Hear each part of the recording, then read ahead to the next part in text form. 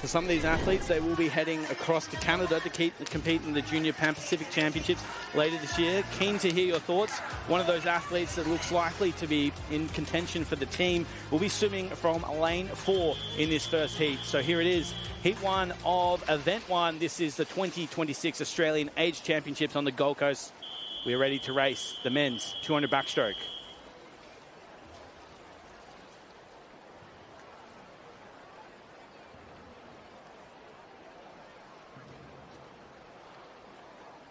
Take your marks. Underway on the Gold Coast. What a way to start. As we mentioned, heat 1 of the boys, 17, 18 years, 200 backstroke. Henry Allen looms large as the favourite of this event, not only to take the potential championship, but also we are on record watch this evening. Gary, what can you tell us about Henry? Oh, Henry's had a terrific 12 months. He trains in Bendigo with John Jordan, but also comes down to Melbourne each week to train with Craig Jackson in the performance program there, working with the VIS. So he's a very lucky boy, but he's also swimming extremely well. And it's so good to see him get out in this first heat of the 200 metres backstroke. Yeah, 27.41 on the turn. Absolutely electric through that first 50. Such a beautiful stroke. I guess the technique or the power, the sort of benefit of Henry Allen. Yeah, he's got long levers. You can see how long his arms are, and his skills are improving all the time, and I know his coaches are doing a lot of work on that. And as Em mentioned, the current Australian record, 159.09, out there, 57 points, so absolutely electric. Could we even see a record this morning? I think he'll go close to this. It depends whether he backs off in the last 50 metres, being a heat, but it may be also that he's practising going as fast as he can in heats as well as finals. Yeah, certainly a skill to prepare for the next step, which could be potentially this year. The Commonwealth Games looms large for a talent like Allen. He is flying through, no backing it off still. So as he comes down, the final 25 metres, we'll keep an eye on that clock. As we've mentioned, the time to beat 159.09, the 17 years Australian age record. Henry Allen is absolutely storming away with this heat.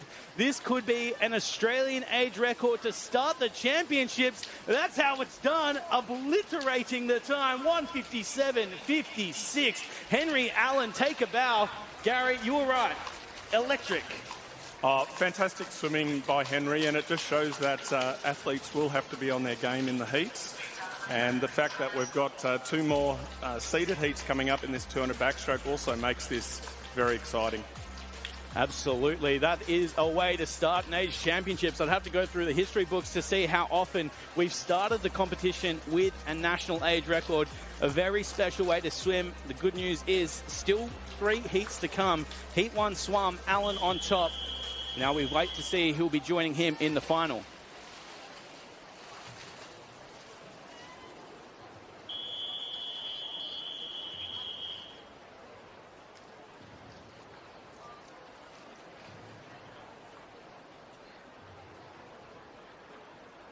Take your marks. What a way to start. We turn our attention now to Heat 2 in the water. Swimming from 4 is Jack Morrow of St Andrews. Entered in 2:01.11. Carlisle in lane 5 through Regan Cheng. Gary, this is just as exciting to see who's going to be coming into tonight's final. Oh, absolutely. And you've got Jack Morrow there in lane 4. Jack, of course, has represented Australia on junior teams, multiple junior teams. Was a bronze medalist at the Junior Pan Pacs in 2024 in Canberra. So we know that Jack has good form coming into this particular meet. Great backstroking stocks, of course, as always in Australia. We're joined by one of the very best, as we've mentioned through the broadcast. Em Seabon knows a thing or two about racing a 200 backstroke. At this point in the race, 75 metres swum, what's the focus? Look, to be honest, for me, I always took the middle 100 as that little bit of a rest, that little bit of a breather to build up for that last 50. Going through in that 59.35 there, so Allen went through in that 57.33, so a little bit off the pace, but I think for Henry Allen, it was all about, like you said, Gary, fast heats. So Jack Morrow doing a great job of this. Obviously, we'll also split into the two age groups. So we got your 17-year-olds and your 18-year-olds in this same age group. So, yeah, it's going to be quite an interesting final tonight. And I think at this point, it's making that top 10. But you also, Gary, you want to sit comfortably in the pool too. You want to sit in those middle lanes, especially for backstroke. You can't see your competitors that much, not like freestyle. So, yeah, you want to be close to those people to give you a race. Oh, absolutely. And coming down the pool now, Jack Morrow would be able to see what's around him just with his vision there. A very tactical swim here in Heat 2. It is Morrow leading the way ahead of Shadforth, sitting in second currently for Miami. That will be the order on the wall. The time is 2:03.84. A great heat swim there for St. Andrews. Jack Morrow will get through comfortably for the 18-year-olds. Second, Shadforth, and in third is Chang of Carlisle. So all the top three looking very comfortable, as I mentioned, both 17 years and 18 years going through to the finals separately. So we'll keep an eye on the overall scoreboard as we now welcome Heat 3 behind the blocks.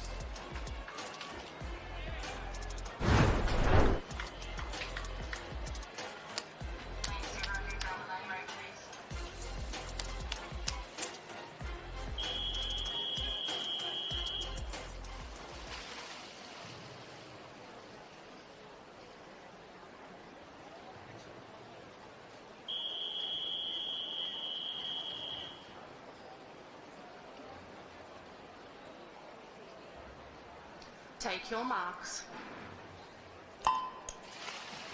In the water now, Heat 3 of Event 1. This is the men's 17-18 years, 200 backstroke. A withdrawal in lane 5. And Sydney Quito sits in lane 4 for Cairns. Sydney also one of the prolific swimmers from last year's age group champs, Gary.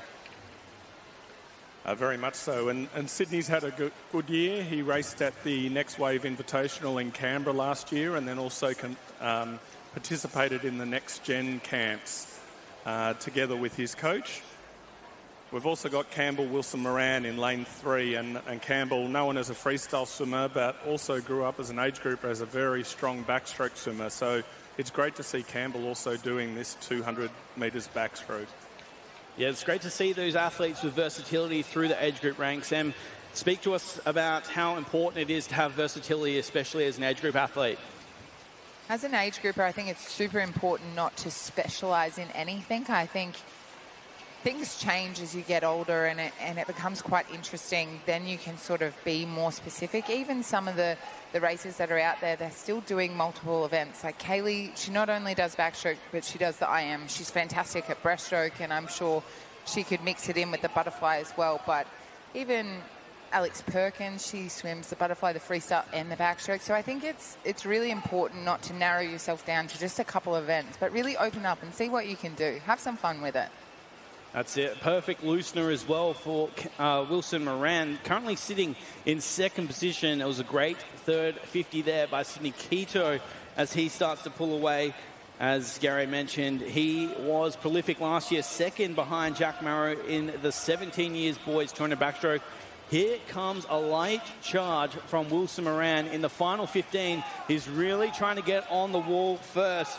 They're both in the 18 years age group, so this position matters for the overall final. It's going to be Quito, though, holding on 2:03.72. In second, we had Campbell Wilson Moran of Bond rounding out the top three. Samuel Stoneham of Nepean. Move down the lane rope, please, swimmers. That is Heat 3, of course. One heat still to come, the fourth and final heat in Event 1.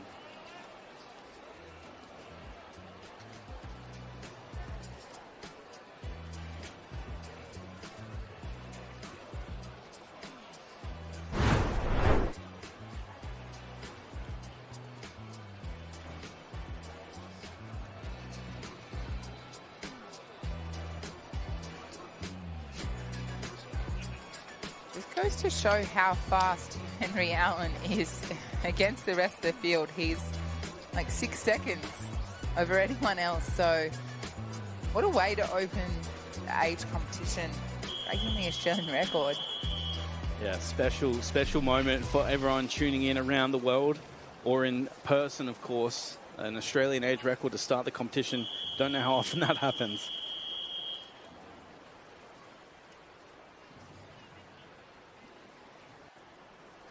Take your marks. In the water now, the fourth and final heat of event one. Once more, this is the boys 17, 18 years, 200-meter backstroke. As we've mentioned throughout, both the 17 years and the 18 years will go through to the final this evening. So there's still plenty of spots up for grabs. Victor Stroken in the middle of the pool sits near the lead, but not much difference, especially in this non-seeded heat, Gary. Very much so, Will. I think just to share with everyone, the concept around combining the age groups in the heats is to make the heats more exciting and to have more athletes swimming around the same time. And I know we've got some events today that, I think there's a 100-metre freestyle event coming up later where there's 0.4 of a second between the 10 swimmers in the heat for 5 heats in a row. So every single race in the heats will be much closer this year. And it will make all the athletes be really aware that they need to put their best foot forward. And this heat's a classic example of that. Yeah, certainly makes for interesting racing, and we can see those that step up in the mornings. It's an incredibly crucial skill and something that's continuing to develop on the international stage. And you've seen that development really across the last 20 years of swimming. How important is it now to be a fast heat swimmer? Yeah, it's super important. Obviously, when you get up to that next level, when you go away for meets and you compete for Australia, it's all about fast heats, semis and finals. If you are a little bit off in the morning, you don't make it through and you don't come back. Yeah, that's, you see some of the best sometimes get caught out with that one. It's a skill that you have to learn sometimes the hard way. And I'm sure some of these athletes will be pinching themselves when they watch the footage back now. But as we look across the pool, the fourth and final heat in the water, this is an absolute doozy of a race. You can split it 6 ways. There's no real demanding leader. Here comes Stroken of lane 4, though. City of Sydney swimmer swimming strongly. And out in lane 2, a late charge from Callum Fleming. And Fleming will touch the wall in first position. 2:12.98. Callum Fleming of Genesis getting on the wall in first position, putting his hand up for a swim this evening, hopefully. We'll keep an eye on exactly how it plays out, but just under a 2-second PB this morning. Yeah, great result. PBs are what it's all about, so fantastic effort for those boys. As we have a look at the next event on the program, this is your girls 7 to 18 years, 200 metres individual medley. We see a name out there in heat number 2, lane 3. Sienna Tui did a fantastic job at Opens, winning the 50 breaststroke and also winning that 100. And she could have almost won that 200, Gary. She came home really strong. She did, and she's just learning about the 200 metres breaststroke and gradually adding that as one of her events, which is a really exciting thing for swimming in Australia. Yeah, absolutely, especially when we look at that medley relay breaststroke. It's always been that one stroke that we've really needed someone to stand out. You look to the golden arrow, Liesl Jones obviously did that so beautifully, but now Sienna Tui potentially with that chance to go forward. That being said, we've had some incredible breaststrokers, medley relay gold medals in the way as well, so not dismissive of the process. But now we turn our attention to the pool event 2. This is the girls 17, 18 years, 200 individual medley. Underway, heat 1 of 4. What a start it is to the female program. Not sure we're going to start in the same fashion with an Australian age record this morning, but still some fantastic swimmers in the water. Emily Smith leads the charge from Rocky City. The 17-year-old entered in 2:15.15, one of the junior Dolphins on the team, Gary. Very much so. Amelie's been on the team the last couple of years, the Australian junior team, coached by Shane Kingston in Rockhampton. And they've got a very good group of swimmers training up there under Shane. Talk about versatility. Races the open water as well as in the pool. They breed them tough in Rocky City. Oh, they definitely do. And Amelie's a great example of that. And she's someone who is learning her craft still, as all the swimmers are here. This is part of their journey. But we can already see her making her mark on this first heat.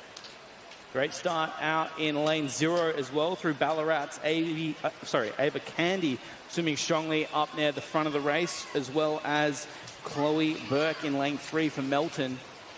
Just starting to push through. The tactics of this IM race really ebb and flow based on your strengths. You want to maximize your strengths, minimize your weaknesses.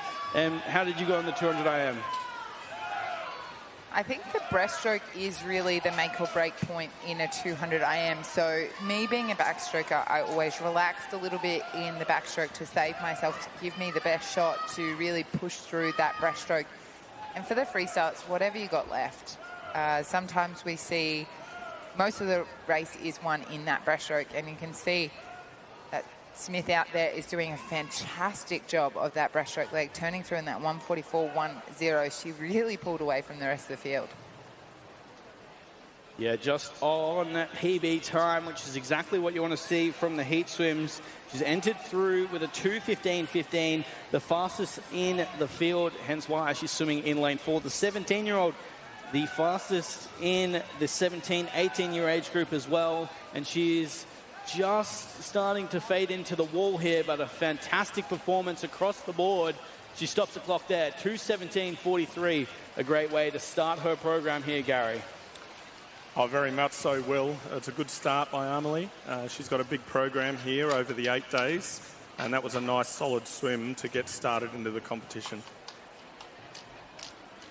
So that is the mark to beat, 2:17.43. What does the rest of the field have? As we turn our attention to the blocks, it is heat 2 of 4. And we have, as we mentioned, one of the big names on the program, Sienna Tui, racing out of lane 3.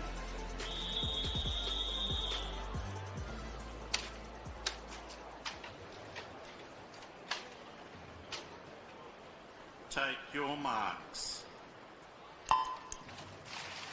So underway here is heat 2, as we mentioned. Another 10 athletes in the water, ready and raring to go here on day 1 of the 2026 Australian Age Championships. As we've mentioned, Tui swims out of lane 3, speeding in for Griffith Uni, and Ava Gask in lane 5 for Chandler. Gary, as we look to the pool now, there's a pretty even start across the field, but we expect that to change. Yeah, very much so. But we also need to remember, like, Sienna's in there as a very good breaststroke swimmer, but you've also got Julia Spedding, who's been on the last 2 Australian junior teams.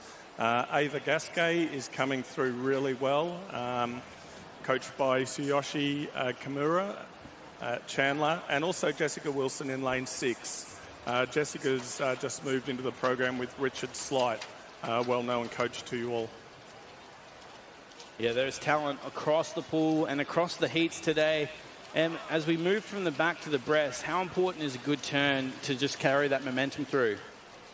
When I was first swimming and doing the 200 IM, there was only really one turn to do. So it was just touching on your back and turning over, right? So now you can do that flip turn, which we see a lot of the swimmers utilize, which is basically turning, touching on their back, but then rolling over and coming off on their stomach. So, Gary, how much has that changed the way people swim a 200 IM, and why do some people do it and some don't? I think a lot of the athletes have found a faster way to do it over recent years, and that's what they're practicing. And, you know, just watching this race here unfold, and Julia Spedding has really stepped out in front and held off both Ava and Sienna. Julie, of course, is a very good breaststroke swimmer, coached by Mel Marshall at Griffith University. And she is absolutely throwing down the gauntlet here. 1:42 on the turn there. That was 3 seconds faster than Amelie Smith in Heat 1. So really motoring away, trying to put her best foot forward. The 18-year-old really wanting lane 4 this evening. And she touched the clock there, stops the clock, in fact. 2:16.97, so the fastest time thus far for Griffith Uni through Julia Spedding. In second, we had Sienna Tui with a fantastic second half of the race, and Gask of Chandler in third with a 2:22.04. So strong performances across the board, but Spedding clearly maximising that second half as well.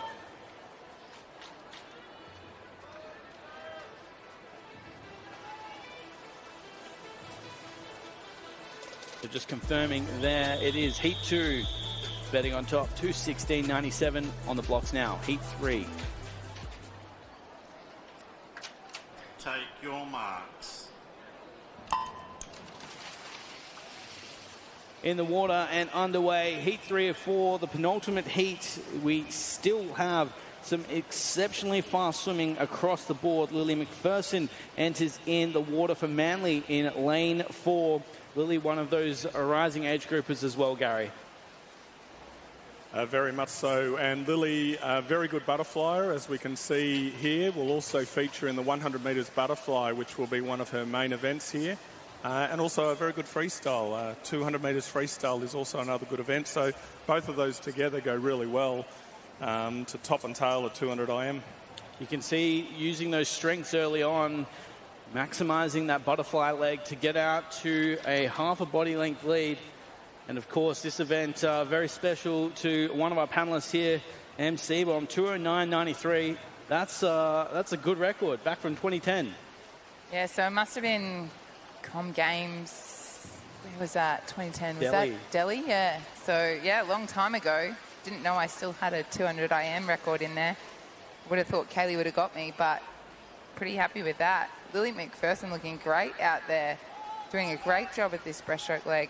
She's really stepped up over the years, Gary, from age nationals to age nationals, and she's still, you know, at that Manly squad. So do you think it's important for athletes to have a good momentum to stay with their programs and to really work that?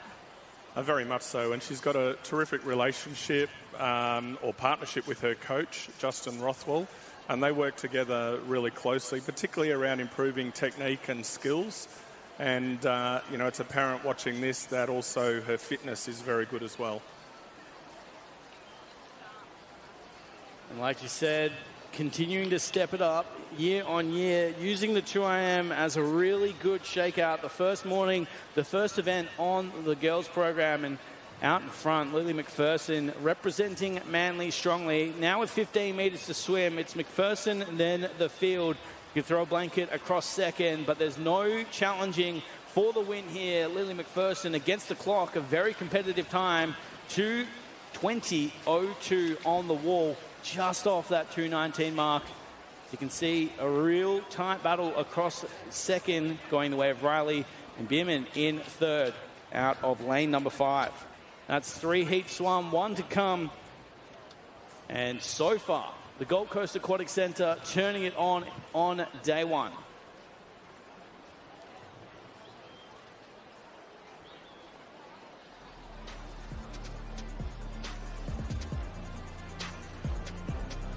So there is the confirmed results.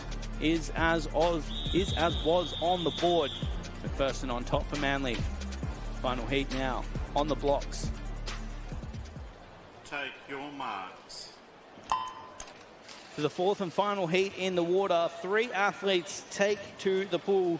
Ainsley Trotter from Bond swims from lane 3. She, of course, was our sole medalist at the last year's Junior World Championships. Trotter exceptionally fast in both the backstroke and the breaststroke, but leading early, Gary. Very much so, and we expect Ainsley, particularly in the backstroke leg, to pour it on as she comes down the second 50. That is Trotter turning through there, 29.16. Fleming sitting in second, or in third, in fact. Matsuko sitting in second, 30.17.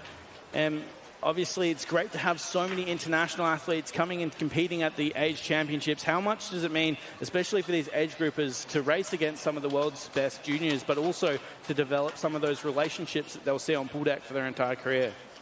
Exactly. I think it's just great for the depth of each event. It makes each event tougher and stronger, and I think that's what we want to achieve here at the Age Nationals, is to have really strong heats to make those finals better.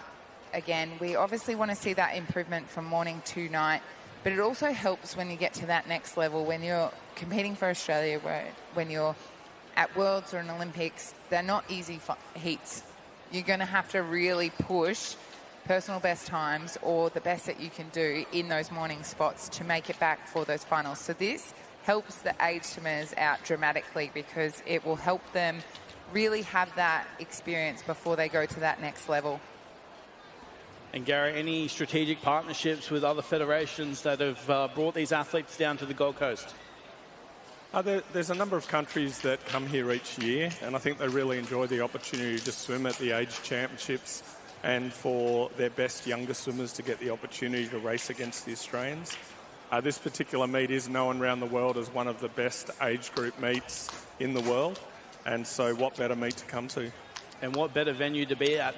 Experience Gold Coast, day one, showing off the 2026 Australian Age Championships. Ainsley Trotter out there doing a fantastic job for Bond as she comes down to stop the clock. 2:20.86. They'll see her into tonight's final confidently as the 18-year-old. 7-second personal best there for Trotter as well. That's a good way to start the program.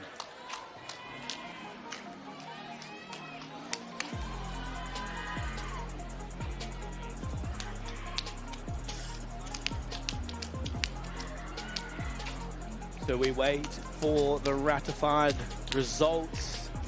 Looks like, unfortunately for Trotter, there could be a potential disqualification. Not the way that you want to wrap out an 7-second personal best. Of course, we'll see how that goes once we get the official results. But that draws to conclusion the second event, the girls 17, 18 years, 200 meters individual medley. So here we have it. Unfortunately, it is Trotter disqualified in that end. So Fleming on top, 2:26.11 to round out heat 4.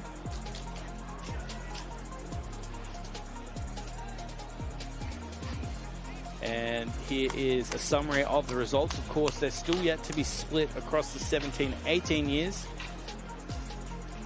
Betting on top, though, 2:16.97 from the first heat. We now welcome out our next event. This is the one you were talking about, Gary. Event 3, the boys 15, 16 years, 100-meter freestyle, the first of 14 heats behind the bull deck. 14 heats. Let's get ready to rumble. Age championships are alive and well day one here on the Gold Coast. Take your marks. So underway, this is going to be very competitive. 14 heats, only 10 spots in both the 15 and 16 years, 100 freestyle. Swimming from lane 4, Maxwell Cunningham of Brisbane Grammar. Great stocks from Brisbane Grammar, and he's out fast, Gary. Oh, very much so. And talking to his coach, Bobby Jovanovic, Maxwell was really looking forward to this particular championships, but also I'm looking forward to this race. Like, there are so many good young boys coming through in this 15, 16-year-old age group. Teddy Chan swimming out of lane 5 for Singapore. One of those very competitive visitors that we have mentioned before. Of course, only 2 visitors can make it through to the final, so it's going to be very competitive for the 16-year-old boys. Not competitive at the front of the race, though. Cunningham throwing it down early on, under the flags and onto the wall. 50.56, just outside that personal best. And if you wanted to start your account anyway, that's a good way to start. Absolutely. What a cracking time that was, 50.56. Now, we have 3 boys in that 50 points. So, great to see we have a 16-year-old, a 15-year-old, and a 16-year-old. So, the 15-year-old is up right now. This is Koa Stoltz. He had a cracking age last year. And I'm really excited to see what he can produce and take it to those older boys. So here it is, Koa Stotts in for Heat 2, lane 4, a great start across the field. And to put it in perspective here, to break that 50-second mark at 15 years of age, the Australian age record sits with Flynn Southam, 49.55, so it is elusive company. I think too, we got to remember at Opens, they were sitting around that mark to make the final. So if these boys really want to get that experience, they need to be dropping those times in heats. Yeah, that is the pressure that comes at an Open Championships as well. When you have those 16 and 15-year-olds knocking on the door, it makes it very interesting for the team veterans. So it is starting to shape up now with 10 to swim. The race between Witten and Dunn as they come under the flags. It looks like Lucas Dunn starting to pull away, and he gets on the wall first, 50.88. A very, very famous name, of course. the son of Matt Dunn. Lucas Dunn won 8 medals at last year's national championships, and he's started his account strongly there, 50.78 to take the win in Heat 2, Witten in second. Behind the blocks now, Heat 3 of 14. This is the boys, 15, 16 years, 100 freestyle.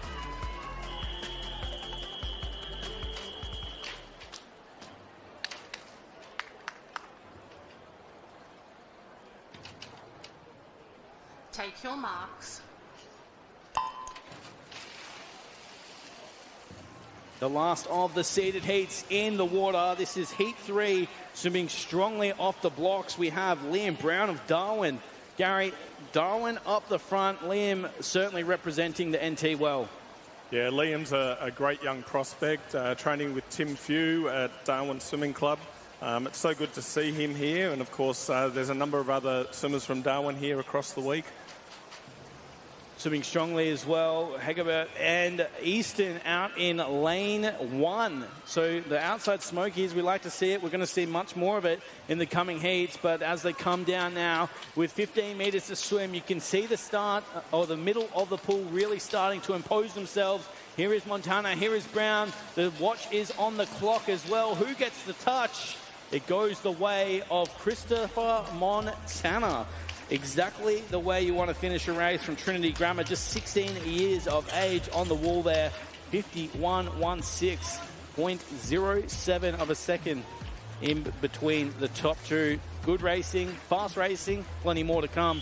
The official results now being shown, and we welcome to the pool deck Heat 4.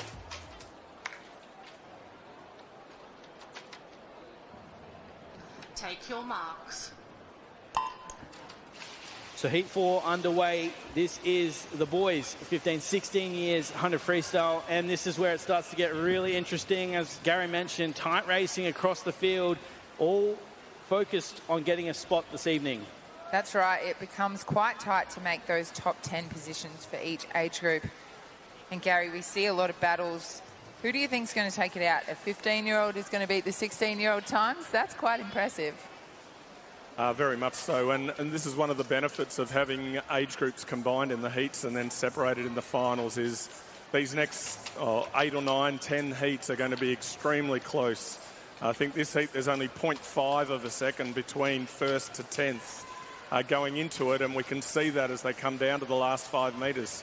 Yeah, certainly coming to fruition. It's going to be tight. It's going to be interesting. And on the touch, it goes the way of lane 1. Jonty Jager gets his hand on the wall there for sure. 53.54 his entry time, so he's dropped almost half a second off that. A great way to start his program here and put his hand forward for a potential final this evening. The 16-year-old from Shaw out of lane 1. Get the official results to confirm 53.1, the time that wins. We move now to Heat 5.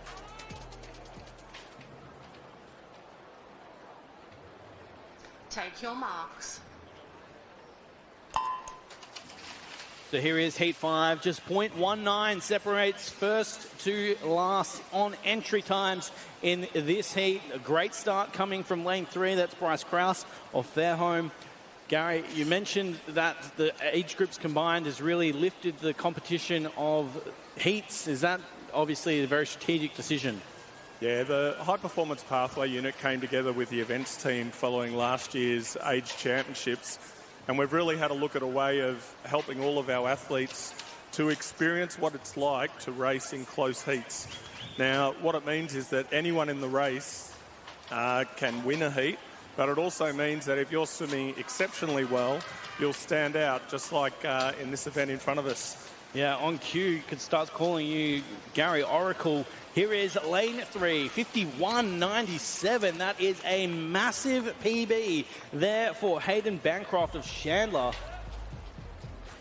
Bryce Krause. Bryce Krause, in fact. Sorry, Gary. Thank you very much.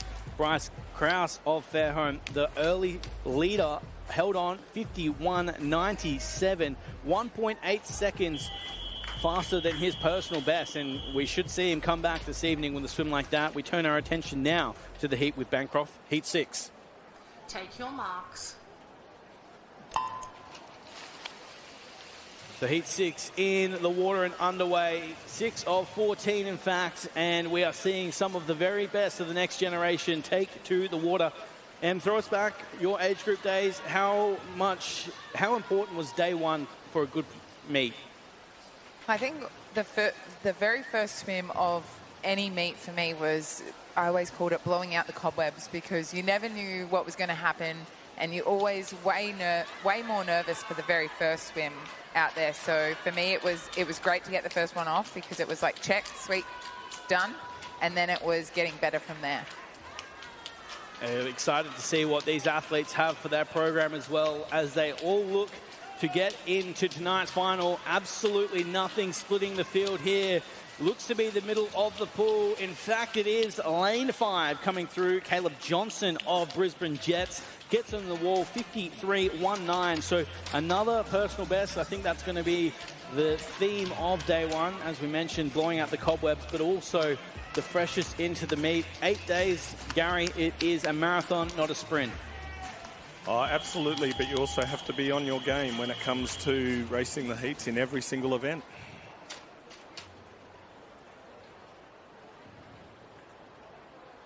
Take your marks.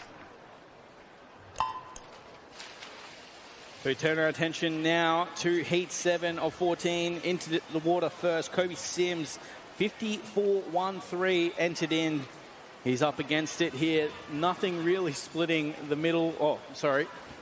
Kobe Sims, in fact, a late withdrawal from the race. Charles Western of Hale Aquatics looks to be our leader, halfway swum.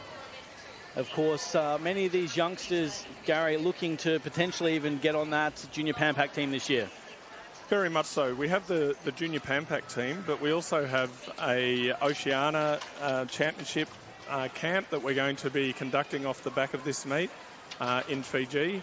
And we'll also be selecting 64 swimmers for the next wave invitational, which will be a fantastic opportunity for that next group of swimmers. Making waves in this race, it is Knox Pimble's Max Moore touching the wall there, 53.06. So the pace well and truly on. 54.27 was Max's entry time, so he's dropped more than a second for Knox Pimble out of lane 8. As we mentioned, this is day one of 8, and this is the boys 15, 16 years, 100 freestyle. What a way to start there for Knox Pimble. 53.06 gets it done, and we turn our attention to the blocks for heat 8. Take your marks.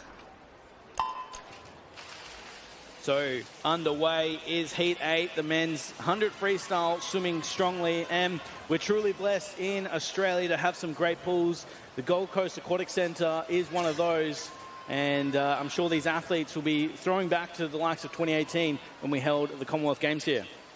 I think it's a great opportunity to race outdoors. We don't get that many opportunities at those next levels to race outdoors, but it gives these athletes just another chance to experience all the elements as well. So it makes our job a little bit harder, but it will make them so much more better athletes for doing it. Absolutely. I don't think they'll be racing outdoors in Canada later this year, though. It is truly a privilege in the Gold Coast, and the weather has turned it on for day one, as are these athletes turning it on down the final straight.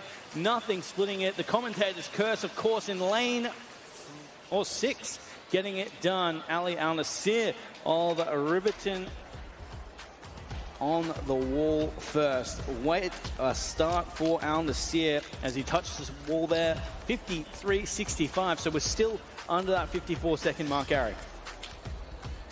What I'm loving about this racing is the fact that with the really close competition in every heat, we're seeing 7 or 8 PBs in every single heat. And that's exactly what we're looking for, the opportunity for people to step up in what are perfect conditions. Absolutely. Fast racing to start day one, and heat 9 in the water for event 3. A great start across the pool. Looking like the early leader is Marcus Primdale of Abbottsley. Swimming strongly as they come to the turn. There's really nothing that we can do to split this field, though. No, in their entry times, there's only 0.09 of a second between all 10 athletes. And for all the athletes who are watching, all of our heats are going to be like this. So this is your opportunity this week to really step up, have some fun, and swim fast in the heats against your peers. That's what everyone's here to do, to swim fast, to swim faster than they've ever done, and hopefully even walk away with a finals berth or a medal. And swimming strongly out in lane 2, in fact, Oliver Philip McNamara on the wall in first position there, 53.65.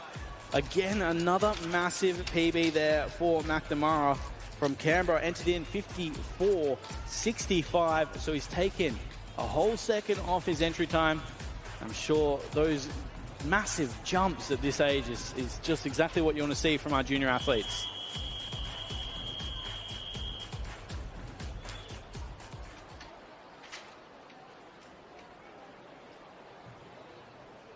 Take your marks. So we enter the double digits here. Heat 10 underway. This is once again the 100 freestyle for the boys, 15, 16 years. Kai McDermott in lane 4 for Gosford, swimming strongly, 54.69, his entry time. As we come to the halfway mark here, 100 freestyle, you've done it previously. What's the secret to a great 100 free? For me, it's getting all your skills right. So the 100 free is important because there's not really too much room for change in 100. It's so quick and you really have to be on. For me, it was thinking about that first 50 as controlled pace, and then that last 50 is just sort of holding on in the end and doing a great job out there. He's lane number 3, but it's a fight to that finish. And Chappell gets it from 5 in a 53.79. I mean, it must be nice also racing 15 and 16 together. As a 15-year-old beating a 16-year-old, you're like, woo, yeah, I feel good. Absolutely. I reckon that's what's happened here. Gary's got the inside word from some of the youngsters saying that we reckon we can take it on with the best of the next age group. Next best, the next gen, of course, in the water here on the Gold Coast, Heat 11 on the blocks. Take your marks. So underway here, Heat 11. We move through with still another 3 heats to come after this. Gary, the 100 freestyle, it's so important to Australia. We've had great stocks in both the men's and the women's 4x1. We got the generation next in the water. A lot of these athletes eyeing off a potential swim in Brisbane. Yeah, very much so. And one thing I've really liked about this competition so far is you've got 10 lanes and you've got representatives from 10 different clubs from right across the 7 states and territories. So it's a really good sign for freestyle swimming. I think the fact also that we're getting a number of swimmers that have gone 53 for the first time, well under 54, which was their previous best. And hopefully for this group, they'd be looking at getting 54 low.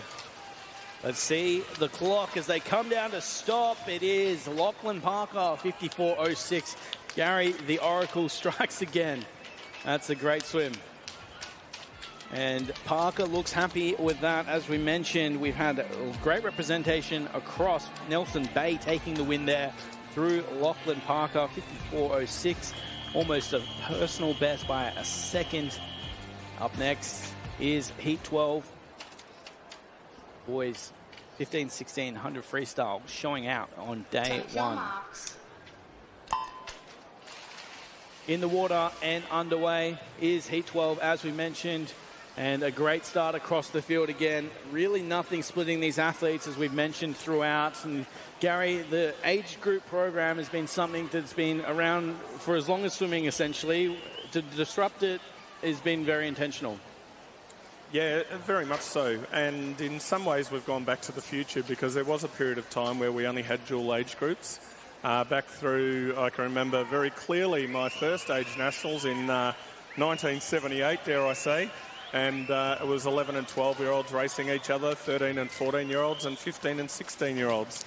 So in a way we're gone back to the future, but this will bring on really good racing.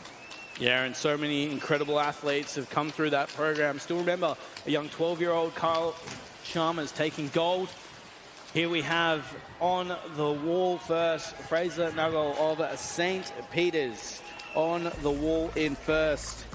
55.28 was his entry time. He's absolutely obliterated that. 54.13. So we continue to see those exceptionally fast results, and it is ratified there. Nuggle, Hayward, and Reynolds rounding out the top three. We move now to the penultimate heat, heat 13. Take your marks. Underway, here is the penultimate heat. As we've mentioned, this is great to see the depth of the 100 freestyle, and swimming strongly out in lane 3. We have Alexander Spencer.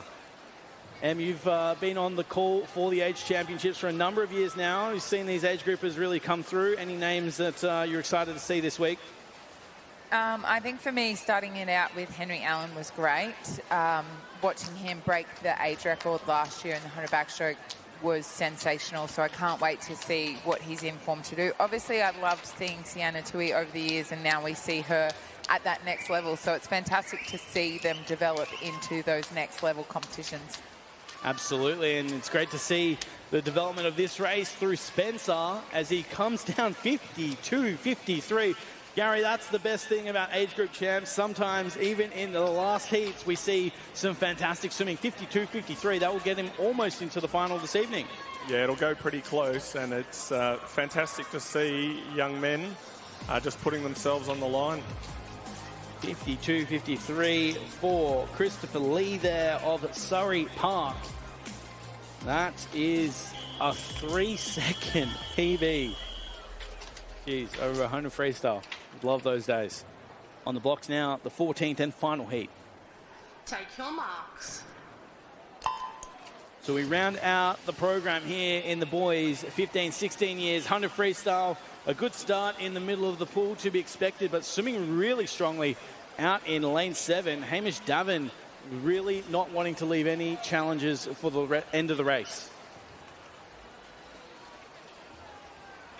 And continuing that form is St. Kevin's. Hamish Davin, he will, no, in fact, missed it in the shade there, but it's actually out in lane 0 outside Smoker Gary. Yeah, very much so, and it's one of the benefits of this racing here on the Gold Coast is it doesn't matter what lane you're in, you can do your best and no one else can affect your performance.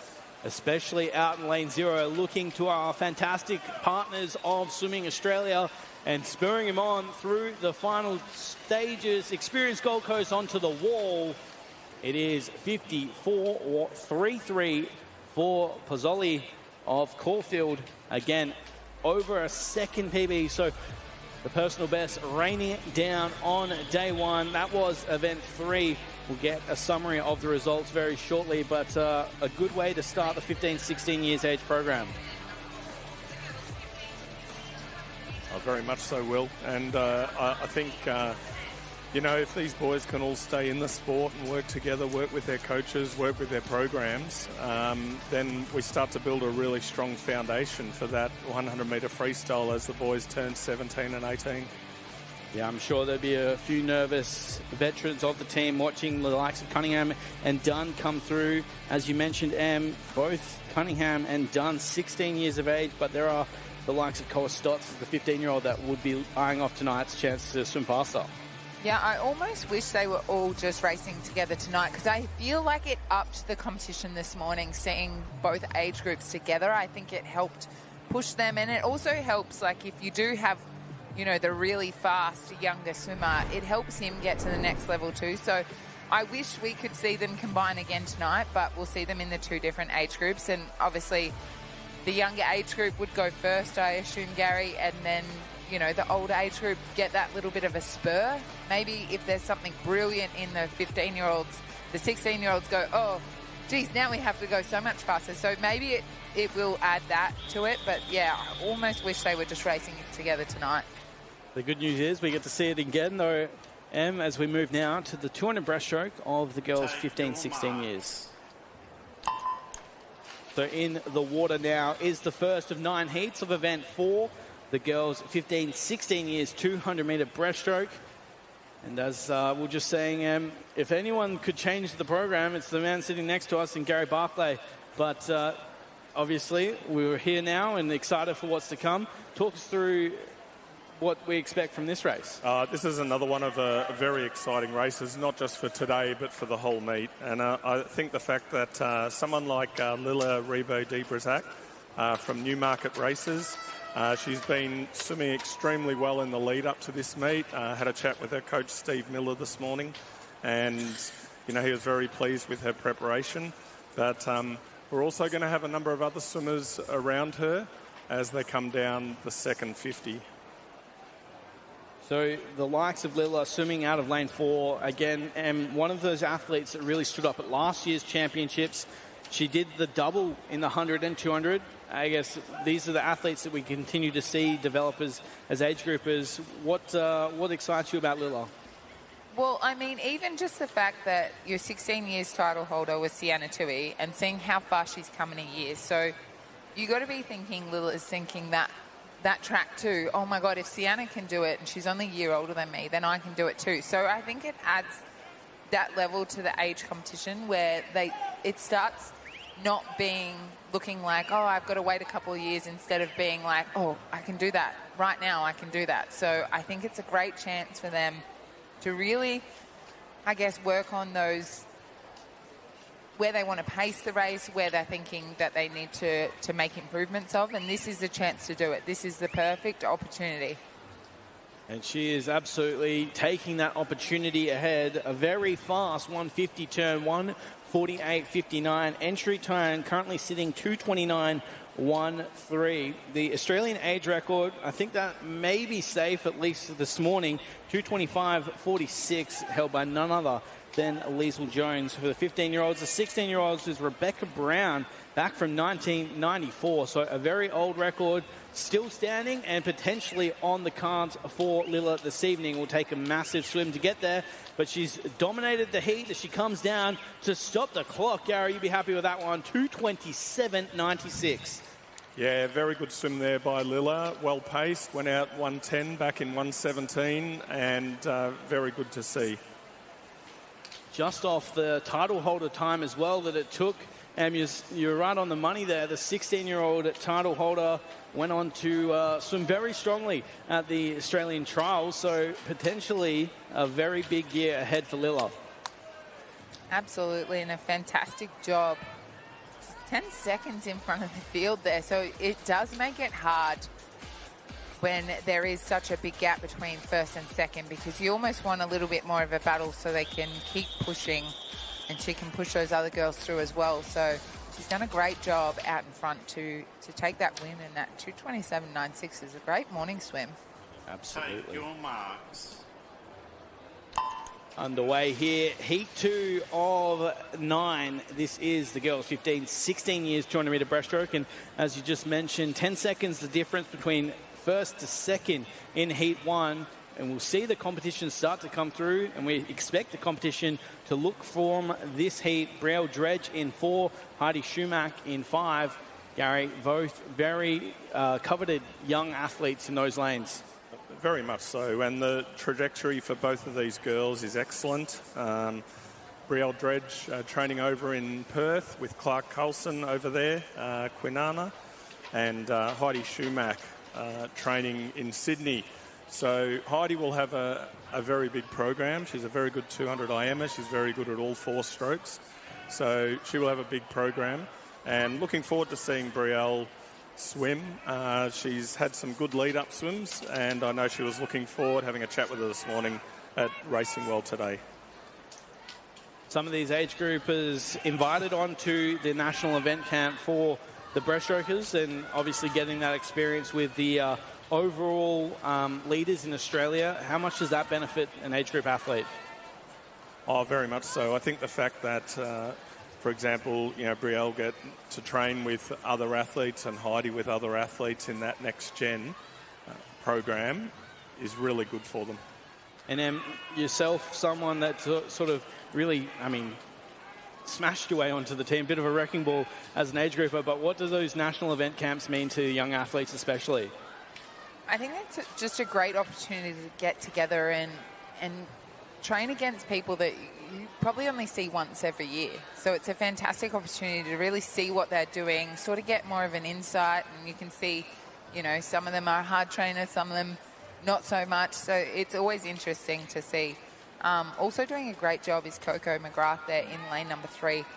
She obviously trains at Newmarket races, so it must be a great breaststroke program there. Oh, very much so. Steve Miller is an excellent breaststroke coach, as he is across all strokes. But Coco being able to train with Lilla and Lilla with Coco every day, there's no doubt that having training partners in the same event can really help you. Absolutely. It makes it very interesting. I am interested to hear who's not a hard trainer, Em. We'll get back to that. But for now, Brielle Dredge on the wall first. 2:32.67, setting up a mouth-watering final in the girls 15-16 years. Of course, Dredge and Lilla both racing in the 16 years age group. So 2:32.67 on the wall there, Gary. You'd be happy with how it's starting to shape up for these youngsters. Oh, very much so. I think we're looking forward to seeing the races tonight, because often when the lights come on and the sky darkens, the pool comes up as a stage, and there will be some very fast swimming tonight. And what a stage to be set here. The Gold Coast Aquatic Centre really turning it on day one. We turn our attention now, heat 3 of the girls 15-16 years, 200 breaststroke. Take your marks. Underway here is heat 3, and we see one of our fastest 15-year-olds enter the water, Chelsea Strachan, in lane 4 for Somerset. She has a tough challenge around her, and the start is very competitive out in lane number 2. We see a great start from Chloe Smith of Cruise, and that's, I guess, what the benefit of age nationals is, Gary, is you can see any lane, any chance, and you can get yourself through to the final and that chance to swim in darkness. Very much so. And I'm looking forward to watching Emily Daunt swim here. She's in lane 5, coming through at the moment from Marion Swimming Club. And she's been doing some really good work as well. She's a little bit younger, just 15, but a great opportunity for her to race against the 15 and 16-year-olds. So talk to us about what we should be expecting in the 200 breaststroke.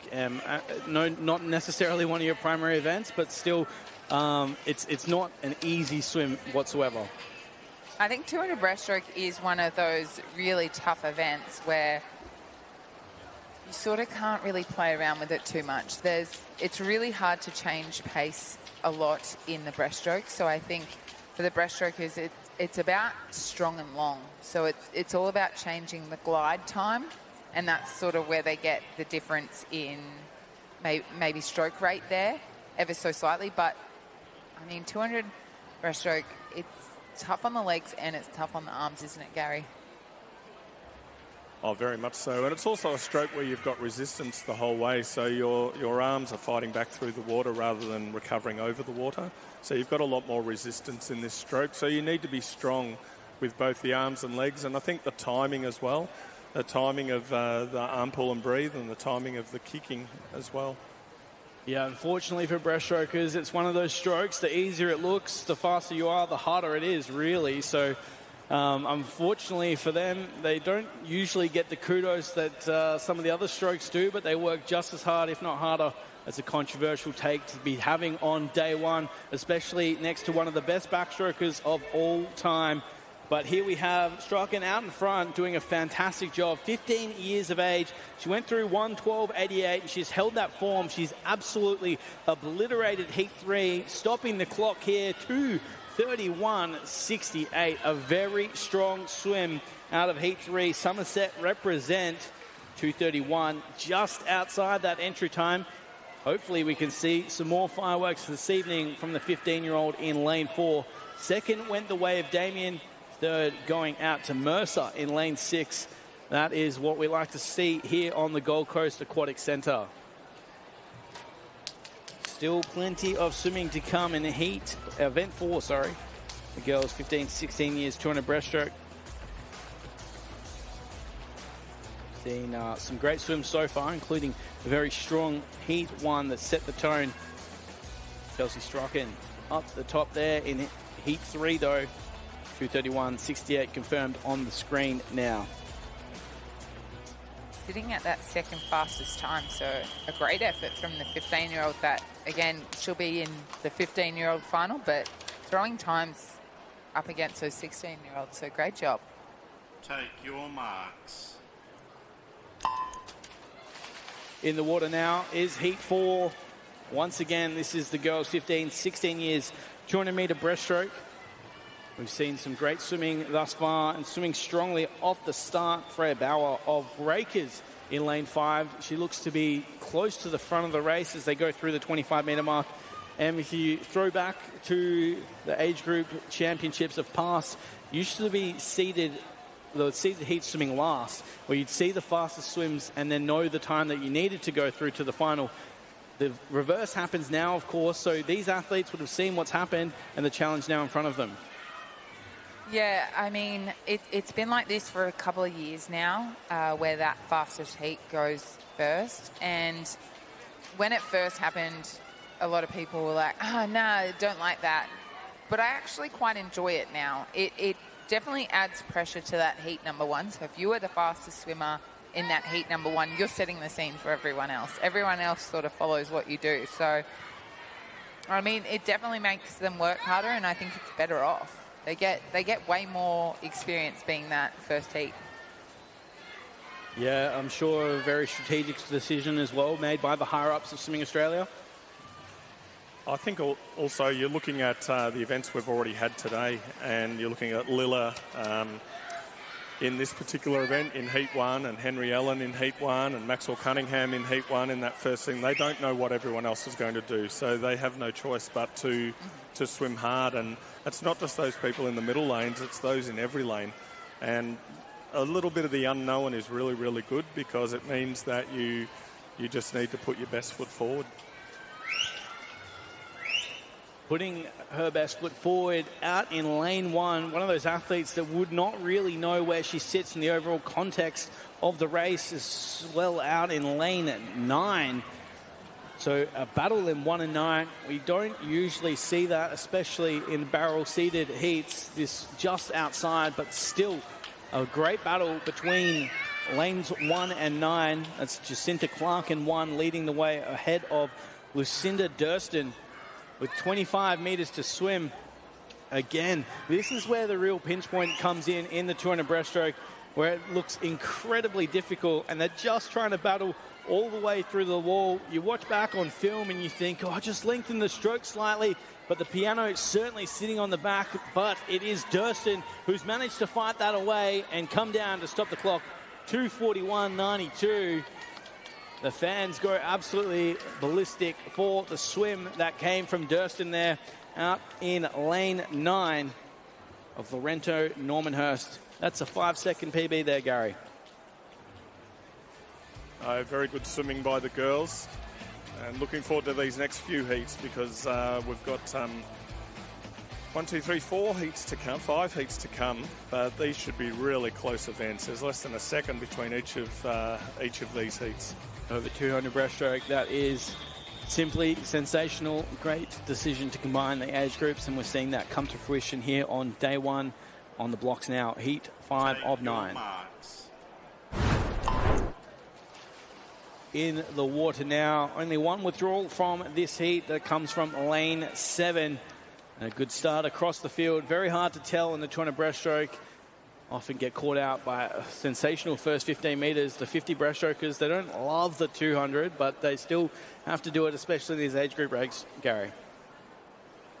Oh, very much so. And I think, the 50 helps the 100 and the 100 helps the 50, but then the 200 helps the 100 as well. So we will have swimmers doing the 200 breaststroke on day 1 who may be focusing more on a 100 metres breaststroke or a 200 IM or other events. So it's just so good to see 9 heats of girls within this 15, 16-year-old age group racing in the 200-metre breaststroke. And it's something that the sport is really focused on, is helping to develop female breaststroke.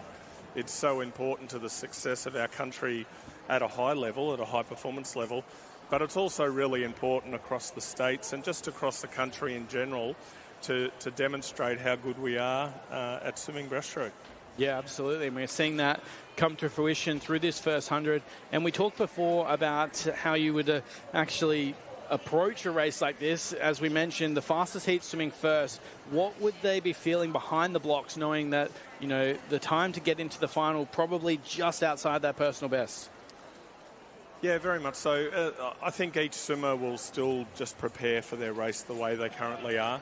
And, you know, it's one of the things I mentioned earlier I love about swimming is that no one else can affect your performance. You have your lane and you have your race and you have your race plan and you've worked through that with your coach.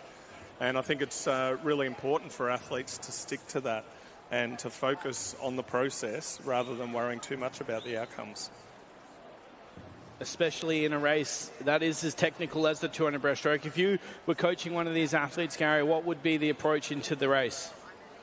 I think coming into a race like this, you really want the last 350s to be about the same time, like making it really simple, and that time is as fast as you can go and hold it for all three. Yeah. Easier said than done, though, sometimes. Absolutely. Especially this part of the race when, as we mentioned, the piano starts to really fall on the back. And interesting to see, once again, we're having a really strong performance here out of lane 9. So Stella Douglas swimming strongly down the final straight for Ginandera. And out in lane 5, the competition is starting to come through Lily Chan and Eve Lawrence. But it will be Douglas on the wall first. Alexandra Nash been flipped upside down here on my timesheet, but it is Alexandra Nash getting the way, thanks to that, Gary, of Winora.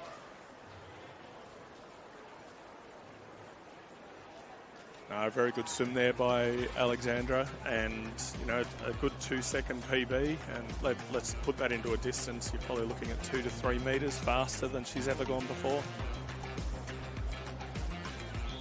Great result, and it is official now. It is Nash on top. Apologies for the mix-up. 2:45.43.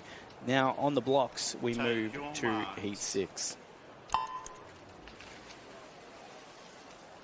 So the 200 breaststroke swimming strongly here. Heat 6 of 9. The girls 15, 16 years in the water. Starting their account here on day 1 of the Australian Age Championships.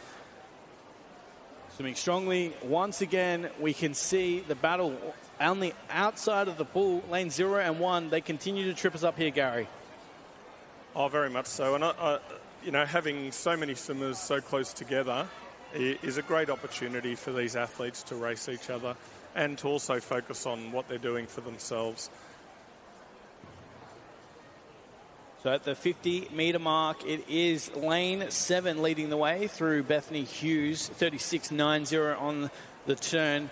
It's often something you can get sucked into. Really, with breaststroke, you want to be seeing that easy speed come. And sometimes when the athletes haven't quite nailed that taper, that easy speed is not easy to attain. So the fatigue really sets in quickly. But at the moment, it looks like these athletes have nailed that taper. Yeah, very much so. And I think it is relatively easy to taper as a younger athlete because all you're really doing is resting up so that you're ready to race. It does become more complicated as an older athlete, and some of the particularly 17, 18-year-old boys would be experiencing that, where there needs to be some changes made to their taper over time as they become more muscular. But for many of these athletes, their coaches would have rested them up over the last week or two, just gradually over time, remembering that a lot of them do have a lot of races. So a lot of them will be competing in 4, 5, 6. I think the average is 4 events per person here at the championships. So they will be competing in a number of events and will need to have maintained fitness to be able to do that effectively. Yeah, 8 days is a long competition, so I guess it's a bit of a mad science, and you can see those swim coaches really starting to look a bit crazy on race week. I think also going to 8 days this year, and I must say, and we'll come to it in a minute, around the 13 and 14-year-olds, particularly the younger boys and girls in those age groups. But, you know, 8 days has meant the program has dropped back by an hour each day on what they've experienced in the past, which will keep our coaches fresher. It will help our officials who do a terrific job on pool deck. And our commentators. And our commentators, that's right, Will. And I'm sure we'll see how that comes to fruition in the back end of the week. The back end of this race starting to heat up again. The outside of the lanes, I'll make sure I get it right this time. Mere Forest in lane 9, just off the pace. Lane 8 and 7 battle for the touch, and it goes the way of Malloy out in lane 8. 2:46.01 on the touch.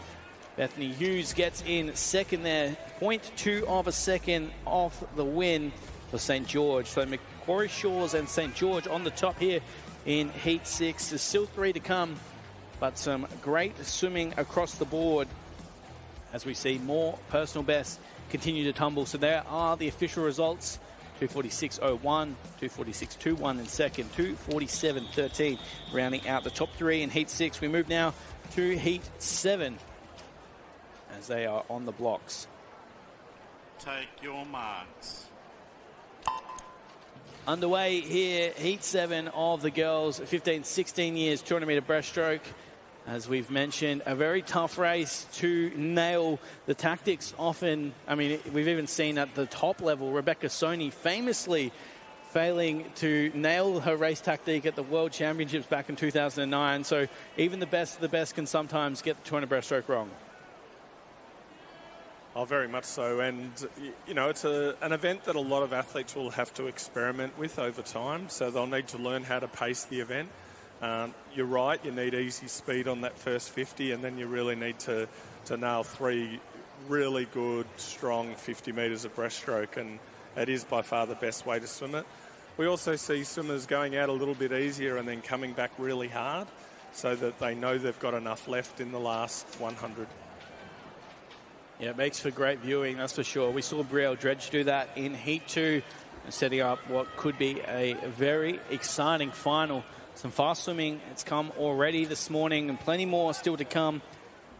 As we look down to the halfway mark here of Heat 9. Gold Coast really turning it on. As a Queenslander yourself, how good is it to have age champs back in the great state? I think this pool is one of the best facilities out there.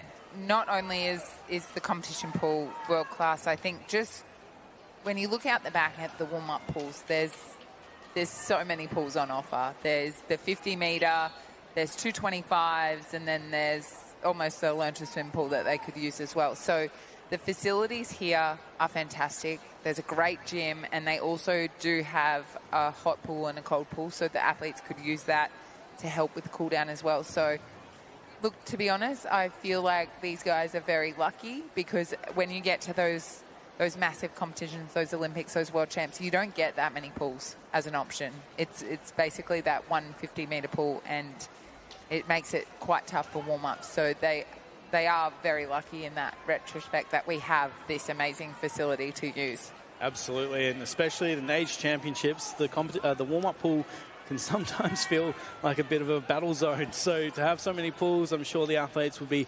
maximising that this morning. And, I mean, we've seen the amount of personal bests that have come so far. So maybe that has something to do with just how great this facility is. We're truly blessed to be here. Thanks very much to the Queensland State Government and Experience Gold Coast for supporting this event.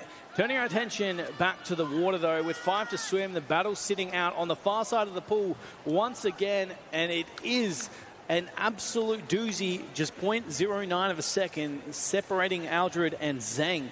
Geelong and Melbourne going head-to-head. The Battle of Princess Highway, Gary. And this time, it goes the way of Geelong.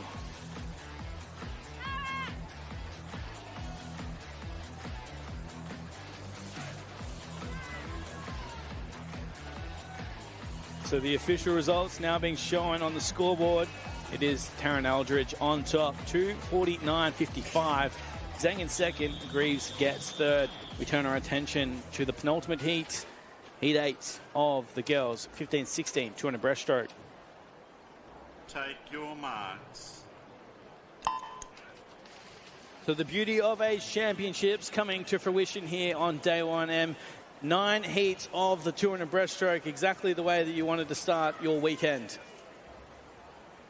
To be honest, the age competition has just gotten so strong over the years. I think if I was to go back and my career was to start again, I would find it awfully hard in these age groups because they are just so tough, so close, so much more depth than we've ever had before. And I think it's just fantastic to see, you know, this is where our future Dolphins are going to come from. So knowing that these girls and boys, they put on a really good show and they really give it everything they've got. And I mean, they train so hard for this. It's a whole year of training that leads up to this. It's not a couple of months that comes down to it. And that's sacrificing sort of that Christmas, their Easter, you know, all those holidays you get from school. You're not really on holidays because you still got to train hard. They make them tough in Australia, and that certainly stands up in those big moments like the Olympic Games, like the World Championships, as you mentioned. And one thing that we often overlook here at the Age Championships, 9 heats of 200 breaststroke. That means these athletes are starting their race almost half an hour later than the first heat. It's not easy to warm up for an event like that. No, I think it comes down to your coaching and your support crew. They're so good. Your family that comes out, that drops you at the pool, that comes and watches you, and then you've got your coaching staff. You might have, you know, a couple of coaches, an age coach, and also an assistant coach. So you have many people to, I guess, pull resources from. Your coaches would probably go through the whole program and nut out exactly when each heat is going to be. That's just what the coaching staff does. So I think if they make it super easy for these athletes, okay, this is when your race is going to be. You're going to be 30 minutes after the start. You got to get in at this time. I want you at the pool at this time. You know, they make it so easy for you. It's just up to the athlete to go out there and do the hard part is the racing, is putting it all together, is putting all that training together that you've done over the last year and seeing what you can do. And these athletes do a great job of it. And I think as we move through today and even in tomorrow, we might see some more faster times tomorrow just because the athletes have got used to the competition. Yeah, you're so right. I think you called it perfectly before, blowing those cobwebs out. The coaches do a great job, and as much as we've spruiked out, the more love we're going to get from the coaching pen, which is exactly what we want to see, as we do want to see this swim here from Maisie Graves of Nunawading, 2:46.79. That's a good swim, 4 seconds faster than her personal best. So that's village you're talking about there, and certainly coming to fruition for Graves, as she has, well, she's got a smile you can't wipe off her face, Gary. Yeah, she smashed a PB there, which is really nice to see because many of these athletes, and that particular heat was full of 15-year-old girls, so the 16-year-old qualifying time is a little bit faster than the 15-year-old. So, yeah, she's done a wonderful swim there. Nunawading, famously a really strong breaststroke program as well. Take your marks. Oh, it has been for many years. I think with, Brooke Hansen was there, of course, Olympic gold and silver medalist, and, national coach for many years, Lee Nugent, is a very good breaststroke coach, and he had, I think there were stages where he had 5 or 6 breaststrokers in finals at an open level, all out of Nunawading Swimming Club, particularly in the 90s. One of the best men on pool deck, Nugget. He's famous around these traps, of course. Famous around the Barossa Valley as well, I believe. I had a good catch-up with Lee last night, and we had a really good chat around how exciting this week is and the opportunity that these athletes are getting to race on a stage like this. A huge thanks to the events team for the way they have set up what we have here. Also, thank you for the weather across the week. It looks like being a fantastic week of competition. Yeah, absolutely. Interesting, obviously, racing in outdoor pool especially affects the backstrokers, but it does affect all athletes. But a venue like this, certainly, you'd rather be racing outdoors than not.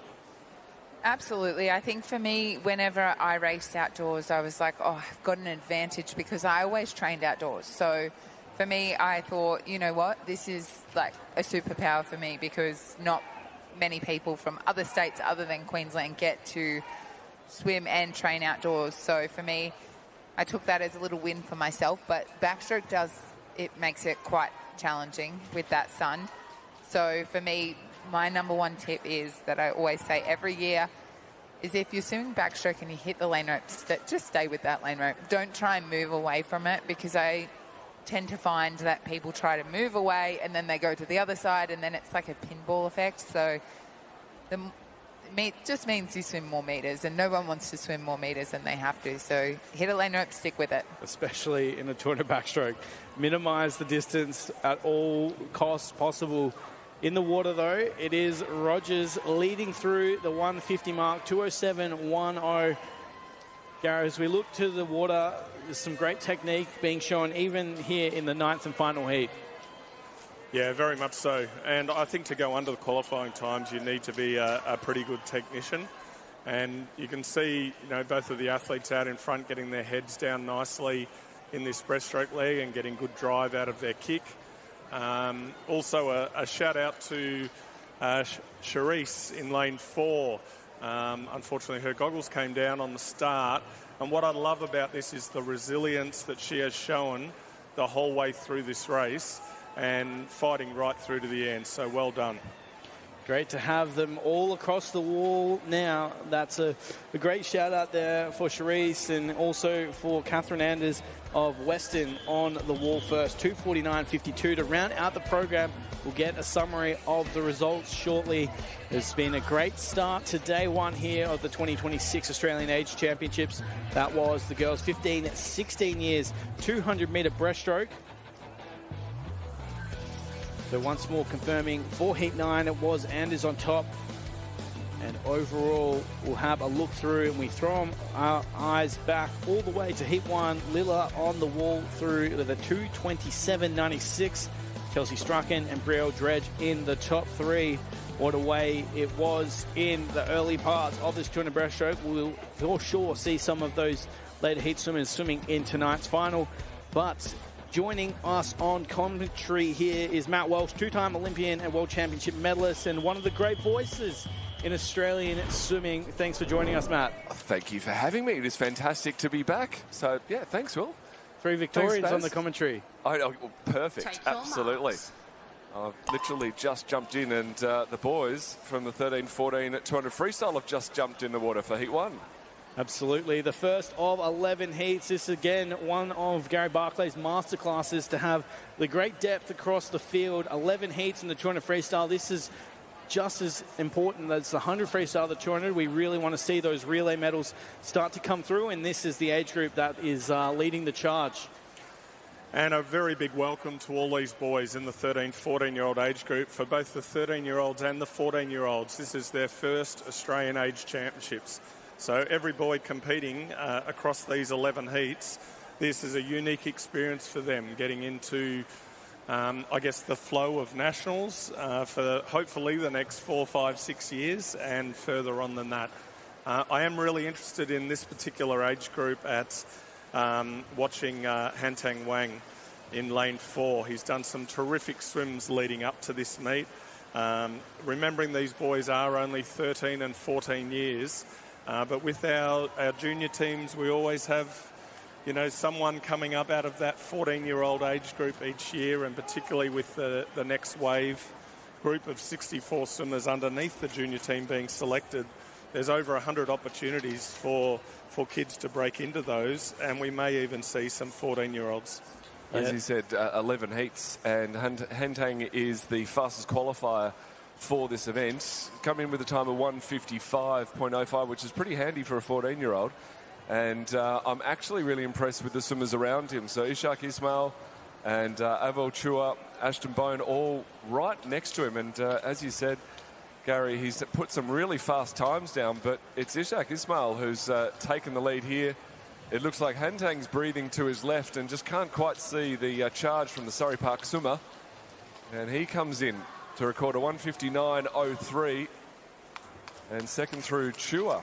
So top 3 swimmers underneath the 2-minute mark, which is a nice tidy swim for the heats. Particularly for this age group, for 13, 14-year-olds, it's very, very good swimming. It's interesting to watch there. Just a little bit of sideward looking in the heats, and especially this young age group, they're yet to make those mistakes that the older age groups have gone through. And I'm sure that will be good enough to get them through to the final, hopefully. But Heat 2 on the blocks now and looking to put their best foot forward. So they are underway here. Heat 2, 159 was the mark that the first heat set. And we see some very fast swimmers entered in here as well, including Thomas Penny, one of 13 races that he's taking to the pool this weekend, racing all the way from the 50 to the 800 freestyle. That is some serious versatility. You see a bit of that in the age group categories, but that is a lot of races regardless, and obviously a lot of different disciplines. They're probably at an age now where they're not quite refining their stroke down. They probably are doing, a handful of different strokes rather than settling down into one.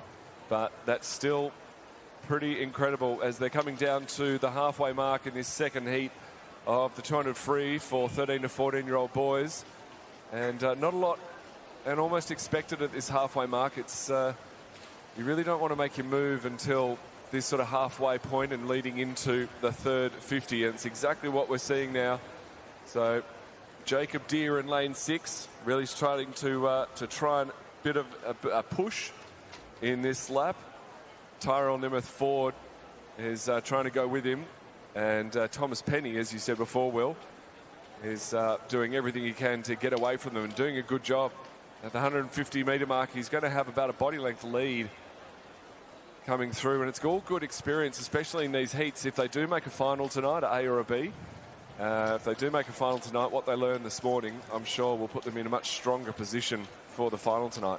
Very strategic swim here from Penny. Just sort of laid through the first 100, and he's really turned on the jets this final 100, and he's starting to pull away from Marion, who currently have Nemeth Ford swimming in lane 5. And that will be the order on the wall. A very strong swim from Sydney Uni.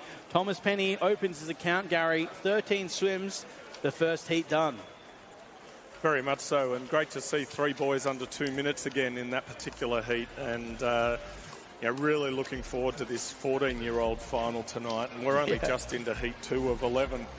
That is particularly crazy. I think, you look at Hantang Wang coming in second there in the first heat. He'll be looking at that thinking, oh, geez, this is going to get a bit tight.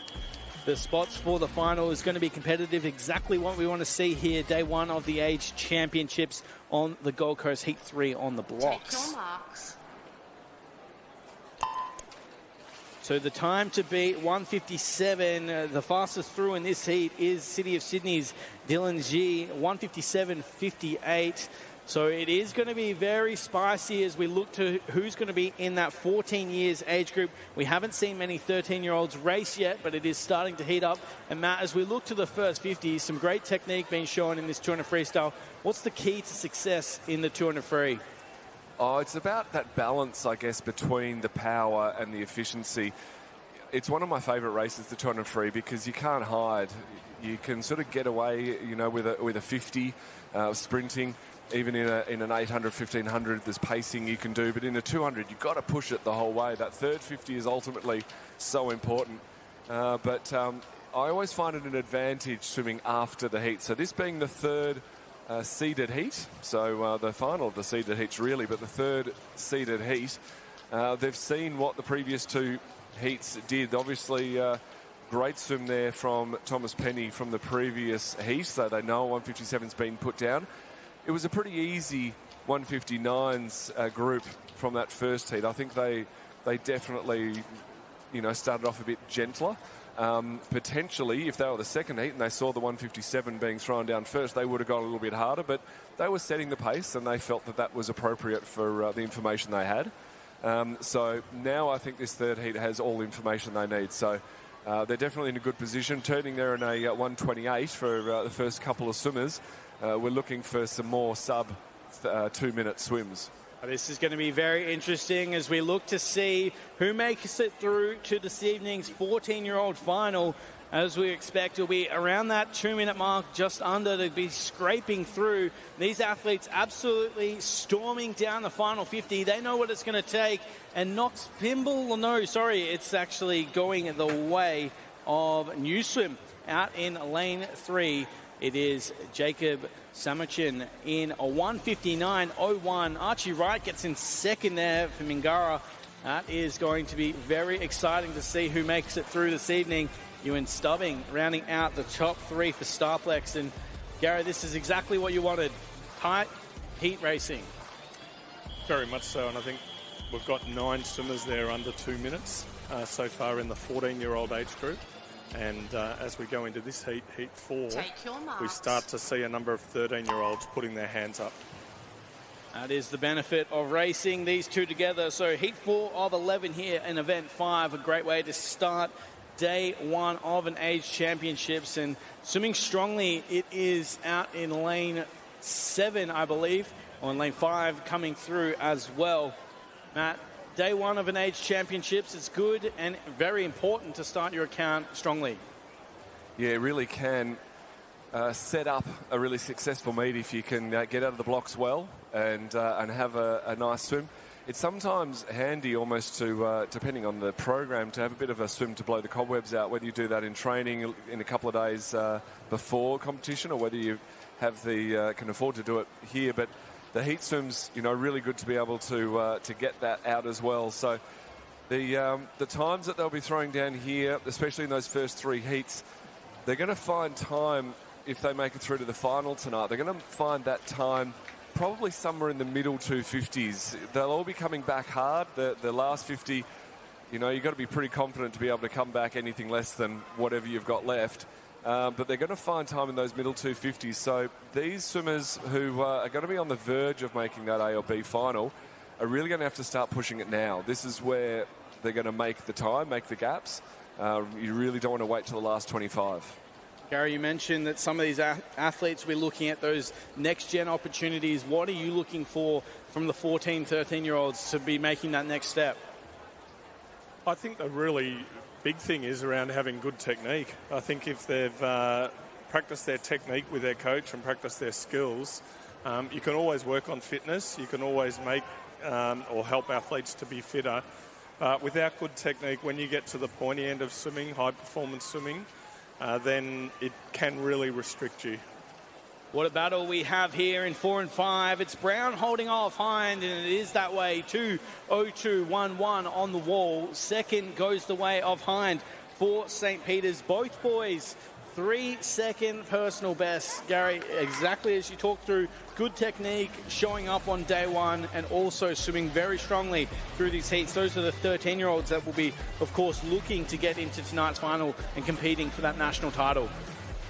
Yes, well, we've seen 6 13-year-olds swim so far, so even in these heats coming up now, there will be 13-year-olds that are ranked in the top 10 for their age group that will be racing to make the final. And the thing I find fascinating with this is that there's so many 14-year-olds in the program together with the 13-year-olds that they don't know where they sit. So you just have to go as fast as you can go.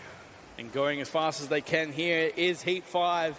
5 of 11 in the boys 13, 14 years, 200-metre freestyle. As we look across the field, there's not much splitting them, and there's not much on paper either. Matt, as we look to this shot on the screen here, a really strong freestyle start. What makes a good freestyle?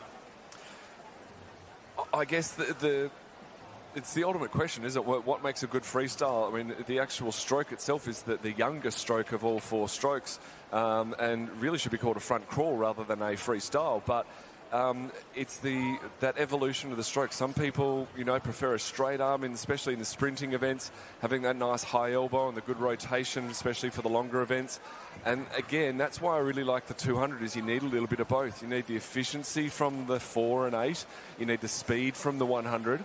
And you need to be able to do it all at the same time. And these boys are doing a fantastic job of that. And that's really where the coaches come in, is working with each athlete to work out what stroke works best for them.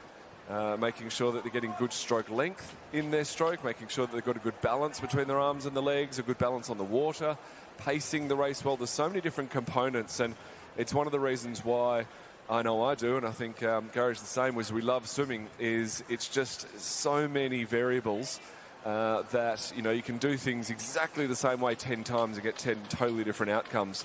And then you've got the mind games on top of that, the mental aspect. So it's sometimes can be quite tough to really nut down and find that one little thing that makes the big break. But opportunities like these nationals are often where it happens. And that's why we love racing, because training itself would be a boring result. If everyone did it the same way, we wouldn't see any dramatics. Where we are seeing dramatics here out of lane 2, coming down to stop the clock, or just nudged out for second. It is Jet Hatchard of the USA on top. Jet Hatchard, one of the athletes to note this week, swimming very strongly out of lane 7, 2:02.67 on the wall. As Gary, you mentioned earlier, this meet is known and around the world for being a fantastic age group test ground.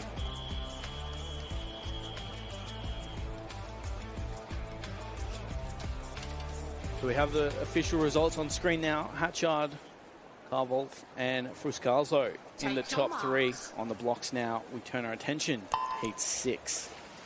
And underway is Heat 6 itself. 6 of 11, the boys, 200 freestyle, swimming very strongly. 200 freestyle, Gary, that's a hard way to open your account at an age championships. I would say, and as Matt's talked about, one of the hardest events on the program. Yeah, very much so. But I think every event has a hardness about it because it's just a different process that you go through depending on the event. And it's also what you've trained for. And these boys, many of them would have done 10 200 freestyles over the last 12 months, and they would be primed for this opportunity. Yeah, there is hardness in every event, as you mentioned, Gary. Otherwise, everyone would be doing the easy one. I mean, I'm sure Matt, as a prolific backstroker, would have some thoughts on which one is actually harder, and we can get into that through the meet. But swimming strongly out in 1, St. Peter's, or out in 0, sorry, it is Ethan Scheimer leading us through just in second behind James Pilbeam of Norwood, sitting out in lane 2. So there is plenty of action across the pool, is exactly what we want to see from these 13, 14 years. Yeah, going back to what we were saying before about finding that perfect stroke, it's one of those funny things that as soon as someone does it differently and it works well, everyone tries to copy. We've seen it time and time again. Even, recently, I guess, with this new sprint regime or the new, training techniques that we're seeing from numerous people, mainly from Cam McAvoy in the 53. Everyone tries to copy, but that's what works for him. And, we saw it with Alex Popoff in the late 90s, early 2000s. Everyone then tried to copy him. We even still have drills around that we, named after him. We still in butterfly use drills named after Matt Biondi from the 80s because we find something, someone finds something that works for them, and they continue on. How's that swim there from James Pilbeam of Norwest, 2:00.71. That's a 6-second PB, and really putting himself in contention. That 14-year-old, we mentioned that there was a couple around that 1:59 mark, but a 6-second PB, Gary, be pretty happy at Norwest. James would be very happy, and his coach would be very happy as well. That is the beauty of these age championships. We can expect some fireworks, especially in the 13, 14 years age group. There's no clear delineation of maturation, and we can see that coming to fruition here with these youngsters. So we turn our attention now to Heat 7 in the water, 7 of 11 in the boys 200 freestyle. It's a great start across the field once more. Swimming on the screen there, the lanes 9 through 7, and we'll see how they are on the turn. But again, it's just so hard to call in these unseeded heats. There's nothing splitting these youngsters. Looks like it's Max Addison leading through 28.44. Matt, as you throw your mind back to a 200 freestyle, what is the way that you would approach this race? Well, I guess it really is a matter of just building each 50. That's the simplest way to put it. You're always quite efficient when you're fresh, so making the most of that efficiency at the start and then building each one.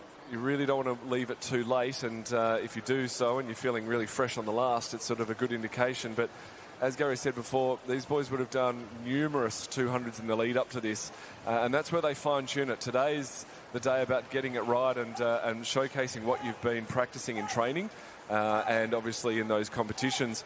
And looking at those times, the 6-second PB from the previous heat with James Pilbeam. Not only was that a great swim, whether it was a personal best or that was just his entry time, but not only a great swim, but that's got to be very close to looking at that final in the 200. I haven't been taking a look, but we're looking at the top 10. There was only probably 5 or 6 that got under 2 minutes. So there's definitely going to be some 200s. So even though these aren't seeded heats and we're into heat 7 of 11, the opportunity is still there to drop some big chunks of time, and you get another opportunity tonight to go again. It's exactly what the age group championships is all about. Every athlete on their own sort of line of development, including these athletes in the water.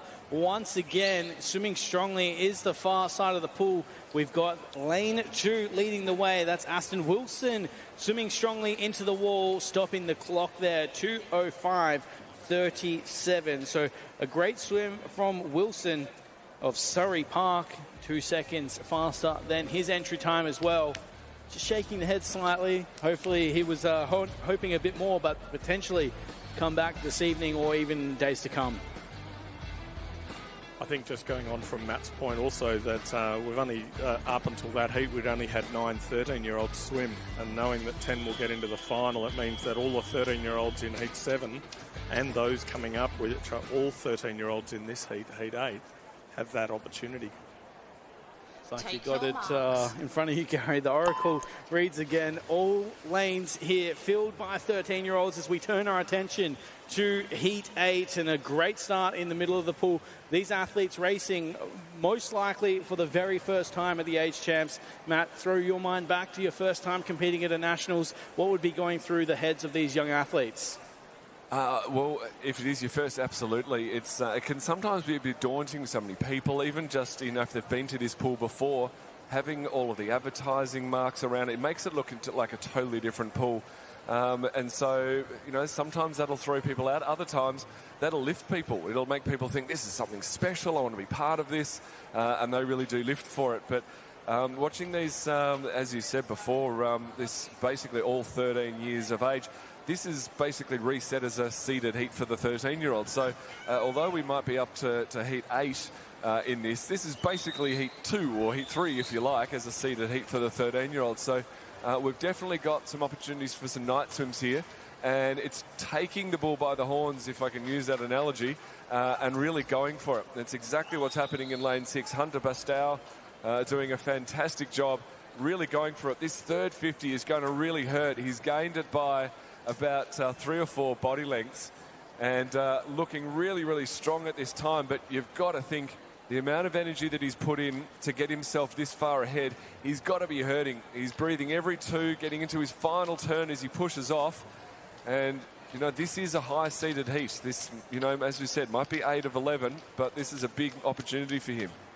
131 at the 150 mark, and he's absolutely left the field behind. You can see just how strong a fast opening 100 can set you up, but you can see the pain also starting to set in. So 158 on the 100, 131 on the 150, and the piano is well and truly sitting on his shoulders. Chandler, though, will get the win here, 2:04.47. The best of the 13-year-olds in Heat 8. So that could get him into tonight's final very confidently.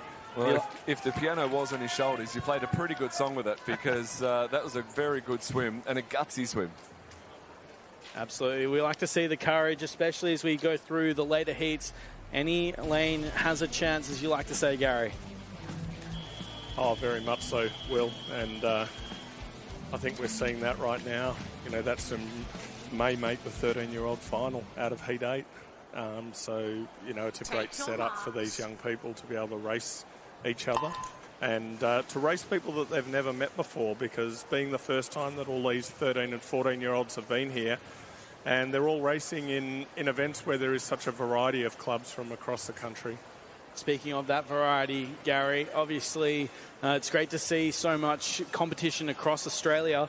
And recently, Swimming Australia announced its partnership with Baker's Delight. And Baker's Delight, of course, pride themselves on representing Australia as well in a number of communities. So they're supporting the communities. They're also supporting us in commentary with some delightful treats as well, which I'm sure we'll get into as the competition goes through.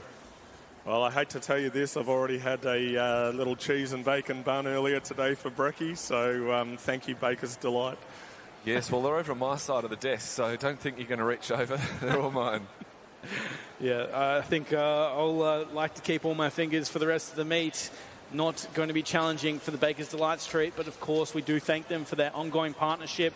59.80 for Tobin through the first 100, leads through in lane 5, setting himself up really strongly. And Matt, you look at his stroke here, hips nice and high, really long on each stroke. This is what we want to see from our young 200 freestylers.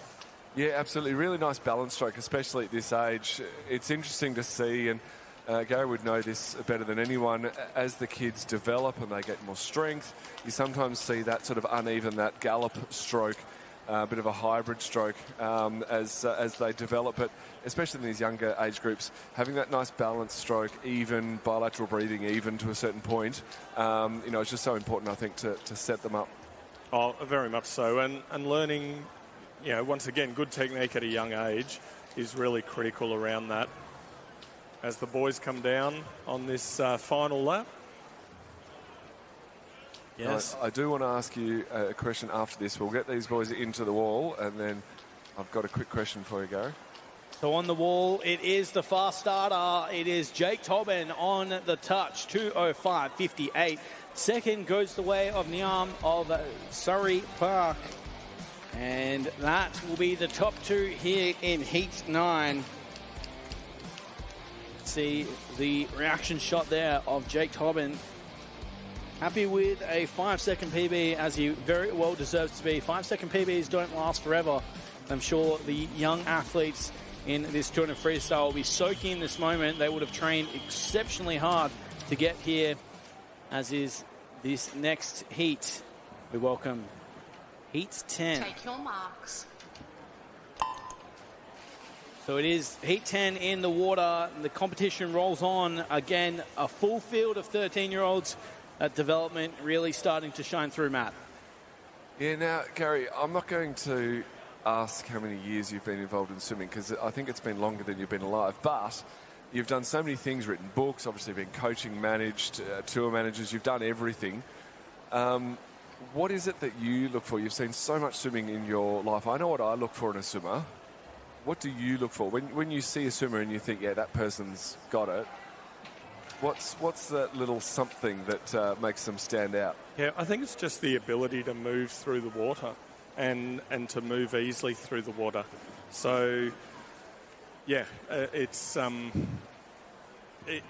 you look for. You can see it in young people as well, and the ability to hold onto the water and move your body forward without much effort. And putting themselves in the right position and, yeah, being efficient, absolutely. It's that something, isn't it? We can call it distance per stroke, we can call it speed, we can call it whatever, but it's just that ability, isn't that balance? And you can see it as they go through. They put their hand in a certain point, it comes out at the same point, and you think, yeah, you're holding the water really nicely. Other people might look exactly the same, do exactly the same thing, but for some reason, they seem to slip and fall back. I think there's obviously a bit of innate ability of holding the water and understanding what you're doing, the physics, etc. But I personally think there's a level of play and fun and that sort of in it. I think, as young kids, we're very lucky in Australia to be all around water, and especially up here on the Gold Coast in Queensland. The more time spent around the water, more often you find that little gift as they're coming down to the final touch, halfway through their fourth 50. This is Heat 10 of 11 of the 200 free for our 13 and 14-year-old boys. Really nice, strong swim here in lane 5. Lucio Kim from Camden as he comes down and touches the wall. 2:06.83, so about 5 seconds faster than his entry time. So he'll be very happy with that swim. Second through was Max Bailey out in lane 2 with a 2:08, and third to the wall right in the middle was Fazakali in a 2:09. So some pretty quick times there as we come to our final heat. Just the 3 swimmers in our final heat, as the results are shown on your screen. So tonight we'll have 20 of these boys back in the 13 and then 14 final. Take your marks. So in the water for the final heat of the boys 13 to 14 years, 200 freestyle. And a lot of boys this morning, so roughly around 100 athletes, even more, in that 13 to 14 year age group competing. You got to think about the families at home. I'm sure there'll be families at home watching. I'm sure Lockie Henderson's families at home watching. And you think of the time that goes into taking them to training, to, you know, even just getting them up here, buying the bathers, the caps, the goggles, everything. It's a big team effort, isn't it? Oh, absolutely. And I think for the families, for the parents who are in the grandstand, for those that are watching back maybe in their hotel room, knowing that they'll be here in 2 hours to take part in heats in 2 hours' time. It is a major commitment by families, and it is the whole family that is affected by having someone involved in the sport of swimming. It is. Well, a big shout out to all the families there who are supporting, whether it's swimming or another sport, but all the families who support their kids to have their moment to shine. I think it's just so important for confidence, for you know, those experiences they wouldn't otherwise get. So fantastic work as they're coming down into this all-important third lap of the 200, the third 50. And we've got Caleb Dawson in 3, Jesse Worley in 4, and as we mentioned, Lockie Henderson from the Melbourne club in lane 5. And it does look like Jesse Worley having a nice little battle with Lockie. They're not really letting each other go. Faster time. Oh, they're only about, looking at the program, only about 0.1 apart from each other leading into this. So Worley's done a really good job to separate himself from the other two. Lockie's doing everything he can to hold on as they come down to 5 metres to go. In fact, Lockie might have got in front. He has. What a fantastic last 50. 208.96. Great swim. I think all the boys very happy with that, getting under the 210. They all came in with 212s as their entry time. So both Lockie and Jesse very, very happy with their swim in that final heat.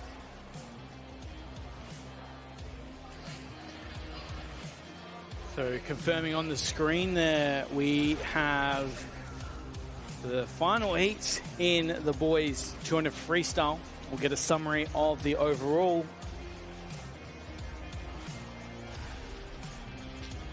So the marshalling room there. It's interesting, actually, they've been doing this lately in the marshalling room. You can see them there all curved around in a circle. It's got to be a little bit daunting staring at all your opponents, isn't it? Oh, very much so. So plenty more action still to come here. This is day 1 of the Australian Age Championships. Be sure to tune in for what's next, the girls' 100-metre breaststroke.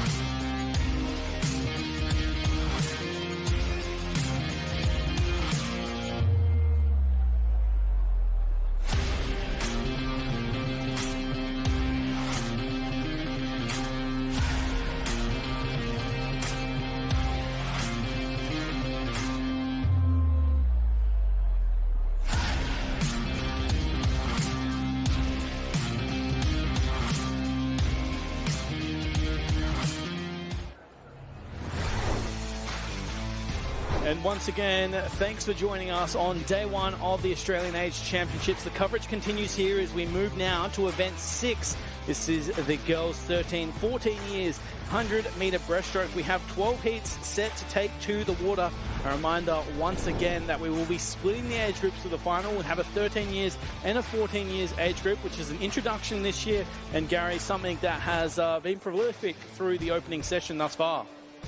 Oh, absolutely will. I think the fact that we've got groups of kids within double ages racing together, what it does mean is we've had what appears to be more heats in events, because we might have 12 heats, but it's actually 6 heats of 14-year-olds and 6 heats of 13-year-olds.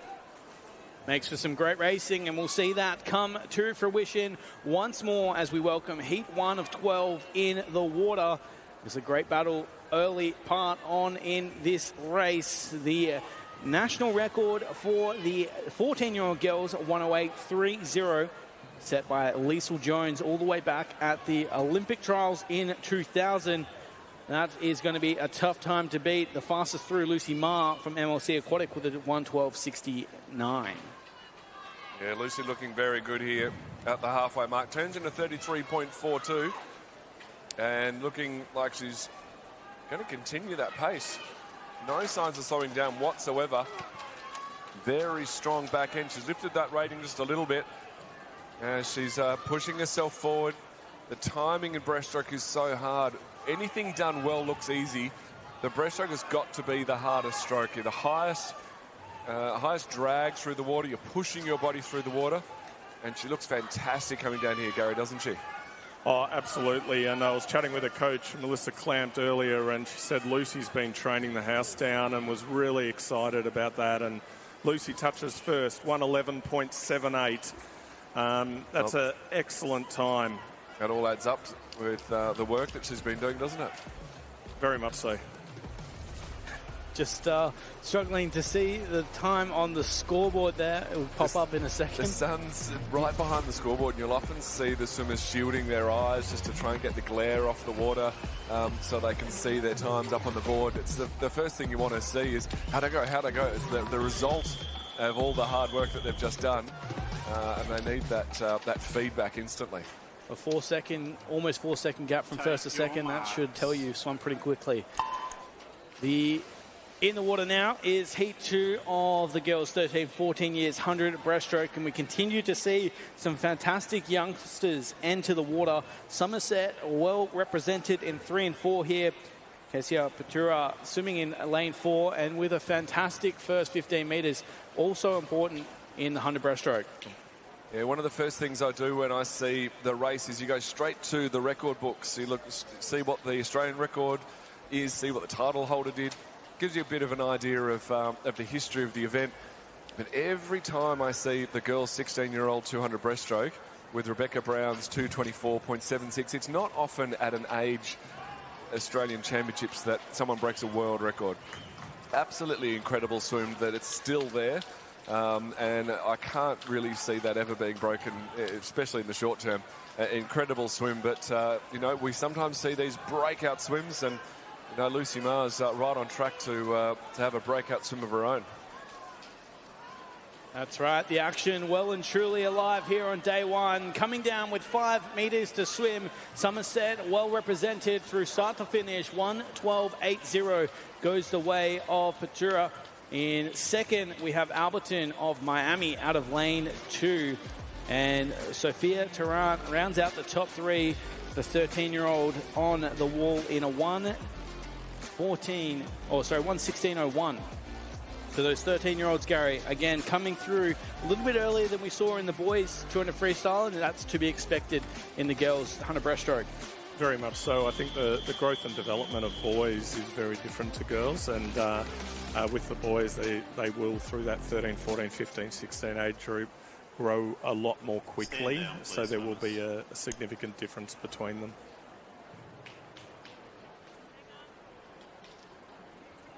A little delay as the swimmers get back up on the blocks. The starter just not happy with something, so we reset. Take your marks.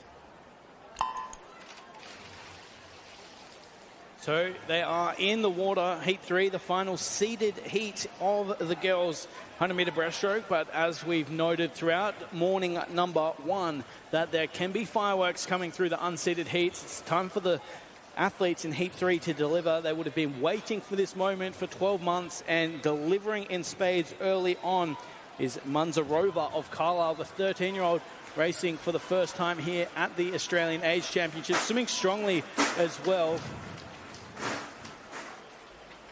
out in lane 7. Jessica Daly of Somerville House. She turns through there, 33.87. Yeah, very often we'll see these sort of blinder swims, whether it's from an outside lane, from a centre lane. We saw it with Lucy Marr at the start.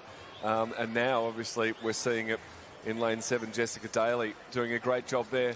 It's when they all come back tonight, if they make that final and they race next to each other, that it gets really exciting. They sort of have a bit of space by themselves to do their own thing. But it's a little bit of a different game when you've got your nearest rival right next to you. As she pushes to the wall, she gets there first. A little bit tighter than I think she would have liked, but a 1 minute 12 rather, 0.93 for Jessica Daly. Second to the wall, Beth Tregenza. And then third, Tess Izzard. A couple of 1:13s mid-time. So we'll keep an eye on those times and hopefully have a summary for both the 13 and 14 to see who comes back. Those results official from the third and final seeded heat. But as we said before, boys, the seeded heat almost means nothing when you've got both 13 and 14 in there, because we're going to have a whole bunch of 13s very soon. That'll be basically their seeded heat. Absolutely. And it continues to be incredibly tight from 1st through 10th in these unseeded heats, with only just under a second separating 1 through 10. So as expected, we're seeing a very even start across the field. A great stroke rate coming from Hannah Fleming in lane 4 for Rackley. And you can see out there on the field, Gary, that high stroke rate really driving through the first 50. Yeah, absolutely. It's one of the fascinating things with breaststroke swimming is all the different styles that you see. And Zoe McCauley turns in 34.84. Zoe is coached by Brian Miller, a very well-known coach in Victoria and a very good breaststroke coach. Yeah, clearly it's paying dividends here as Macaulay out by a body length and continuing to lift, which is a very interesting thing to see in the 100 breaststroke. You can often fall back to the field in that third 25. So Macaulay out in lane 9, swimming strongly. The field's starting to catch up in the middle of the pool. It's going to be very tight as they come with 5 to swim. The middle of the pool, it will be Fleming and Agius on the wall. It is that way. Lane 5 gets the job done of Sansui. Sophia Agius on the touch, 1:15.74. So that incredibly fast stroke rate through the first 25 paying off, especially important for these young girl breaststrokers. 1:15.74 at this age group. Gary, you cannot often at such a early stage of maturation, you can really benefit from having a very fast stroke rate. Oh, very much so. And I think as you get older, it gets harder to hold that stroke rate at that speed for longer distances. We'll see how it stacks up here now as we turn our attention to Heat 5 of 12. Host of 13-year-olds in this heat, including our 4 and 5 athletes. That's Holly Steinbach will swim from 4 here, 1:18.73 per entry time. She's 13 years of age from Nudgee College. Lane 5 as well, Nudgee College. Take your marks. So they are in the water now. Heat 5 of 12. The girls 13, 14 years, 100-metre breaststroke. Gary spoke about it in the boys 200 freestyle, but the pair of Nudgee College athletes in 4 and 5, often at times in your training group, you can have multiple athletes competing in the same event, which really drives this level of training. I don't think there's any doubt that if you can get a group of athletes around the same age and swimming similar events, not necessarily always the same, and you will cross over from time to time, that you can create an environment as a coach that really assists with the development of the athletes. And what we're seeing, for example, with Nudgee College and Sean Crow's program there, is that there are multiple athletes swimming side by side, but they would have practiced that many, many times throughout the year, and they would have done sets together, and sometimes one might win and sometimes someone else. And we saw it last week, actually, with the Australian Open, and watching Will Petrick and Lewis Clareburt You know, they trained together every day, and then they both went 4:10 for a 400 IM, which was unbelievable swimming. Certainly helps drive the performance, as does tight racing, and we're seeing that here again in Heat 5. On the wall first, it goes the way of Wu of Nunawading out in lane 1. 1:17.86 gets the touch. Great Law in second for Nudgee College, which we've talked through. And in third, we see lane 8. Again, Nunawading represented. So, once more, Gary the Oracle coming to fruition. With good team training environments comes good performance, and that certainly stood the test of time in heat number 5. Turning our attention, though, now to heat 6, behind the blocks and underway shortly. Take your marks. The heat 6 in the water for the 100 metres breaststroke for 13 and 14-year-old girls. Gary, you said before, talking about the breaststroke and the different styles, and there's so many different ways, it's such a high resistance stroke that people have always tried to find a way to improve it, which, not trying to turn into a history lesson, but is how butterfly was, started with it over the top. How have you seen breaststroke progress through the years? I actually see breaststroke as a very simple stroke where you get back into a streamlined position after every arm stroke and leg kick. You know, when you're kicking the legs, the arms are streamlined, and when you're doing the arm stroke, the legs are streamlined. Do one, then the other, not both at the same time. It's the best way to swim breaststroke, and getting back down, getting that head down into a streamlined position, looking down, it gives you the opportunity to really thrust the feet together at the end of every kick. Great advice from Sam Williamson, obviously a brilliant breaststroke himself. He said, doesn't matter what the event, with breaststroke, the key is getting your hands, that in-sweep back to the streamline has got to be dynamic. Whether you're doing a 50 or a 200, the faster you get it back, the faster you will go. Absolutely. And we're seeing that come once again from lane 9. Zoe Guthrie on the wall, 1:15.53. Must have heard your tip there, Matt, to drop 4 seconds off her personal best. That in-sweep, clearly the tricky point of breaststroke, but Guthrie showing us how it's done here in Heat 6. Yeah, it's fantastic swim here from these outside heats, these non-seeded heats. But like we said, they're almost seeded for some of the girls. I haven't counted how many 13-year-old girls, definitely more than 10, but there's still a chance. We saw a few outside smokers in the previous race in the 200 freestyle for boys, a few outside smokers to really throw their hat in the ring for the final tonight. And we're expecting to see a few more here, and these big drops are definitely possible at this age group. And the 13 to 14-year-old girls, that almost sweet spot between power and flexibility as the girls grow up. It's a key time where they can really make some big drops. Absolutely, and I guess even more so is, if you are in those seeded heats, you've probably started your cool down already, but you're very nervous about what could potentially be coming. If you see some of these later heats start to swim very quickly, you may not be swimming again tonight. Yeah, they'll definitely be looking at the scoreboard, and after each race they print out all the results and put them up on a wall, and there's always about 50 people clamouring to see what the results are. Take your marks.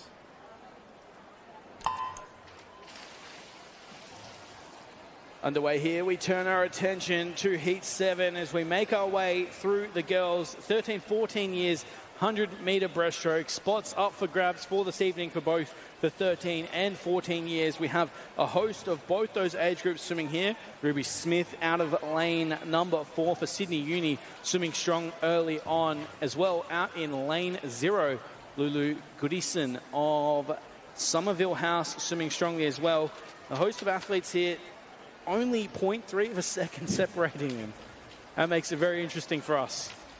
Yeah, exactly right. 0.3 of a second separating all 10 girls, but you can see them in the water. That's more than 0.3, and it's just who is going to make the most of the opportunity? Who's going to take this race and really go for it? So good to see Lulu Goodison in that lane 0. I love an outside smoker, but Ruby Smith in the centre of the pool is doing what you expect from that fastest qualifier in lane 4. Having said that, the difference between her and you said that outside lane is not a lot at all, less than a third of a second. Wow, this is the best of the best at National Age Champs. This is what we like to see in a late push from lane number 8, in fact, sorry. As we saw there on the touch, very hard to see them come through the final touch, but it was none other than Ruby Smith getting on the wall first. Second, going the way of Cracklin out of lane 8, and Allegra Henderson rounding out the top 3 with a 1:18.93. Makes it very interesting. I always say it's much easier on this side of the microphone than the other, but sometimes when you see the field just as close as it's been, you'd rather be in the pool. Especially on a day like today. The Gold Coast really turning it on. Heat 8 in the water as we get to the final heats of this girls 13, 14 years 100-meter breaststroke. A look across the field again. Quite a great start out in lane 0 once more, Matt. Those outside smokers turning it on for you. Yeah, I absolutely love it. You know, it's the people who've got, you know, the bravado to really go for it. They're not letting the outside lane dictate what their result is going to be. They see 50 metres, doesn't matter where it is. And we've seen some fantastic results over the years at all levels, from the Olympics to, you know, club championships from those outside lanes. So those who dare win, and they're daring to go for it, and we can see that right now. So lane 0, Dora Kai, Sai, doing a great job out there. Also on the other side, Beth Kelly, and doing everything they can in the middle. Actually, quite a nice swim from lane 6 as well, Bessie Pringle. So down to the final 15. Let's see how they stack up. As we mentioned, Bessie Pringle, the fastest of the movers out of lane 6, really starting to lift. Lane 3, in fact, sorry. It is Pringle all the way through Conway. In fact, 1:18.47. I am getting turned around by the different lanes, but as we mentioned, sometimes easier in the pool than out. But what a swim there from Layla Conway. Apologies to Layla for getting the lane wrong. 1:18.47, a fantastic swim, Gary. Very much so, Will. And I think the fact that for a majority of these events, we're seeing all 10 swimmers up on the block. We do have a vacant lane in this next one, just as I say that. But, you know, so many people have made the commitment to come here. So many people, families, you know, grandparents are here.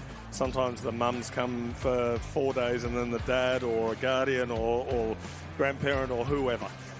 It's just so good to see that so many people have made the commitment to support their child to compete at a national level event.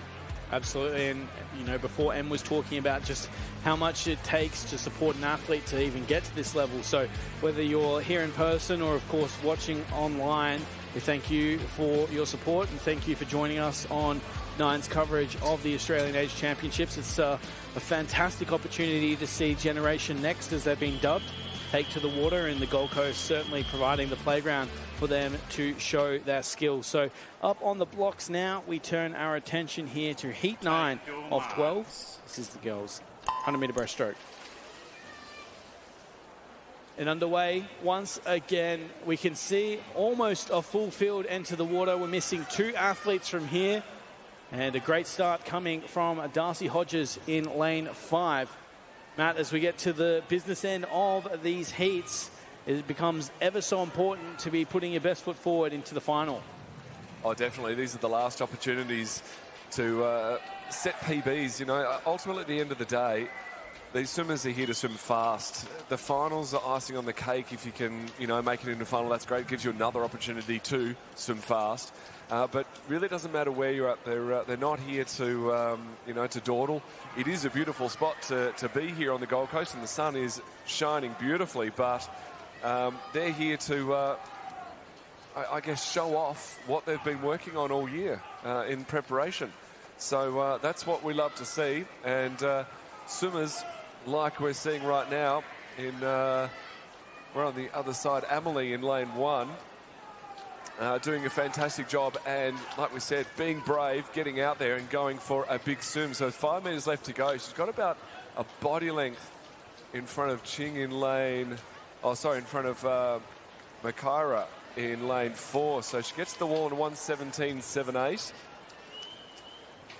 And Makara in with 1:18.47. So only 3 heats to go this morning in this 100 metres breaststroke. Propulsion, one of the great swimming club names in the country, and we can see that coming to fruition there. Propulsion through the race. Oh, very much so. It's club down there in Melbourne that continues to look after athletes, not just performance athletes in able body, but also in multi-class as well. They have a nice contingent of athletes right across the board, catering for all abilities.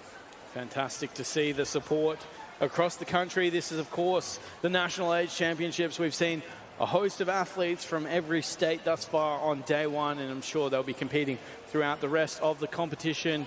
Turning our attention to the water, we have Heat 10 in and underway. Gary, we saw at the Multi-Class Age Championships the introduction of the Triple C Trophy. That's a great initiative by Swimming Australia. Yeah, the Senior Cole Cowdrey Cup, I nearly got caught there. Senior Cole Cowdrey Cup is the trophy that's now presented to the champion club for multi-class swimming. I think it's fantastic initiative. All the clubs are very excited to be involved in that, particularly the winning club, Knox Pymble. I spoke to their coaches as they collected the award on behalf of their club. And, yeah, it was very well received. Absolutely, and well deserved. Knox Pymble have been great supporters of paraswimming for a long time now, so good to see them on top. On top here, it looks like a battle in 4 and 3. Onto the wall, it is... Oh, in fact, lane 8. I keep getting thrown off by this. Apologies for that, but what a swim from Lily Maltlin. 1:20.64 DV Aquatic, as you mentioned, Gary, a great breaststroke academy. Yeah, very much so. Brian Miller's very good there, and would be making sure that their swimming. He's one of the best technical coaches that I've seen, which is standing out here. That was Heat 10. A couple to come. As you see the confirmed results, the penultimate heat on the blocks now. Take your Girls. marks. 100-metre breaststroke. One of the toughest things I find with the 100 metres breaststroke, Will, is exactly what you were struggling with before, is working at getting onto the touch of the wall. Because they're having that backwards and forwards motion in the breaststroke, sometimes the person who technically probably has their head in front may not get to the wall first because someone else is in that drive part of the phase. And that skill in breaststroke is so important to get onto the wall on a full stroke. We do a lot in training, obviously, a lot of practice of it. But even coming down to this turn, as they come down, you'll notice they drive forward, try to hit the wall high, get the body underneath, drive themselves back into that streamline, do the split stroke, and then come up and do it all again. The hardest bit is the finish because you're so fatigued and every fibre in your body is just saying, just touch the wall, just be done with it, get this over and done with. But you've got to do it in the right way to ensure you get the best time. And some races have been won or lost just because that timing isn't quite on. And often people think the 100 breaststroke, you can just sprint the whole thing, but it's the same length as a 400-metre athletics track. So in terms of timing, that is. So you can hurt a lot in 1 minute and 13 seconds or just over as these athletes come down to stop their account. Nailing the touch there, Matt. I'm sure, again, they've been listening to your tactics during the race. Well, hopefully they were concentrating, but Catherine Liu doing a great job there, 1:20.03. So a nice time off her entry, about 2 seconds off her entry time. And second to the wall, Sophie Valoria. Also take about a second or thereabouts off her entry time. We said how important it is for swimmers just to get here and swim fast. And that's exactly what they've done. May only be a second, and you think, well, you know, it's only a second. An enormous amount of work goes into that. An enormous amount of pride is derived from those personal best times, and it makes the trek to from wherever you are in Australia to here to the beautiful Gold Coast very worth it. Getting that reward. So one more heat, just 4 athletes in our final heat 12 of 12 of the girls 13-14 years 100 breaststroke. Take your marks. So here we have it, the 12th and final heat in the girls 13, 14 years 100-metre breaststroke. A number of these athletes competing at the National Age Championships for the very first time. Gary, we've seen both the boys and girls open their account for the 13, 14 years age groups now. You like what you're seeing early on? Oh, very much so.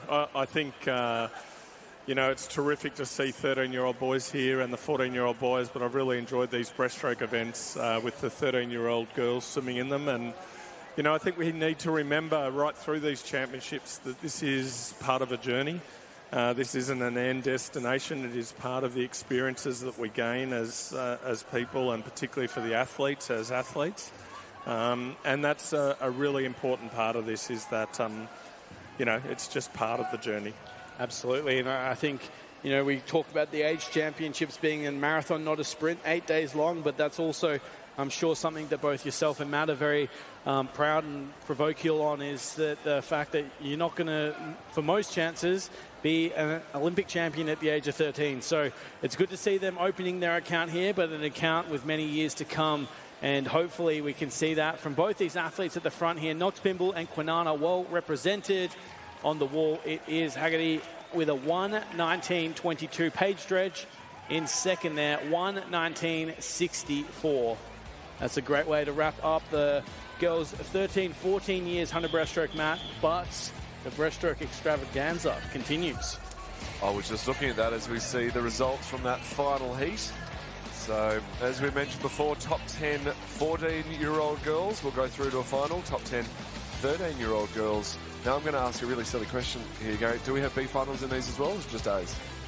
In the 50 and 100 metre events? Of course, yes. Yeah, so long as there's at least 24 athletes that compete in the heats in that age group, which we have those entries entered in every event across the 8 days. So, yes, there will be. So there will be B final. Yep. Excellent. So we'll have plenty of more action tonight. Make sure you join us on 9 now. Final start 6 p.m. But we're moving straight through, Will, as you said, to more breaststroke, 50 breaststroke this time, 17 to 18 years, 50 breaststroke, so more of a splash and dash. And it almost seems like an oxymoron, doesn't it? A sprint breaststroke. It's a very tricky thing to get right. The technique does change a lot. It's far more aggressive, far more powerful, and a lot of purpose and intent in the stroke. As we just get them settled up here, ready to go. While we're waiting, just doubling down on your point before, Gary, about the lessons learned.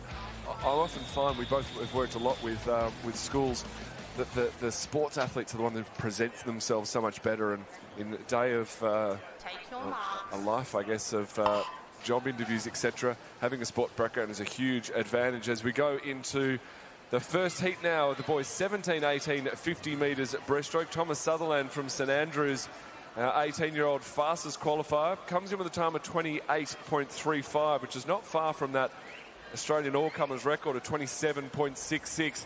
He's pushed out about a half a body length lead. Really nice stroke, high on the water, hips up as he drives, not quite on the wall in a full stroke though, but he still gets a time of 28.22. So faster time than his entry, and not quite getting that timing on the wall that we talked about earlier, Gary, that is just so important. Just lost a little bit of momentum there. Second to the wall, Jacob Story, and then William Brownlee. I think that was a good swim by Thomas this morning, 28.22. It's a touch under his entry time, and he'll have another opportunity tonight to work on that finish, and I know his coach Ash Delaney will watch that back with him, and they'll have a look at where he needs to improve. A big shout out to Ash Delaney. He's got a great program there at St Andrews. A great backstroke up in his own right. Occasionally jumps back in and dabbles in a little bit of, I wouldn't call it masters, but recapturing the old days. As we're into second heat now of event 7. Very early days. It's a big program here all week at the Australian Age Championships, and we hope you're enjoying the coverage on 9 now as Heat 2 coming down again. The action in the middle of the pool in these seeded heats.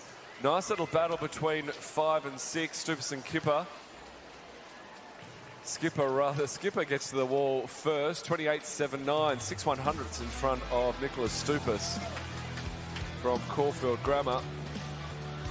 So nice swim there. We can compare that pretty well to the previous heat. So about half a second slower, but right in the mix, and set themselves up for a nice final swim tonight. So Flynn skipper taking out the second heat there, also from St Andrews. So no doubt teammate and benefiting from that inter-club training and rivalry, as we mentioned before. Take your marks.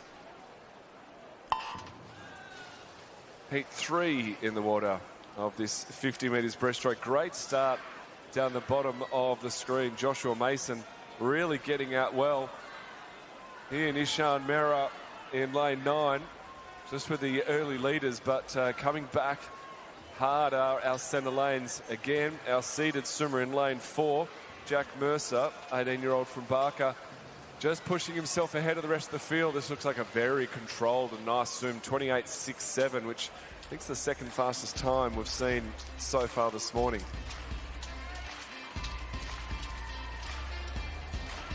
Yeah, very good swim there by Jack. He looks pretty happy with himself after that race. And he and his coach would be very happy going into the final tonight.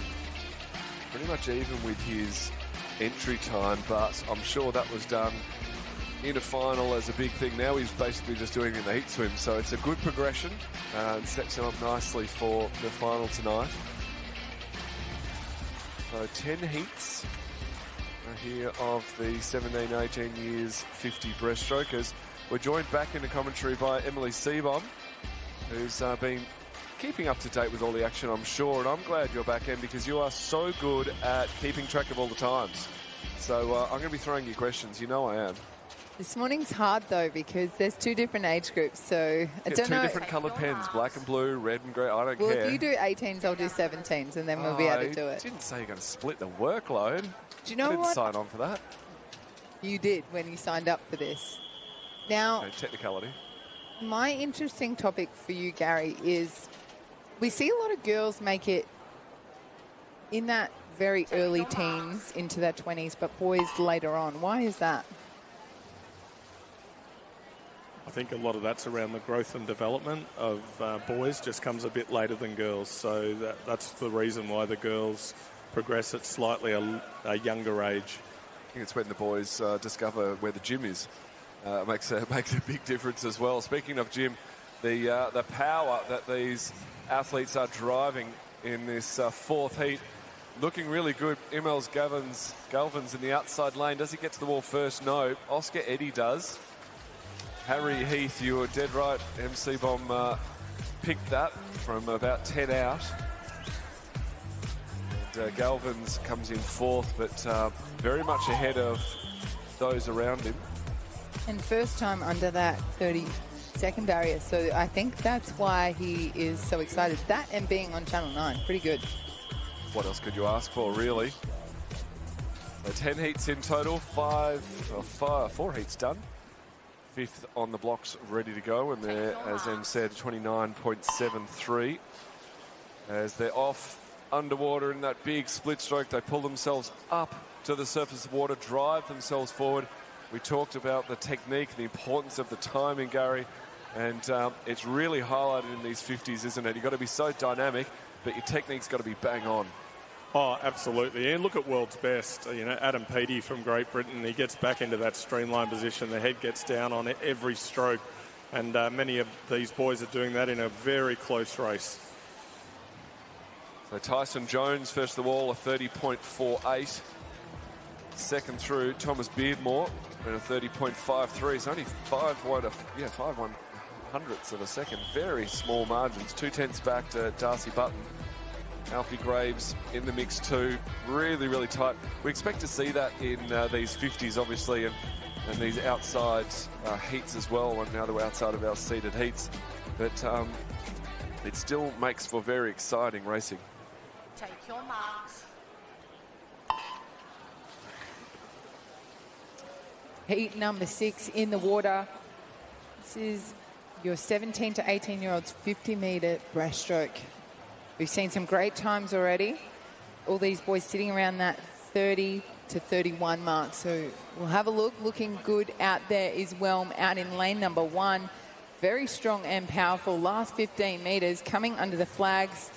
The boys are trying to fight back now, but will he get his hand on the wall? And he will. Whelm takes it out 29.79. So great job for him to get under that 30-second barrier. And a great job from all those boys in heat number 6. Alex Whelm taking that one out 29.79. Those results are official on your screen as we move now to heat number 7. It's always nice when one heat goes 30 seconds and then the next heat can better that and go 29. Well, we've talked about it a lot. We've spoken about it a lot with the advantage of going after. I think there's something about that visual, seeing the competitors racing before you. It really brings you up mentally and gets that best swim out of you. And so it's great to see that, these athletes are getting into that zone, pushing themselves hard. And now halfway through heat 7. We have this 50 metres breaststroke. Looking good, actually, lane 1 and 2. So Fithy and Maynard in the outside lane. I think Fithy's probably got the best of it at this stage. So another outside smoker. He touches the wall first, a 30.46. Perry on the other side of the pool, a 30.79. And then Lucas Wang right next to him in a 30.91. So handful of the swimmers underneath that 31 mark and really making the most of the 50 metres here at the Gold Coast Aquatic Outdoor Pool.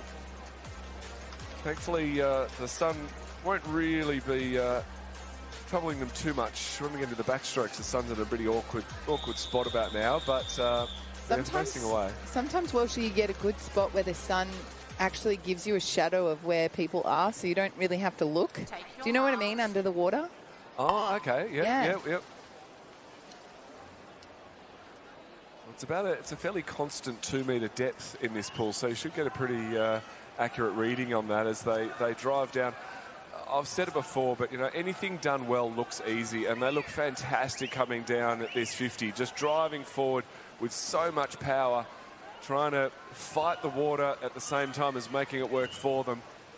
Probably lane 5 for my eyes is doing pretty well in Lee Bauer. In fact, 6, sorry, you called it, Em. Kane Summers, lane 6, 30.56, right next to him, Bauer, 30.68. So getting on the wall really nicely was Summers. And I these think times get tight, aren't they? They do. But I think with that, it was just hand on wall. Because I think he was like half a stroke, but then you can always see changes onto the wall as well. If you're miles out of the wall, and we saw that in the very first heat, I've got to cast my mind back to, was it Thomas Sutherland, who didn't quite get on the wall properly, but he had no one around him, so it kind of didn't matter. He was so fast. But when you're right next to someone and you don't quite get the touch properly, it really is highlighted because they get to the wall first. Absolutely. Heat number 9 in the water right now. You can see that cupping technique on the back there of one of our swimmers, but looking strong out there. Mumford in lane number 6. Doing a great job is Park in 5, coming down to the wall. Also Stewart in number 9, looking for that second position. It is Park that takes us out, 30.42 in front of Stewart from lane number 9, 31.05.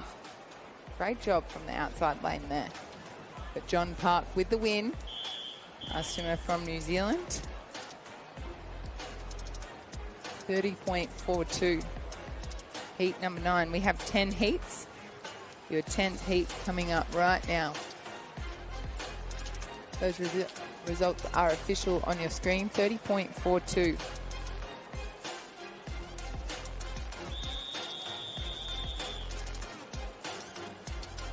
All these boys sitting in that high 31s. We'll see if they can do some PBs here. Take your marks. And the boys are off. This is your 10th and final heat. The men's 17 to 18-year-olds, 50 metres breaststroke. Hancock off to a great start out in lane number 6, looking very strong. But high stroke rate from Scott and Diamond in 3. As they come down to the last 7 metres, looking strong. Hancock in 6, holding on to that lead, half a body length in front, 30.56. 3-4 for Riley Hancock out of lane 6. Fraser Coast, 17-year-old. How good 30 that point. swim from last heat. Fantastic. Beating a few heats ahead too. Yeah. Well, we spoke about the breaststroke. That's our results from our final heat 10 of the boys 17, 18 years, 50 metres breaststroke. We spoke about the sun, and we see the summary. So the top 10 times from this morning. We'll be coming back tonight. Spoke about the sun for the breaststrokers, whether the shadow, the silhouette almost on the bottom of the pool helps them. We talked about the backstroke, whether the sun will get in their eyes. It's time to find out. We've got 7 heats now of the girls 17, 18-year-old 50 backstroke. So we're down the turn end, which we call the 50-metre start end. And they've got the backstroke ledges in, ready to go. And I guess if anyone hits the lane rope, we know they got blinded by the light.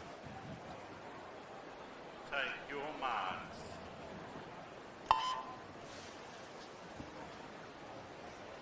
In this event, we've got Ainsley Trotter swimming in lane 4. Ainsley, of course, won a gold medal at the World Junior Championships last year in Romania, so would be favoured for this event at this stage. Well, an entry time of 27.88 is not that far off Molly O'Callaghan's Australian record at 27.38. So a 28.7 is a fantastic way to start off our first heat of these 50 backstrokers. And the team at Bond will be very happy that they are fastest qualifier so far. 7 heats in total, obviously, both 17 and 18-year-olds. And based on your decision, your call before of A finals, B finals, we should be having 40 back tonight with A and B for both 17 and 18-year-olds. So heat 2. Take your marks. Heat 2 push back. And they've seen the times that have been put down in the first heat, some 27s, 28s, 29s. They can see basically what they need to do. Not that they're going to change their race plan too much in the 50 metres, but it gives them really good motivation as they come down. It's a race of pretty much 2, really, 3 and 4 at this stage. Probably Sheldrick has got the best of it, depending on the touch, which is a nice one, 29.11. She gets to the wall. Arnell second to the wall, 29.42. What have we got in there? About 4 of the girls under 30. That's a strong second heat.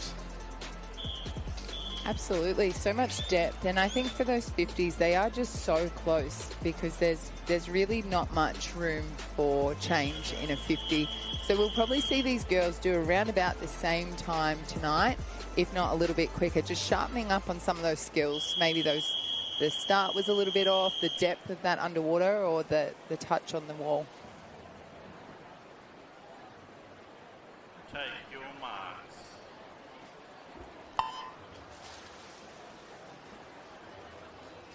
Heat number 3 in the water. Some great starts on those backstroke starts. Potts in lane 5 doing a great job. Very strong reaction time. We have a look. Looking very strong is Cruther there out in lane number 4. Very high stroke rate, very powerful kick. Really powering those arms through the water as she gets her hand on the wall first. 28.94. Potts there in that 29.38. A great swim. 28.94 from Ruby Cather there. Great job. Second fastest time so far. We had 28.7 in the first heat. That's right. So, very swift from our final seeded heat for the girls. Now into heat 4. Well, they're only 17 as well, so she's on that younger side. So she's the fastest of the 17-year-olds. So she'll actually get lane 4, exactly. A great swim from her. And she'll get to, the older girls will get to watch that tonight, go before, Take and your hopefully marks. swim faster.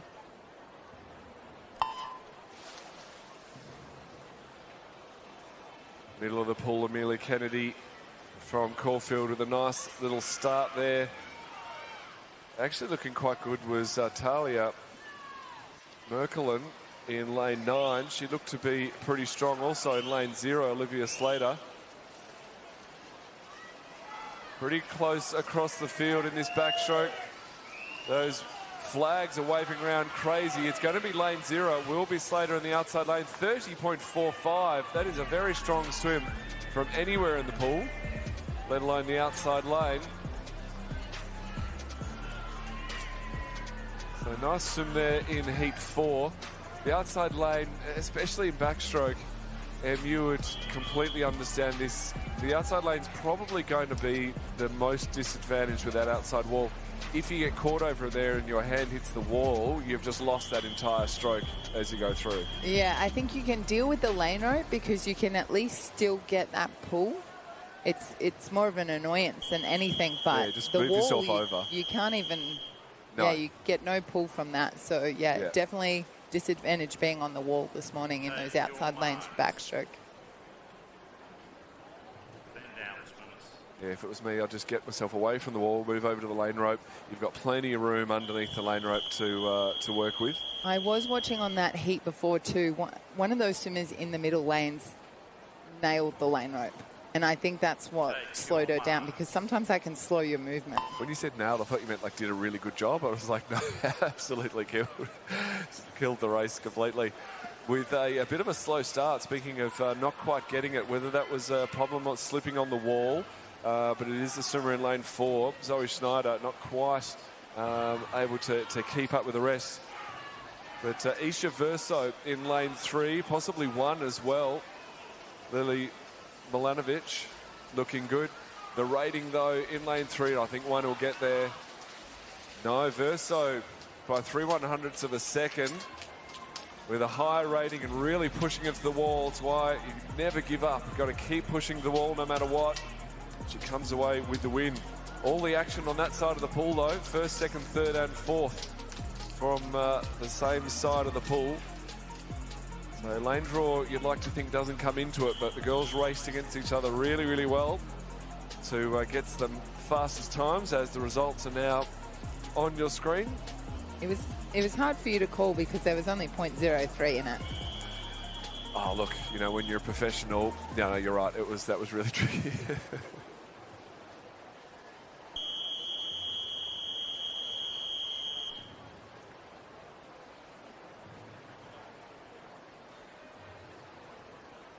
Take your marks.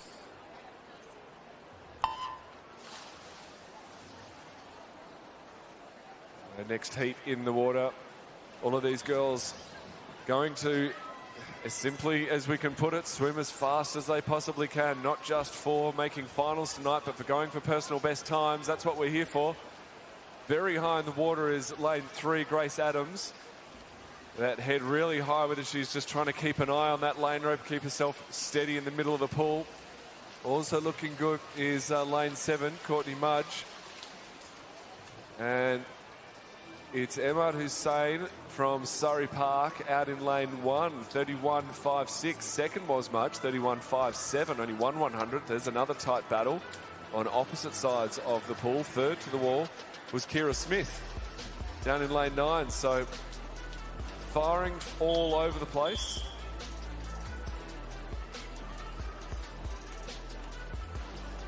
You've definitely been witness, Gary, to some outside smokers in some big lanes, big competitions in the time.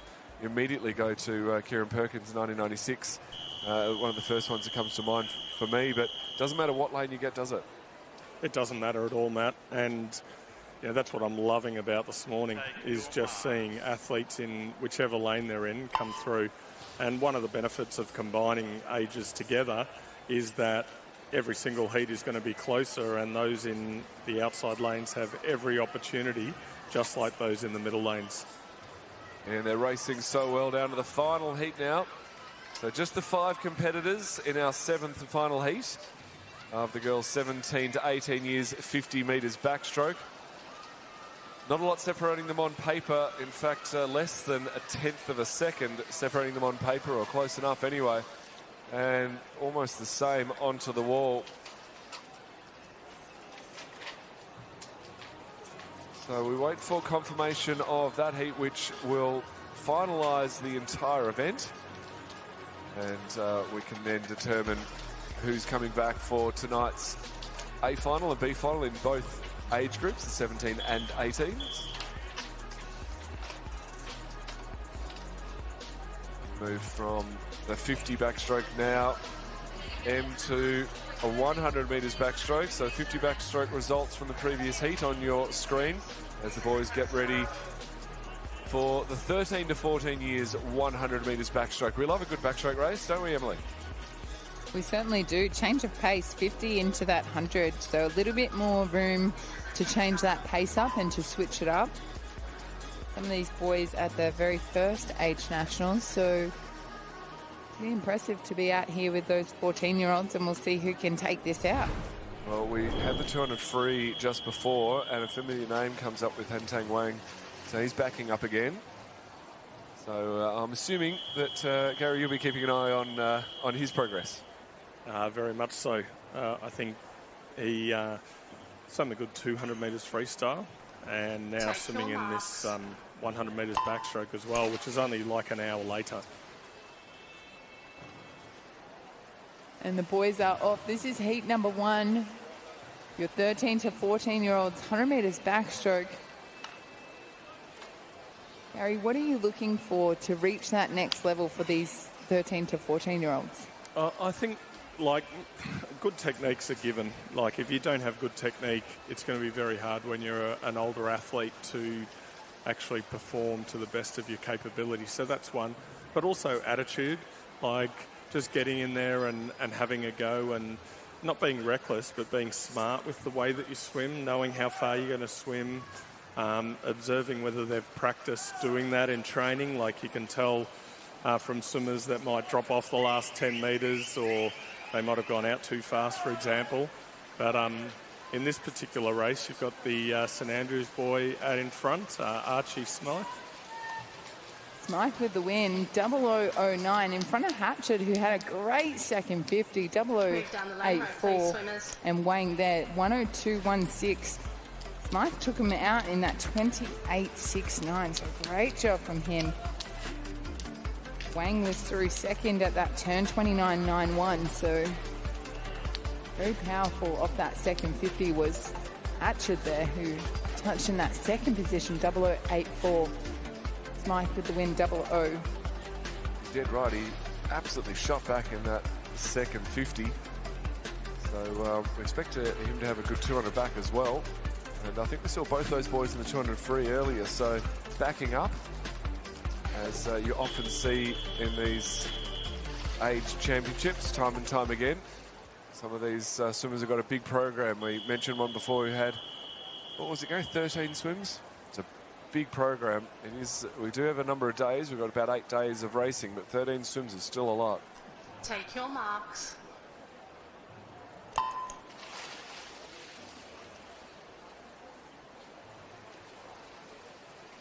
In the water now, heat 2. Thomas Penny, who again, I think we saw in the 200 free before. Nice start there in lane 6. Ethan Carr. He's got the best of him at the moment. Liam Blair just back off on his hip. But Ethan doing a great job coming down to the turn. Looks like he will touch first. In fact, a tie right next to him. So technically he did, but so did Chris Zhu right next to him.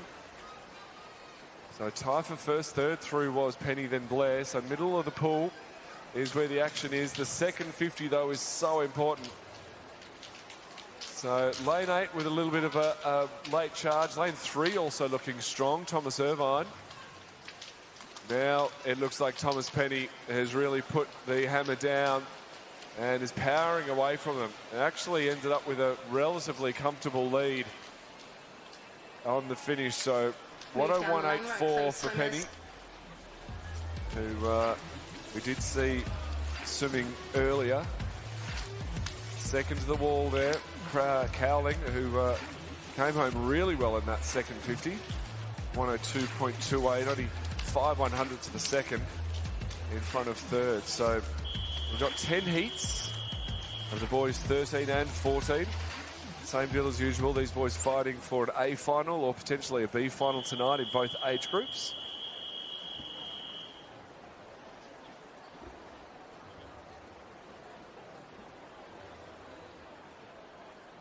Take your marks. And third heat away. So final of the seeded heats. So lane 4. Xavier Tay, our third fastest qualifier for this race. And he's out with a very strong lead. He really wants to make the most of it. We've spoken about it before, but I really do feel it's an advantage having the faster heats go before you. They really set the tone, and he would have been watching the first 2 heats and thinking, you know what, I'm just going to go out after it. I'm going to absolutely push, see how long I can hold it for, and whatever happens, happens. And what is happening is he's got about a body length lead on Gardner next to him in 5. Gardner's trying to come back with everything he can. Xavier's done a great job in getting himself out, and he's holding on beautifully, but they are coming back at him. Linus in 3, Gardner next to him. But he's done so well in that first 100. He's held that gap, 100.33. Second to the wall, 101.22 for Gardner. And Linus in 101.83. So really nice aggressive first 50 and holding on in the second. Yeah, that 0033.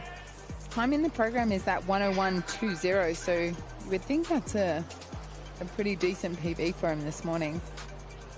As we have a look now, heat number 4 about to jump in the water. There is 10 heats. This is your boys 13 to 14 years, 100 metres backstroke.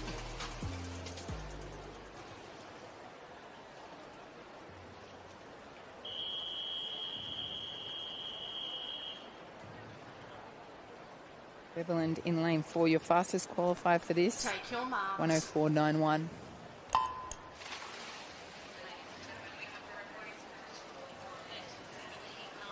And Beverland's not in this one. So it's up to Rogers in 5, Holmes in 3, as those fastest 2 times this morning in this heat number 4.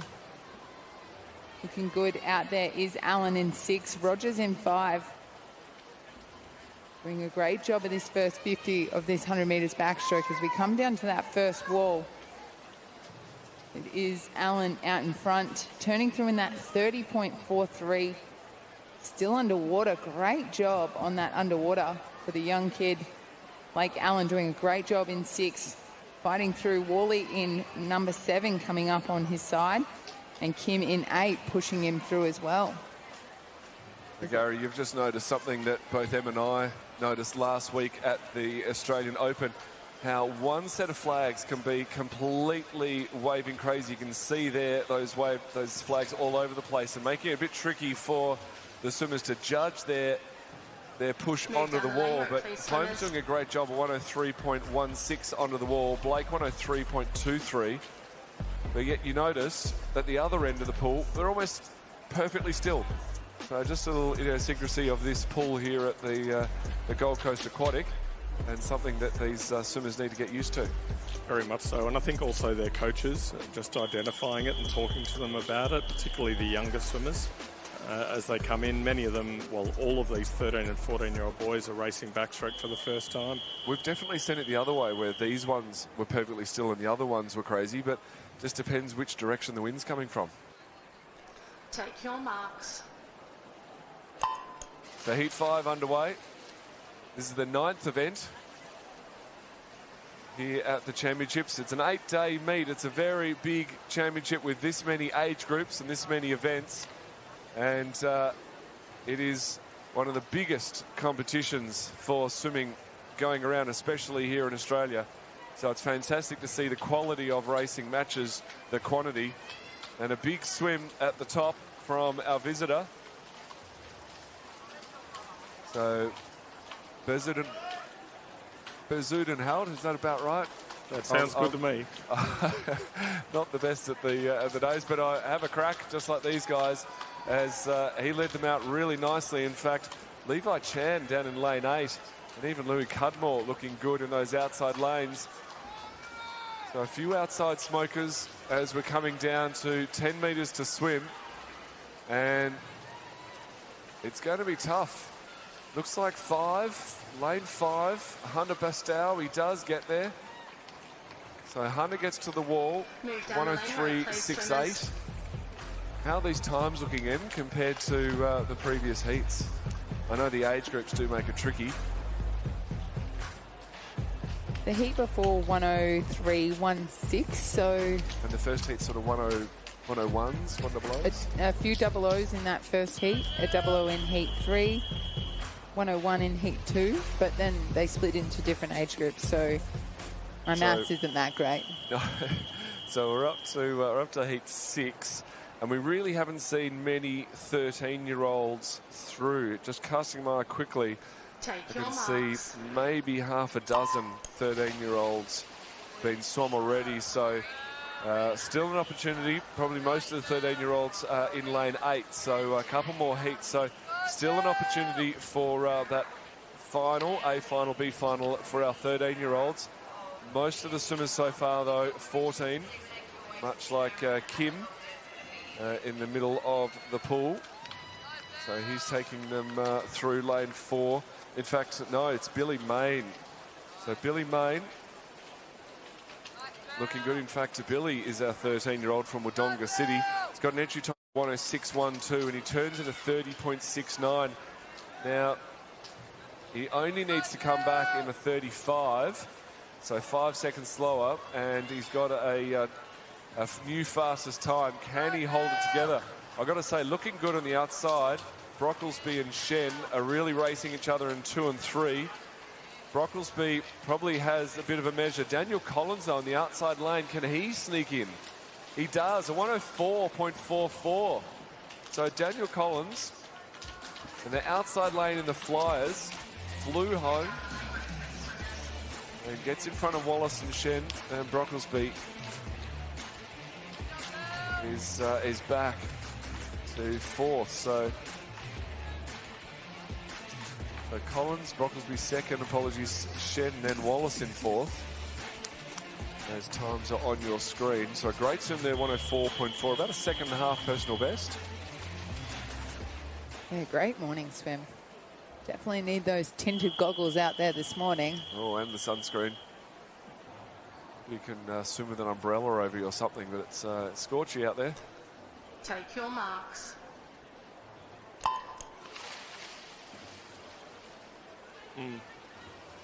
We've spoken a lot about the start, Emily, as a backstroker. When the starter says take your marks and they bring them up, they don't all come up at the same time, do you? It's not as bad in the age groups, but in some of the open categories, they really do take the time. There's a bit of gamesmanship going on there, isn't there? I feel like it's very tactical. So it can really hold up the start and throw, I think, the other competitors off. And that's tends to be why they do it. Byrne leading them through in lane number 7 there at 31.22. So great first 50 from him. From out in lane number 7, we see in those later heats, those outside lanes doing really well. So all these boys are so close together, sitting all on that 106 mark. So we know that this will be close. So having a nice little battle between lane 0 and 1. There they are in the middle of your screen, pushing each other. In fact, lane 2 coming through. You've got to swim all 100 metres. And now it's lane 6. So Henry McCarthy, he was brought out fast with Nick Byrne right next to him, but he brought it back faster than anyone. A 104.93 to get to the wall. First in that heat. Adam Dunn, second to the wall, a 105.96. So a good second lead there from Henry McCarthy. Third to the wall was Isaac Kopacz, 105.99. So just sneaking under the 106, but doesn't matter how you get there, you get there. 2 more heats this morning in the boys 13 to 14 years, 100 metres backstroke. Up next, we've been treated to a few 50s and 100s. Now we're going to the girls 13 to 14 years, 400 metres free. So 2 more heats of this 100 back, and then we have 7 heats of the 400 free.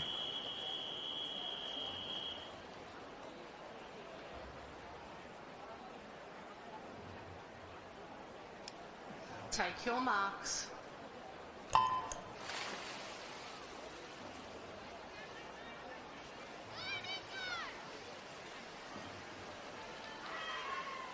So heat 8 now, looking good in the middle of the pool with a very strong rating is Jaden Thatch from Surrey Park, 14-year-old. He looks to be taking them down in that first 50. And really important to get out well. In fact, also looking good, Max Pepper, Brisbane Jets. So they do go through respectively, 31.13 for Jaden and 31.37 for Max Pepper. Third through was Nicholas Henderson out in lane 8. As now we come to the all-important third 25, and obviously coming down to the last 25 of this 100. Jaden looking strong, but I think it's going to be Anderson in the outside lane. It is. He's got a good body length lead as he comes down to 104.28. That's a very strong swim there. So a bit over 3 seconds faster than his entry time. And those flags making it very tricky to judge the wall there. I find it's easier if the flags are moving at the other end for the turn. I find the turn easier to adjust than sometimes the finish. Definitely. Because you can sort of glide into the wall for the turn. And you've got your legs to... You do, to help push. Yeah, a bit of suspension travel, if you like, in your knees, whereas you throw your arm back, you're at the mercy of a bit of lady luck in whether you're going to break your finger or anything. That's right. Or actually get to the wall. You want to hit it as hard as you can, but there's a bit of self-preservation that holds you back. Take your marks.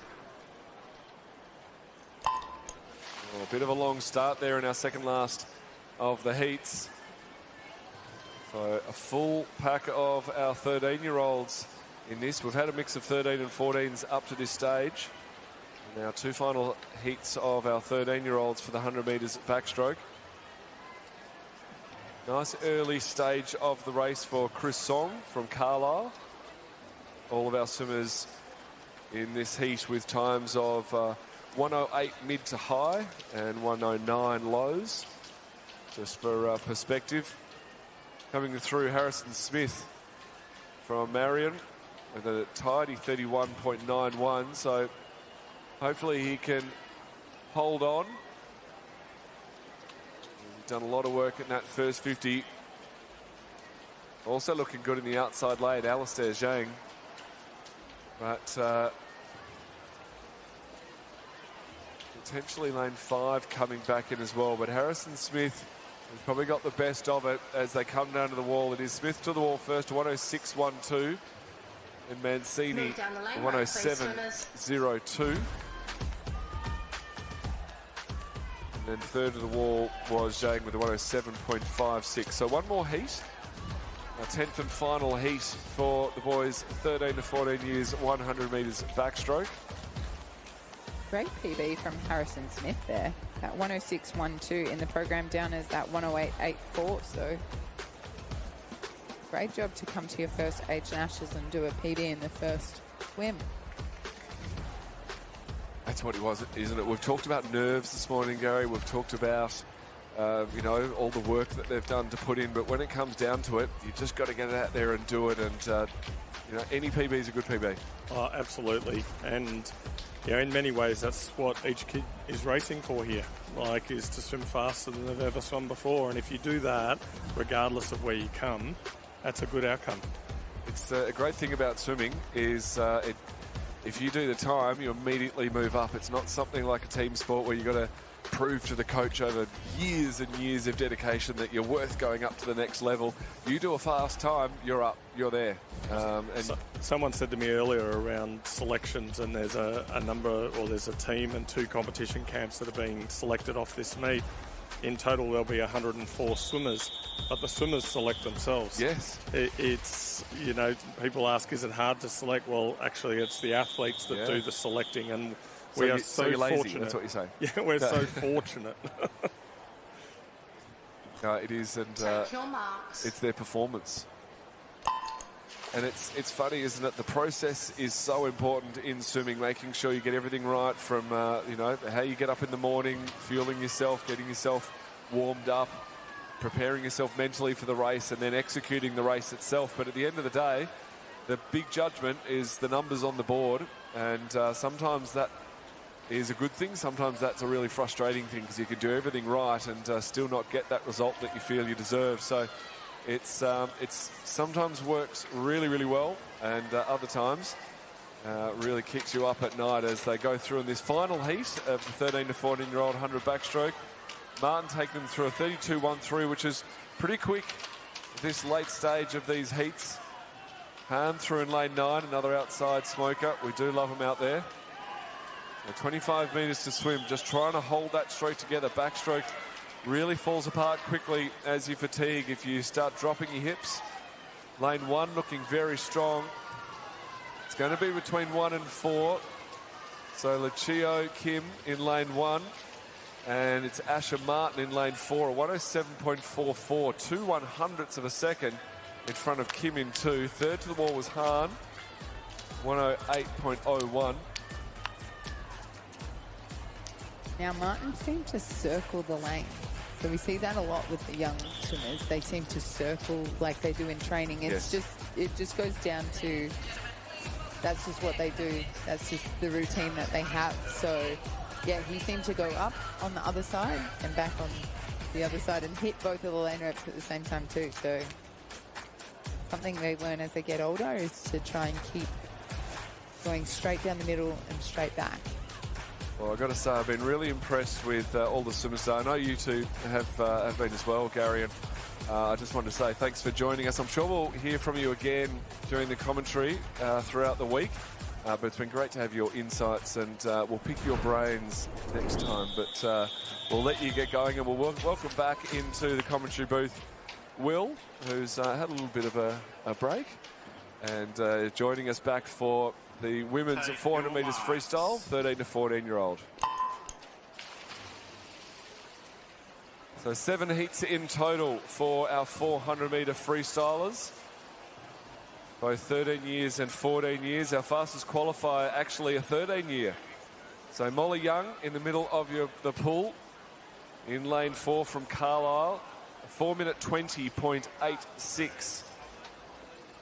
The Australian record for our 13 years, held by Remy Fairweather from Kawana Waters.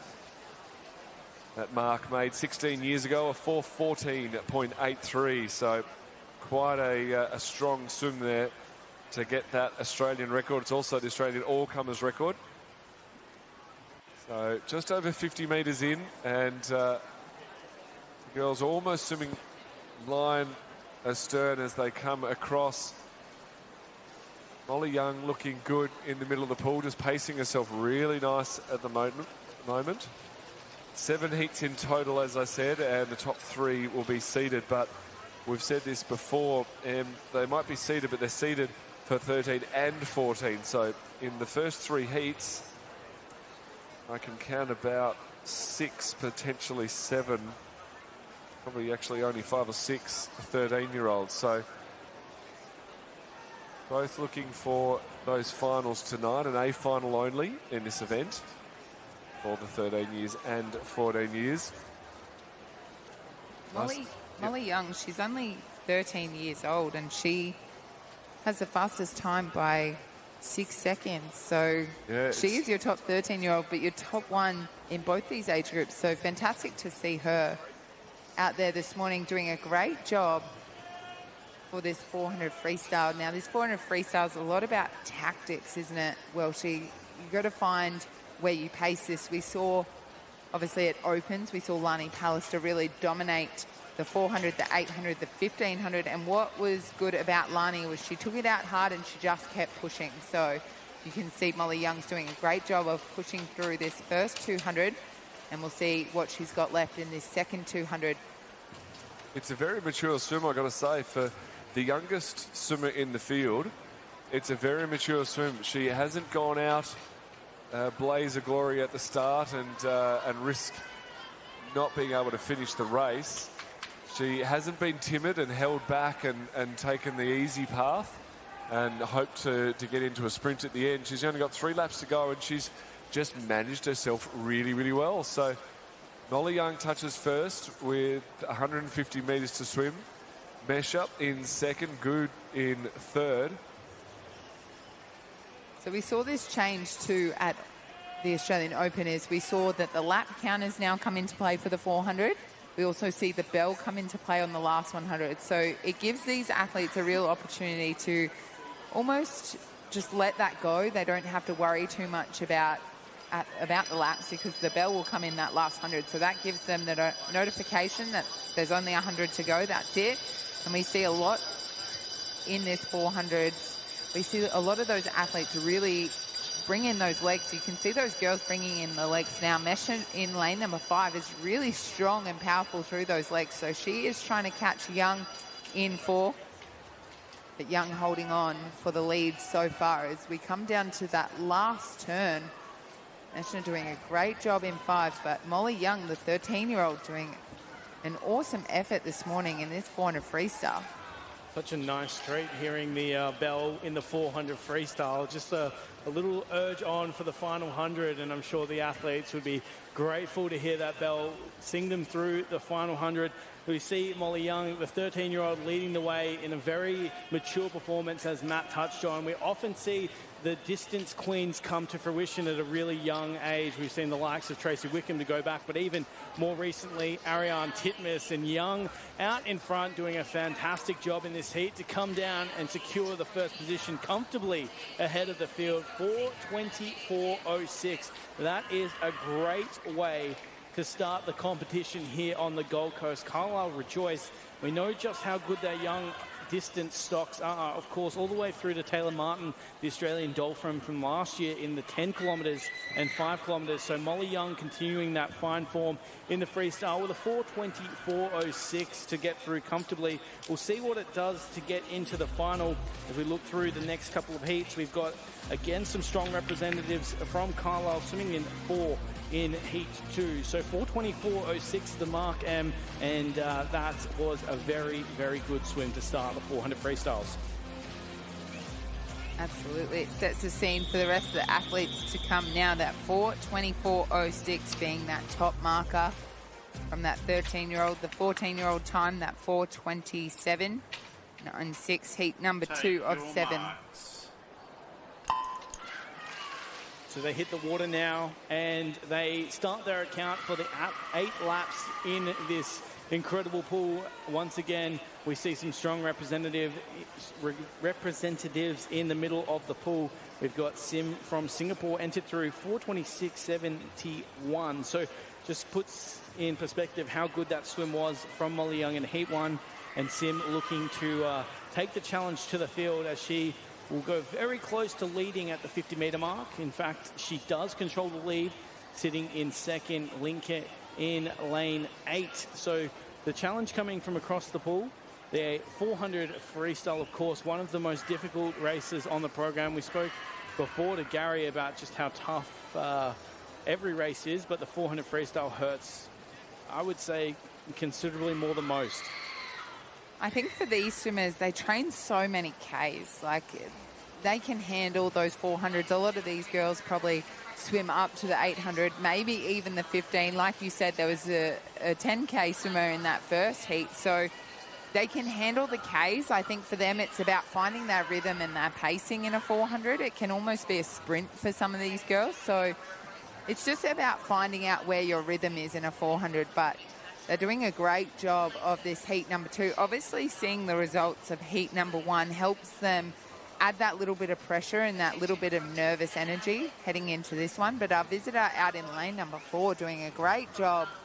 Sim turning through there at that 1:36.68 in front of Jamieson and Hu there in 5. So I think at this point of the race, it's all about really extending on that lead, bringing in those legs more. I think that middle 200, you really relax those legs ever so slightly. That last 100 is where you bring in those legs, and they've got to be super strong. It's such a tactical race, the 400 freestyle, and it's getting even more that way as we continue to see such large jumps, especially in the women's race. The likes of Ledecky, McIntosh, Titmus. Now we got Pallister in there as well as Fairweather for New Zealand. It's evolving at a rapid rate, and I guess this generation is the one that's going to have to take that to the next level again. So, as we say, it's such a tactical race, and how would you even approach the 400 freestyle when you think 20 years ago Rebecca Adlington raced this 400 freestyle in such a different way to the way that Ledecky races now? Absolutely. Watching Lani race just last week at the Australian Open, you see how she races a 400 and it's strong the whole way.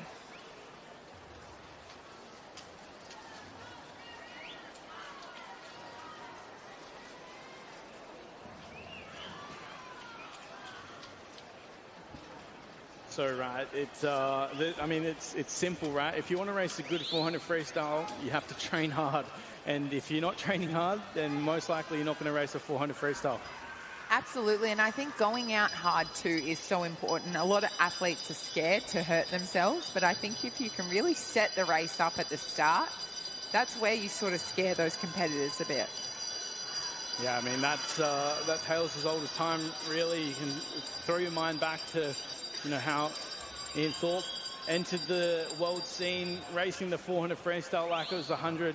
Don't know if we'll see the sprint revolution that Cam McAvoy's brought into the sport, the same sort of length into the 400 freestyle. I still think that doing the kilometres certainly pays off, and that's what we're seeing here with Sim out in front, really looking nice and comfortable as she enters the final 50. I think the difference between Cam McAvoy and swimming a 400, he's only swimming that 50, but he is very much on that race pace for a 50 all the time. These girls are swimming more than just a 400. They would be swimming up, or they'd be swimming down to that 200, 100, or they'd be swimming 800, 1500. So they can't really be that race specific because they're not just nutting down on that one race. Sim out there, she's going to touch the wall first in this second heat, and that 4:25, 4:8, a great job to take out that heat too. Jameson in that second touch, 4:30, 4:2, and who they're in, 5, 4:30, 7:2. A great job from our visitor to take out heat number 2.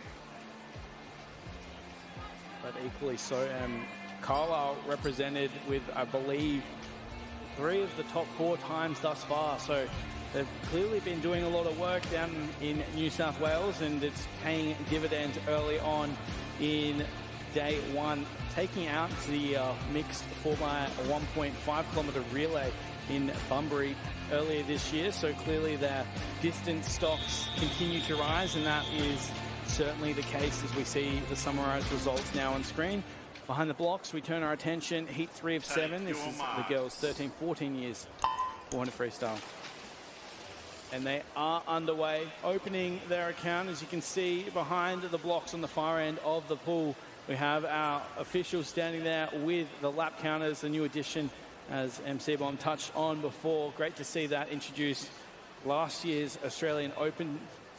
And we're seeing it once more here with the age championships. Nothing worse than miscounting your laps. That's actually happened a lot of times, is people miscounting. So fantastic for them not to have to worry about that. Richardson there out in lane 8, taking them through in that 30.87. You can see quite a blanket field there, Will. So this one will be a tight battle. All these girls sitting around that 4:37 to 4:40 mark.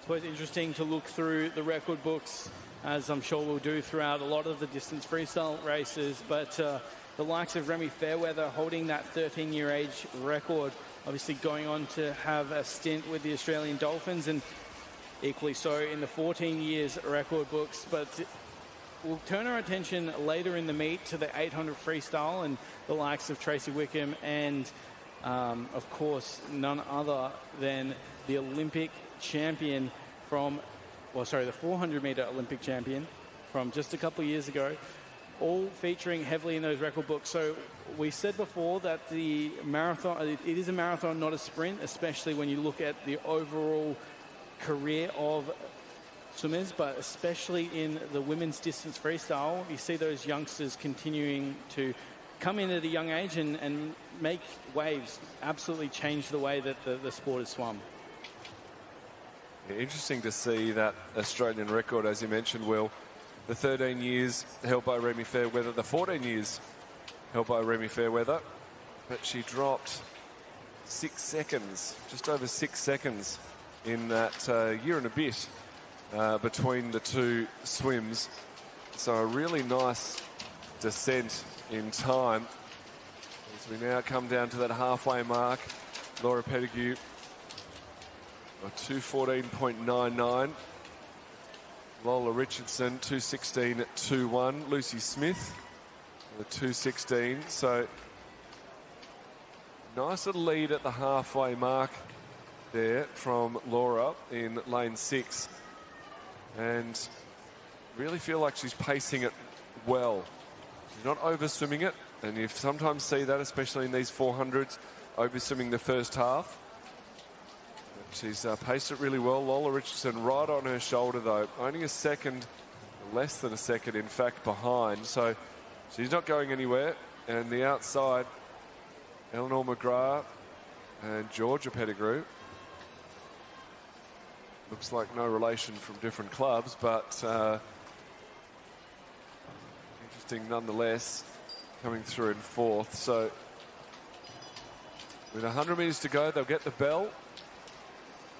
Like you said, Em, just really nice to confirm not losing count of laps. I'm not going to confirm or deny, but I've definitely lost count of a lap in a 200 metres before. It was short course, so same amount of laps as this, but I've lost count in a 200 short course. So sometimes you can get a bit too hard concentrating on the race that's being, unraveling in front of you, that you sort of forget about the old counting thing. I'm sure you can count to 8. It's just the pressure of the race. I can count to 8. I just forgot to count to 8. But Lola Richardson counting very, very well and has paced this swim well. She was creeping up on Pettigrew in lane 6 and has passed her in that last 50. Laura breathing, both girls in fact breathing off to their right, so Laura not being able to see her at this stage, and Richardson making the most of it and bringing it home very nicely. So all of the girls now sprinting down to the finish of this heat 3. And Richardson touches in a 4:33.20. Pettigrew in second for 34.11.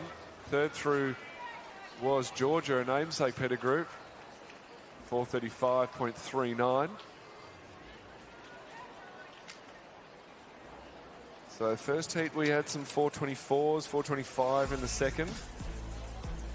4:34 is a strong swim. Now, interestingly enough, we see it time and time again with these races, the first 3 heats are seeded, so the top 30 swimmers are in mixed up.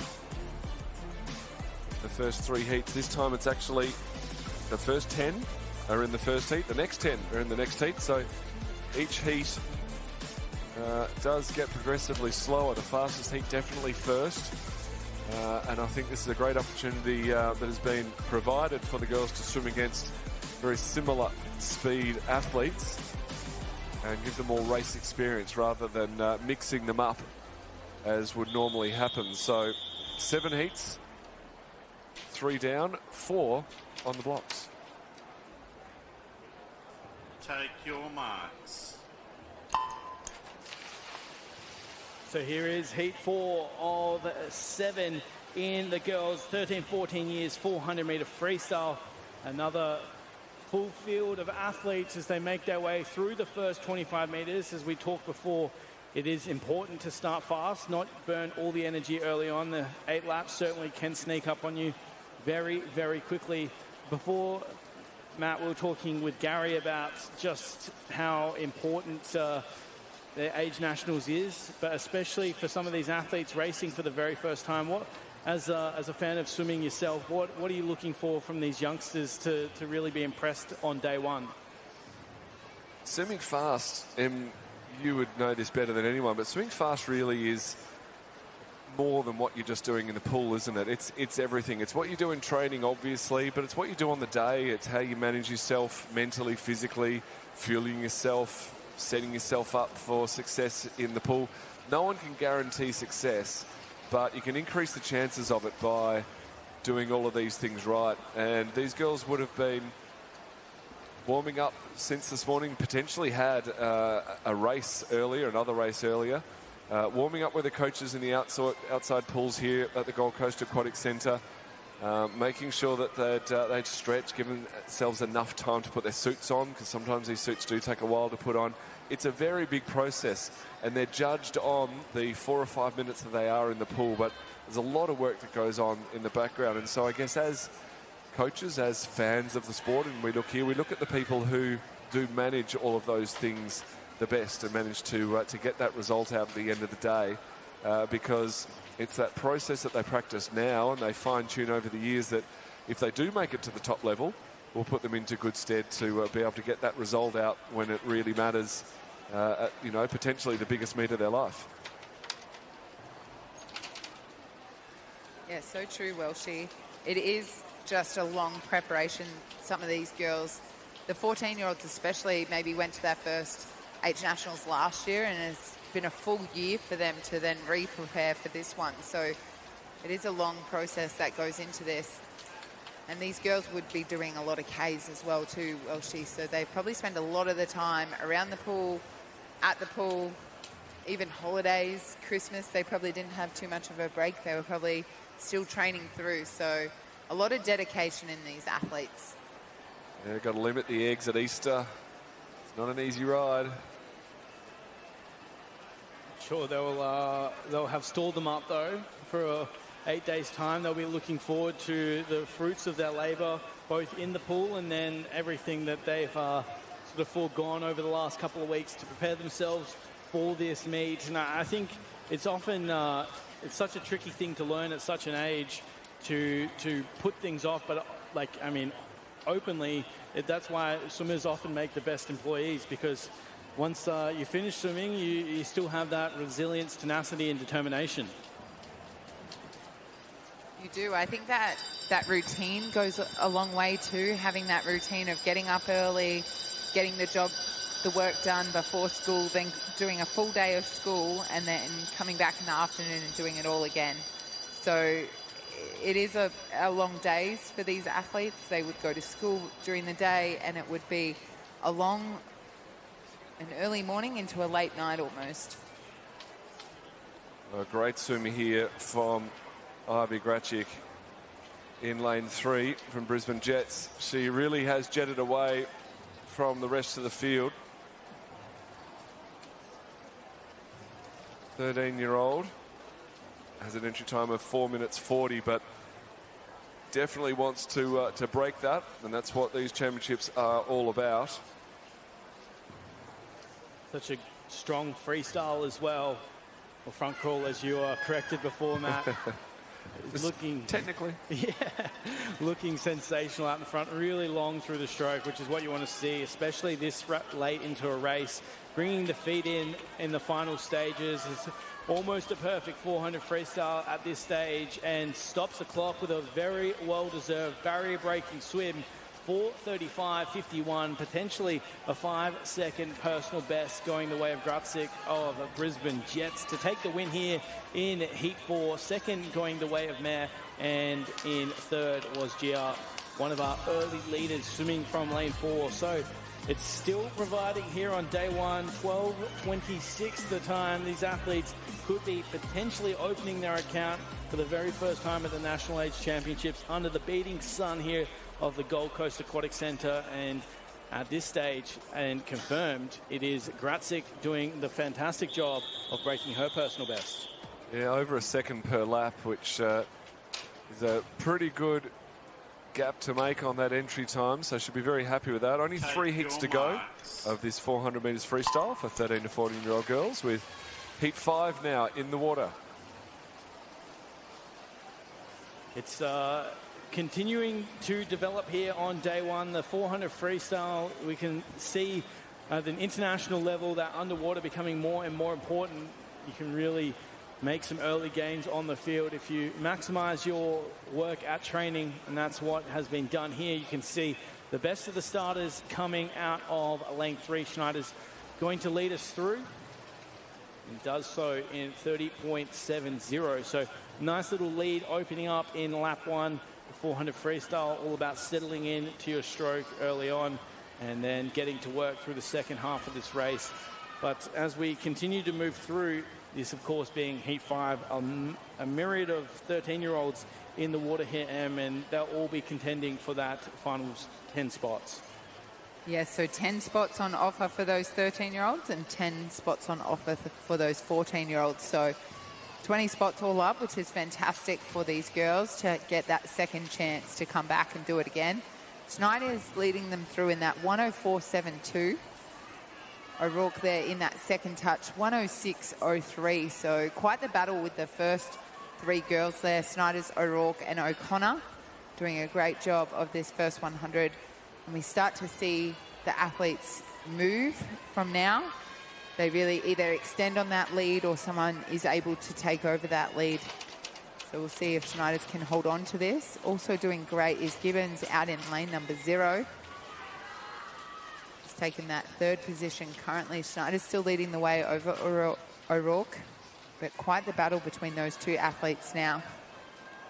And you made a good point before about the fact that a lot of 400 swimmers will also either swim up to the 8 and the 15 or down to the 200, sometimes even into the 100 meters. I mean, famously, the likes of Ian Thorpe competing with the very best in the world.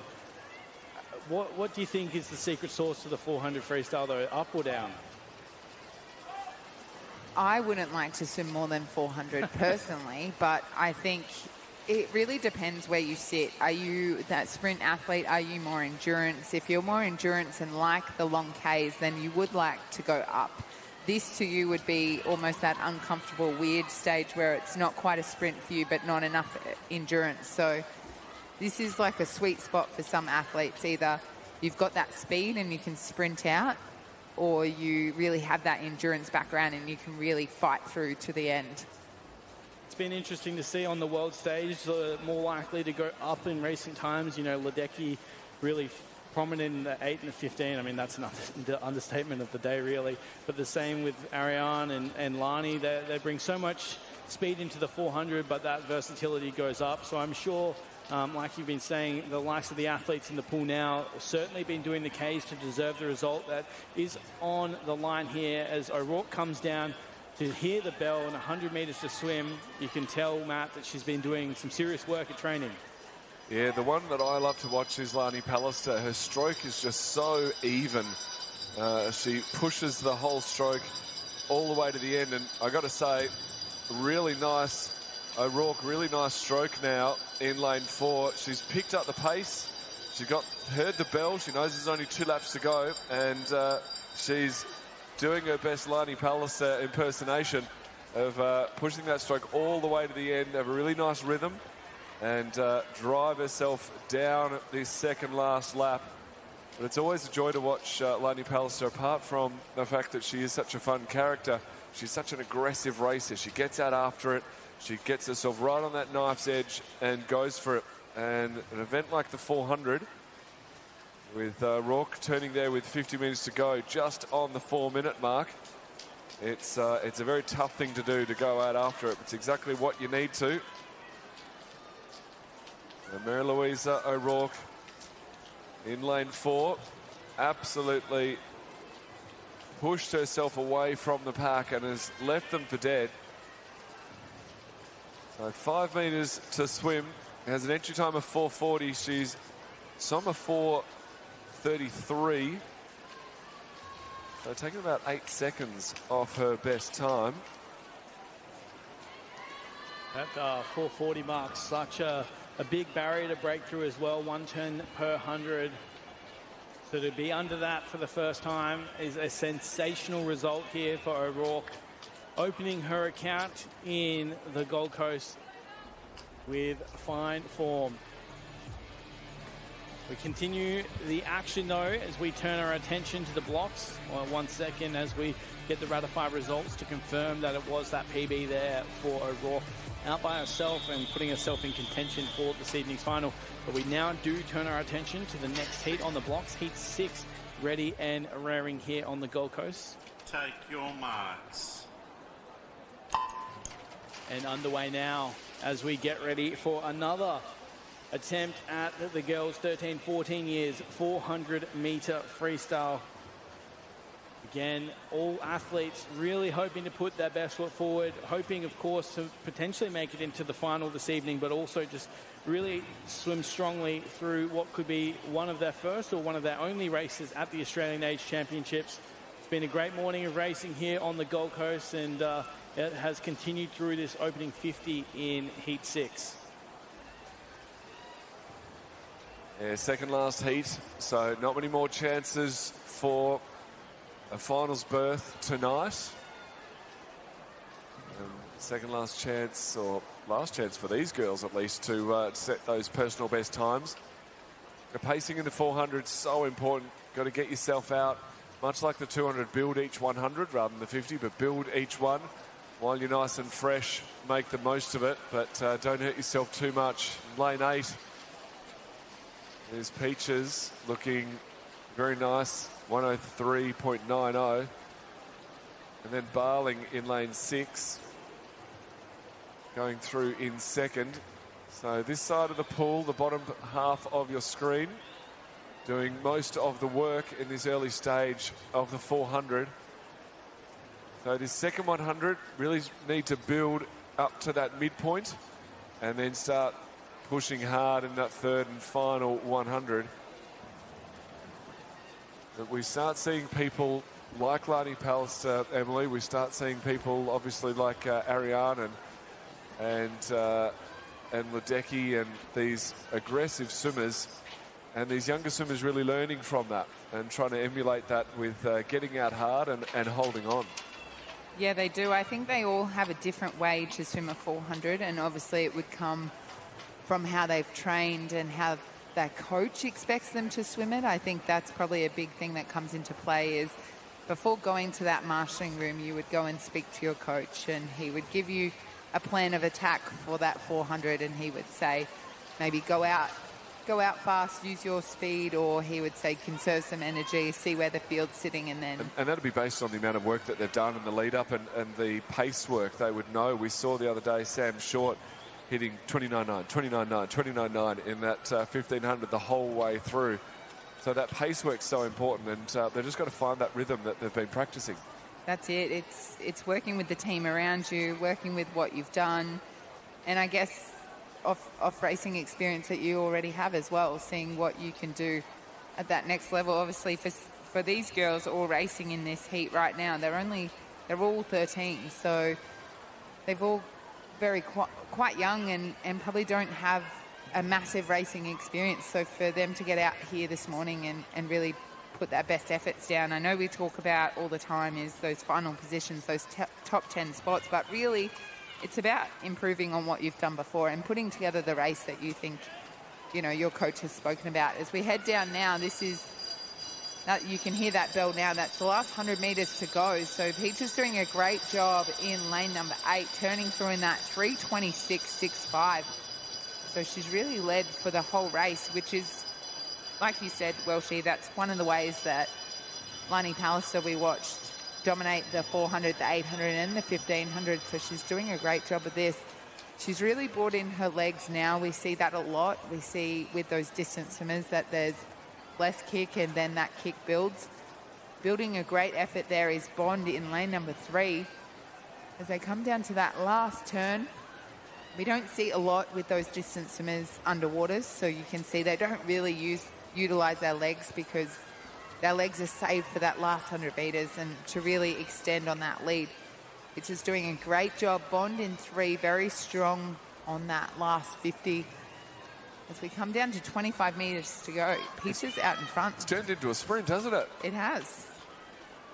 It's really quite the battle between lane 8 and lane number 3, and you would think, well, they can't really see each other from there, so they wouldn't even know that the other athlete is right there, but Peaches with the win in that 4:36.00 over Bond in that 4:38.55.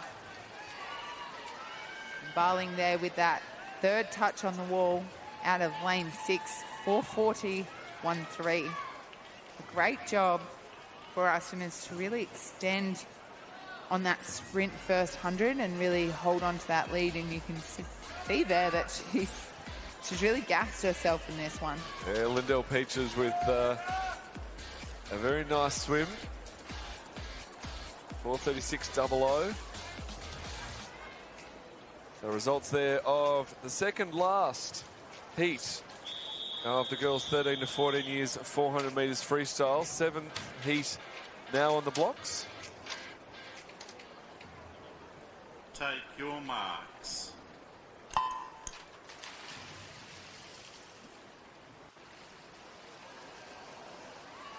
I often find it interesting with the age group swimmers.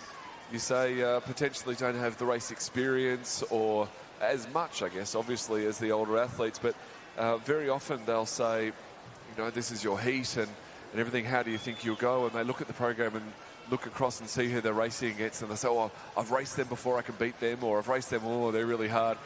So the race craft is learnt early, isn't it? They know how the other people swim. They come up with plans on how to get the best out of themselves, and whether that's enough to get over the top, they can only hope. But again, early stage with a nice aggressive swim in the middle of the pool is Sophie Rouse from Randwick City and Willow Stevenson, 13-year-old from Miami. The two of them just leading the field through. Rouse turns first in a 104.18. Stevenson a 105.14. Yeah, it's an interesting point there, Matt, because often with experience comes bravery, but without experience comes naivety. And sometimes naivety, especially in some of the more challenging events, can be very beneficial. You don't know just how much it can hurt at this level. And that's often you find some of the less highly ranked heats coming through and swimming really fast in the morning, struggling to back that up in the evening because they know just what's ahead of them come the final. But I guess naivety or bravery, whatever you want to call it, the fact is, if you've got a lane, you've got a chance if you can get through to tonight. Yeah, definitely. And speaking of a bit of bravado, we're seeing that from Willow Stevenson. Stevenson in lane 5. She's trying to catch up to Sophie Rouse, but Rouse is having none of it. She's like, no, I've done all the work. This is mine. But we do often see that, Will, with races, especially in the 100. It's very hard to get that pacing right in the 100, and very often the swimmers, the first time they ever swim it, they almost nail the pacing and then overthink it for the next few until they then just get in and do it. So it is Stevenson in lane 5 who's just done the push on this third 100. So Rouse had the feet on the wall before Stevenson, but with a big push of speed and taking the advantage of potentially not seeing what's going on. Rouse actually knows she is breathing threes, so she probably will see what's going on, or occasionally she's looking over to see. But a very big, what's that, fifth 50 from Stevenson has given her an almost 2-second lead over Rouse. Vendramin out in lane 8, holding third from the rest of the field. Marley Bird out in 0, wanting a bit of the action as well. It's a good swim, as you've touched on, coming from the middle of the pool, though. Rouse swimming strongly out of lane 4, coming down, hearing the bell now. And leading still is Stevenson, as you touched on. The likes of Stevenson out in front looks to be a very strong surf swimmer as well. We know just how prolific that is on the East Coast, particularly up this realm of the world. Stevenson of Miami, not too far away from finishing this race, and you can see that endurance really paying dividends at this point. To the final turn now, it is Willow Stevenson of Miami. Just wanting to bring in the legs now on the final turn. She's got about 8 meters to second, currently sitting out in lane 8.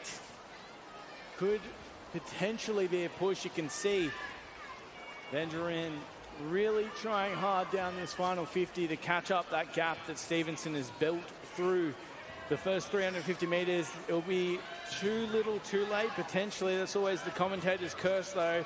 Here comes Benjamin, but it's going to be a little bit too late for her. Stevenson comes down for Miami, 4:41.83 on the wall in first place. 4:42.99 gets second. So great swimming here in the 7th and final heat of the girls 13-14 years, 400 meters freestyle.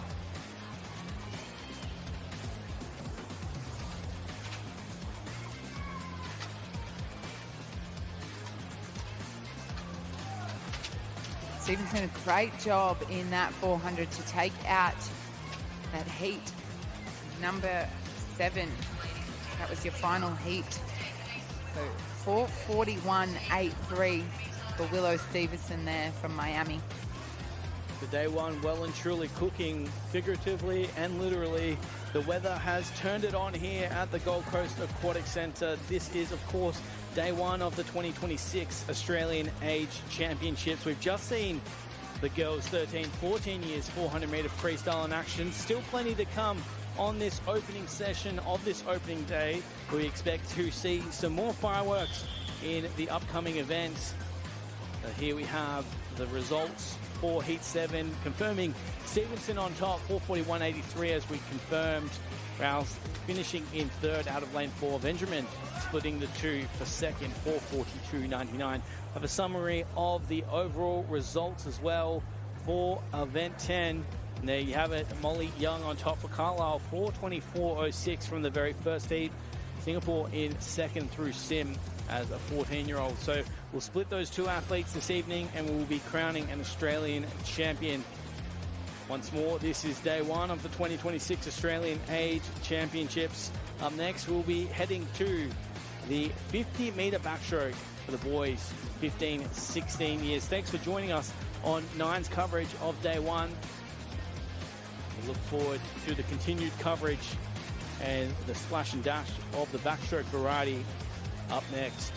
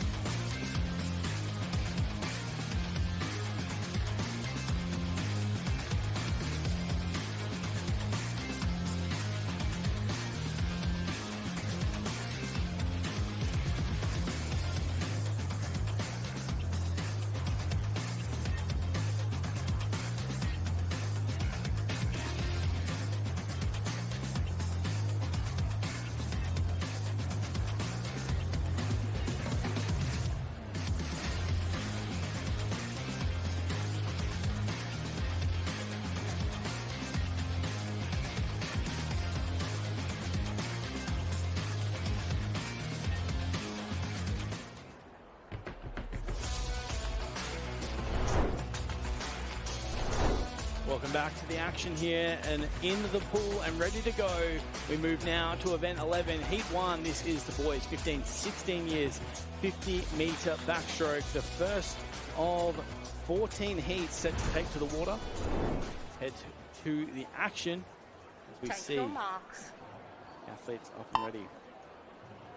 So they are underway here, 50 metres of backstroke ahead of them and swimming strongly. No surprises. A great start coming from Ted Chan of Singapore in lane 4. He won this event last year and he's continuing to swim strongly with 15 metres to go. He's out to half a body length. He's challenged out in lane 1, but it's not going to be enough challenge as he comes down to stop the clock.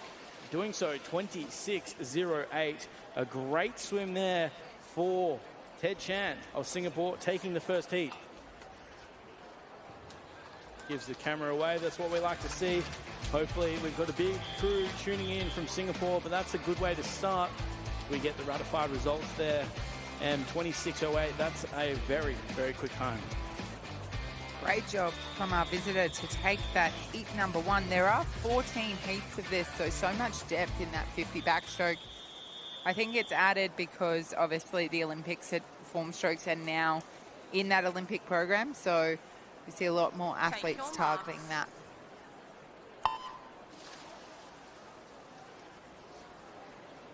And this is heat number 2 in the water. This is your boys 15 to 16 years, 50 metres backstroke. Off to a cracking start already. That 26.08 from that first heat is leading the mark so far from our visitor. Looking great out there. It's Kraus in lane number 4 doing a great job. He was a strong age group swimmer last year, and he's showing us how strong he can be this year. 25.89. What a swim. Only 15. Very fast heat swims there. 0.09 off the national record. That is electric. Yeah, he was great last year at the age championships. He's going to be great again in those backstroke events. So I'm excited to see what he can do tonight. If this morning he's throwing out almost an Australian record, 25.89. What a swim from Bryce there. That record held by Isaac Cooper. And definitely breakable, set about 7 years ago. So third heat. Take your marks. So third heat underway. Lucas Dunn in the middle of the pool. Long way underwater from Lucas Dunn, as well as Tay Ashcroft right next to him. And a very strong start of the race from Dunn. A 16-year-old from Knox Pymble. 26.45 entry. And he's got a good half a body length. This is a very nice swim, a 26.55. So just a 10th off his entry, but a great swim there in the 50 back. Second to the wall, Ashcroft. Bestick third, 27.03. So 26.0, 25.8, 26.5, our winning times from the first 3 heats.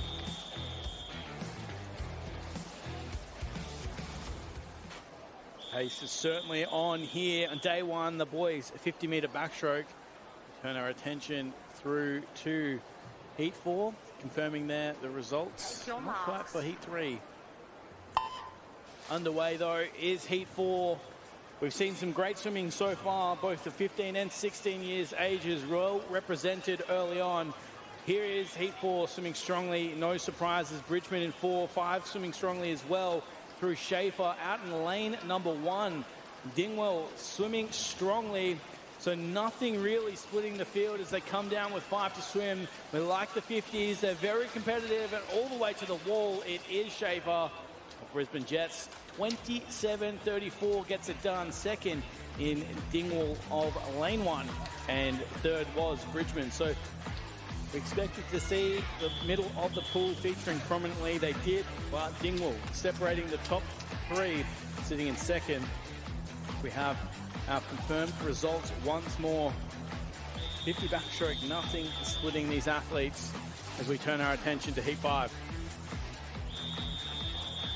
So as you said before, Em, 14 heats in total. Huge amount of depth in this 15, 16-year-old one lap, the 50 metres backstroke. Take your marks.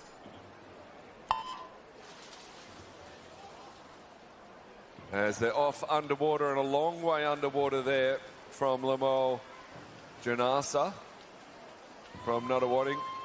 Great underwater skills. You need that for the 50 backstroke. And now getting that rate up high.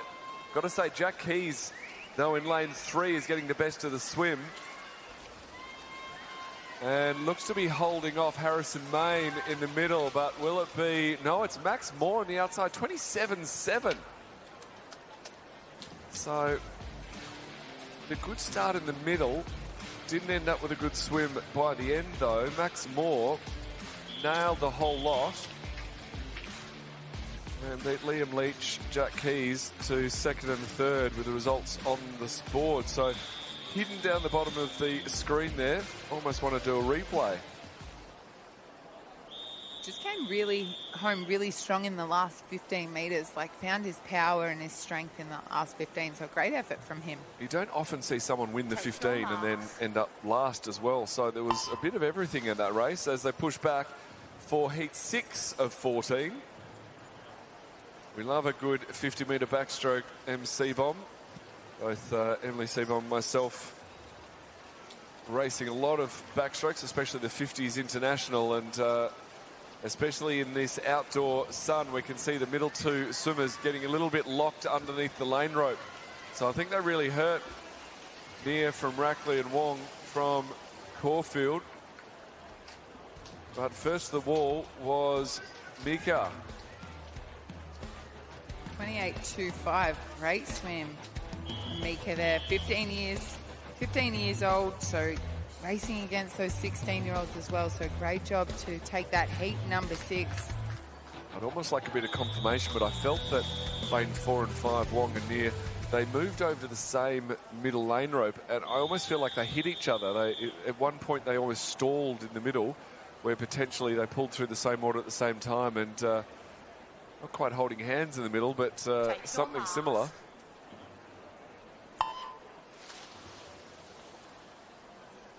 So 7th heat, halfway through our 14 heats this morning. And a really nice, strong start there in lane 6, Angus Ewell. He looked very good there from Furbank. He seems to have still holding on. In fact, right next to him, Hudson Hegarty maybe getting into the mix. Also looking good, Lawson King. As we come down, who's going to get to the walls at Lawson? It is. So King to the wall first, 28.25, very strong time. Hegarty, 28.26. Only 1/100th of a second behind him. Jacob Smith in for third, only about a third behind that. And Tabone, oh so close in 4th place, 100th behind Smith. A lot of movement in the flags just at that finish end, Welshie. Yeah, you can see when we come back to our finishing end, look, you can see the flags there. They're virtually perfectly still at the start end. Maybe a very slight breeze. It doesn't look much at all, but keep your eye on those flags when we get down to the finish end. Completely different story. A long way underwater there in lane 8 and 9. Clayton and Bethel getting the best of it. Not a lot between the field, though, in this heat 8. On paper, only about 0.1 of a second separates the entire field, and it looks that way in the water too, doesn't it? Lane 4 just trying to separate himself. Samuel Ford down to the wall. But who's going to get the best of the finish? It is Ford. He just gets there ahead of Burke. You can see those flags. Totally different story from the other end of the pool. Hopefully that didn't affect the swimmers' judgment onto the wall. Samuel Ford from Burke, Townsend, Clayton and Lowe. Your top 5. The results on your screen now. 27.99. Nice work getting underneath the 28-second mark there. I think Ford too would have been a bit quicker, but he finished on that sort of half stroke where he came in quite bent on that wall. I like to see a real strong arm coming through, a real finish on that straight arm, I think. Yeah, nice pick Take your marks. with that. We talk a lot about in the breaststroke and butterfly, but even the backstroke can be a bit tricky. Slow away there in lane 6, William McCavney. And he's got a little bit left behind on the start. Very strong start on the sides, though. Does look like Williams, Tay and Go have gone. Potts and McKeer on the other side of the pool looking good. Potentially Potts. So Potts, Emmerich. No, it's Williams. Very close across the field. 2 100ths between Williams and Potts for first and second. And only 4 100ths back for Emmerich.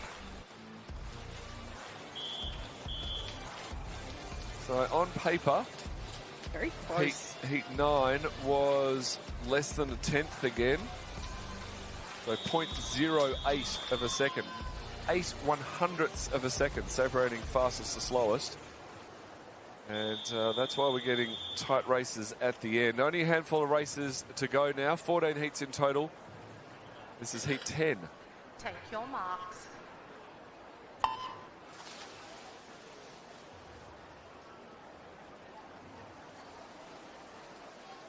Heat 10 underway, not a lot between. Probably the best of the starts was lane 7. Leo Zabini looks very, very strong, but now coming through hard would be Keegan Coulter in lane 3. So is it McKay, is it Zabini? So Zabini with a 28.06 gets in front of Coulter, 28.57. So entry time in the 29s. 28.0 is a very nice drop in time.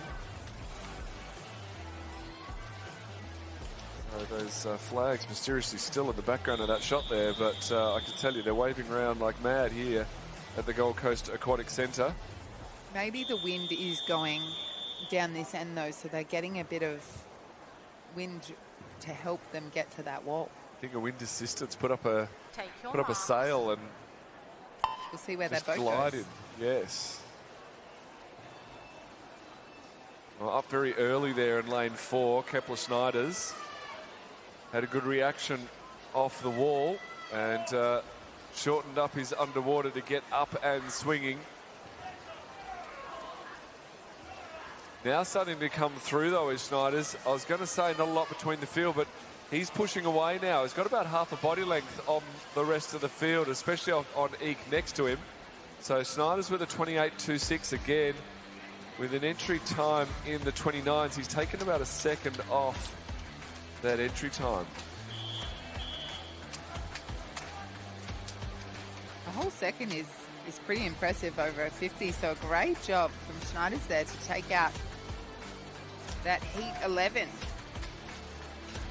It's funny, isn't it? I've had swimmers who, at certain points of the preparation, race week after week, and they literally get within a 100th of a second of each race. It really is a matter of, you know, A plus B plus C equals D. They get the same result because they do the same thing over and over again. So a second drop is very nice, coming all the way Take here your marks. to the Age Nationals. Relax. Stand down, swim it. With a long hold there, a few people not being steady. We see this, we talked about it before, with the swimmers just taking their time to get up, and Take it means your that the marks. others are waiting for them. But we're off cleanly now in heat 11. A long way underwater there, lane 5, Kang. So David Kang really working that underwater from Trinity Grammar. Lane 4 now getting the best of the swim though. So Fraser Nagel getting the best of the swim. Maxim Hocking out in lane 1. It's going to be between the two. Who can get on the wall first? In fact, it's Spencer in 3. So Spencer in 3. Hocking in 2. Nagel in 4, getting in 3rd. So Spencer really coming home in that last 25 beautifully. Takes again at about a second off his entry time. So he'll be pretty happy with that swim. The results from heat 11.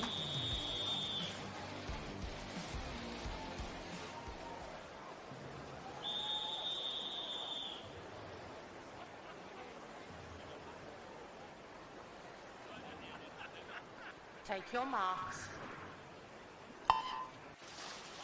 So heat 12 swum, heat 13 now in the water. Lucian Hackett in lane 4. Good start there from Henry Dalescliffe. Also looking good, Lachlan Harris up in 1. He's having a nice battle with Joshua Gillette right next to him. But probably our swimmer in lane 5. Dalescliffe gets to the wall first at 28.39. Harris and Gillette with that battle in a 28.93 and a 29.37. And Hackett fourth to the wall, still keeping under the 30. So all the swimmers there getting under 30 seconds bar one. So one more heat to go in this boys 15 to 16 years 50 backstroke. So our final heat, just the 4 swimmers.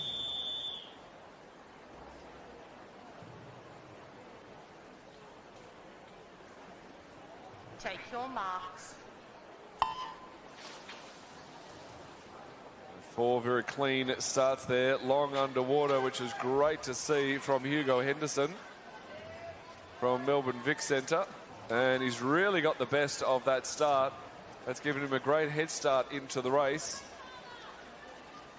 Xavier Butler-Samanis also looking good out in 3. He's having a good battle with Tyler Polton-Gregory. But I think it'll be Hugo who gets down to the wall. He does touch first, only just though. 29.07 to Butler-Samanis, 29.21. Polton-Gregory in third, weighing in fourth. That, of course, draws to conclusion the boys 15-16 years 50-metre backstroke. Great calling and insight there from both Matt Walsh and MC Bomb, calling all the action today. Day one of the 2026 Age Championships.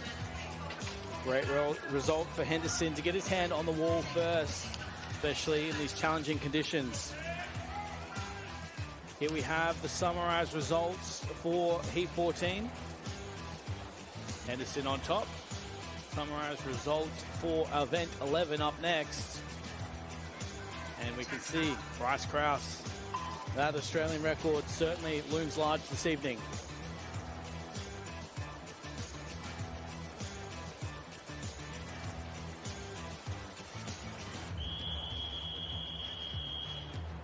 So we're going to stay in the action here. We have a swim-off for the boys, 13-14 years, 100-metre backstroke.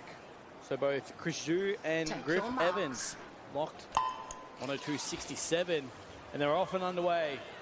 This is the swim-off, the final spot in tonight's final up for grabs. No one likes to be in these situations, but the entire crowd loves it. We often see this in the 50, don't we, Emily, where the times are so close, down to hundredths of a second. Not often we see it in 100, and having that extra swim, especially in the morning, is never good. Chris Zhu there in lane 4 seems to have the best of the first lap. Potentially Griff Evans just pacing himself for the second. He pushes that little bit further underwater, and now he takes off. He's been very smart in this swim. He knows it's 100 metres, it's not 50. You need to swim it all, and he's really powering down now. Marginal lead, but if anything, I've got to say, Chris Zhu's coming back at him. It is stroke for stroke now. They tied in the heats. Are they going to tie again? It's going to come down to the wire. 0.2 of a second separate. It's Evans from Zhu, 102.27. Betted by 102.07. We can see why they tied. They actually set a time of 102.67, so gone over half a second quicker. We just did that in the heat this morning. We wouldn't be here, but it's often the way. We see that so much, though. When it comes to a swim-off, match race, everyone always goes faster than what they did in the actual event. So great job from Griff Evans to swim himself, hopefully, into that finals tonight. As we move in, he'll go through in the time that he swam in the heats, not that one though. Exactly. So he won't get the benefit, but at least it gets him in there. Better than not being in there. So we move along to event number 12. This is your boys 7 to 18 years, 400 individual medley. This event has been reseeded from 5 heats down to 4. We have the first of 4 heats on the blocks. So all 4 of the strokes being tested in this 400 metres individual medley. Starting off with the butterfly, obviously the most demanding of the strokes. Get it done early and looking very nice in the middle of the pool is Matria Hondo Great job there, Matt. This hasn't been happy hunting days really on the international stage for Australia, and we can see it once again. New Zealand in lane 4, well represented, 27-00. Matrio Hondo certainly showing the Aussies how it's done. Any reason you think that we haven't been as successful in the 400 IM as other events? That's a good question. We've talked about our individual form strokes in butterfly, backstroke, breaststroke, and the importance of trying to get all three up at the same time. I would think the last, really successful individual medley swimmer, you'd have to say as a dedicated swimmer, Ian Thorpe obviously had a lot of success in it, but, he's known as a freestyle. It's probably Matt Dunn. He had a world record in the 400 short course. And I'm just trying to think of others in the meantime as far as medaling and doing well in that really top level. Leith Brodie. He yes. medalled in the medley, maybe the 400 over the 200. Yeah, no, very good call. Brendan Smith as well, back in Tokyo. Yes. On the podium in there, but at a world champs level, we've haven't seen the fruitfulness of, say, the 400 freestyle, that's for sure. No, a lot more competition and potentially, we've seen it time and time again, the races in which we have multiple people competing, they push each other to that level, and very often it's just a singular person in the IMs. We were very fortunate to have Will Petrick and Lewis Clareburt racing each other for different countries, but you can see what that competitive nature in training can do for the improvement as they touch at that halfway mark going from the backstroke to breaststroke. It's an awkward turn. They must finish each discipline the way that race finishes. So in the backstroke, you must finish on your back and one hand on the wall. So that's how you must finish the backstroke before moving into the breaststroke. And then again, when you finish a breaststroke race, it must be two hands on the wall. So that's how they're going to finish this before moving into the freestyle. And the breaststroke really is a make or break leg in this 400 individual medley. And he's doing a great job there, Matrio Hondo, in the middle of the pool, the New Zealand club. And speaking of the New Zealand swimmers, we mentioned Lewis Clareburt. He is the 18-year all-comers record holder. I think you talked to it, Matt. Set back in 2018, so set a while ago. In this pool, I believe, as well. So good hunting grounds for the New Zealanders over here. I think you talk to the success of those around you that push you further, but equally so, those who inspire you to take up the event. And that's where we've been so lucky in some of our events, including some of those that you both swum. And that's been so fruitful for such a long time. The 400 freestyle, potentially these age group athletes, the ones that are going to be that inspiration. And this is the opportunity ahead of them, as we look towards the future. They will be swimming, hopefully, just up the road from here in a couple of years' time. Well, I'm disappointed, Em, that you didn't mention that amazing swim that won the short course 100 IM that I did many, many years ago. That was the highlight of my career, not so much. But I had a world record in the short course 100 metres IM too. Did so, you? Yeah. That's phenomenal. That's really, really cool. I never knew that. So 25 metres to go. I'm actually a little bit blown away. Matrio Hondo has done a great job in this 400 IM. He's absolutely cruising at home with 15 metres to swim. He did so much work in the butterfly backstroke and worked that breaststroke masterfully. He comes in with a little flurry to the end, a 420.49. And he's won by a good 15 to 20 metres on the rest of the field. Cal Ely looks like he's going to come in second in a 434.53. Dylan Zhao, 436.25. Then Hammerbreck, Morgan, Abbott, Williams, Cargill and Urquhart coming in 10th. So nice first heat there. 4 heats in total in the boys 17, 18 years, 400 individual medley. We love how the lead can chop and change often in these races, but not in that one. There was a dominant swim from our fastest qualifier so far. It's one of those swims where if you are good enough and you can sort of plan your racing accordingly. You can shut it down early on. Didn't look like Mitriando did that at all, but just outside his personal best. We turn our attention here to Heat 2. And it is Heat 2 in the water now. And a very exciting prospect ahead for these athletes. Once more, this event has been reseeded. So 5 heats down to 4. And we see for the first time Luke Higgs into the water for Oringa. Plenty of excitement around the likes of Higgs entering into this competition. The fastest residential athlete entered in with a 4:25.47. And you've seen Higgs develop over the last couple of national age championships. He's definitely one of those youngsters on the rise. Absolutely. Also, Sam Higgs swam at Opens just last week, so it was fantastic to see him step up from that age level into that open level, which is obviously the next stage that these boys want to get to. So Luke Higgs here, he'll be looking to take that record from his brother, that title holder record that he has in that 18 years, hopefully next year. So we'll see how close he can get to his brother's time, that 4:21.66. He sits at that 4:25.47 right now. So exciting to see what he can do in this. I know I'll see him probably make more of a move in that breaststroke, but he's doing a great job with this backstroke. Very strong, very powerful through his upper body. So he's using more arms than he would be using legs at this moment to save those legs for that breaststroke, but also for that freestyle, because we know in that freestyle they really bring their legs home in that last 100 metres.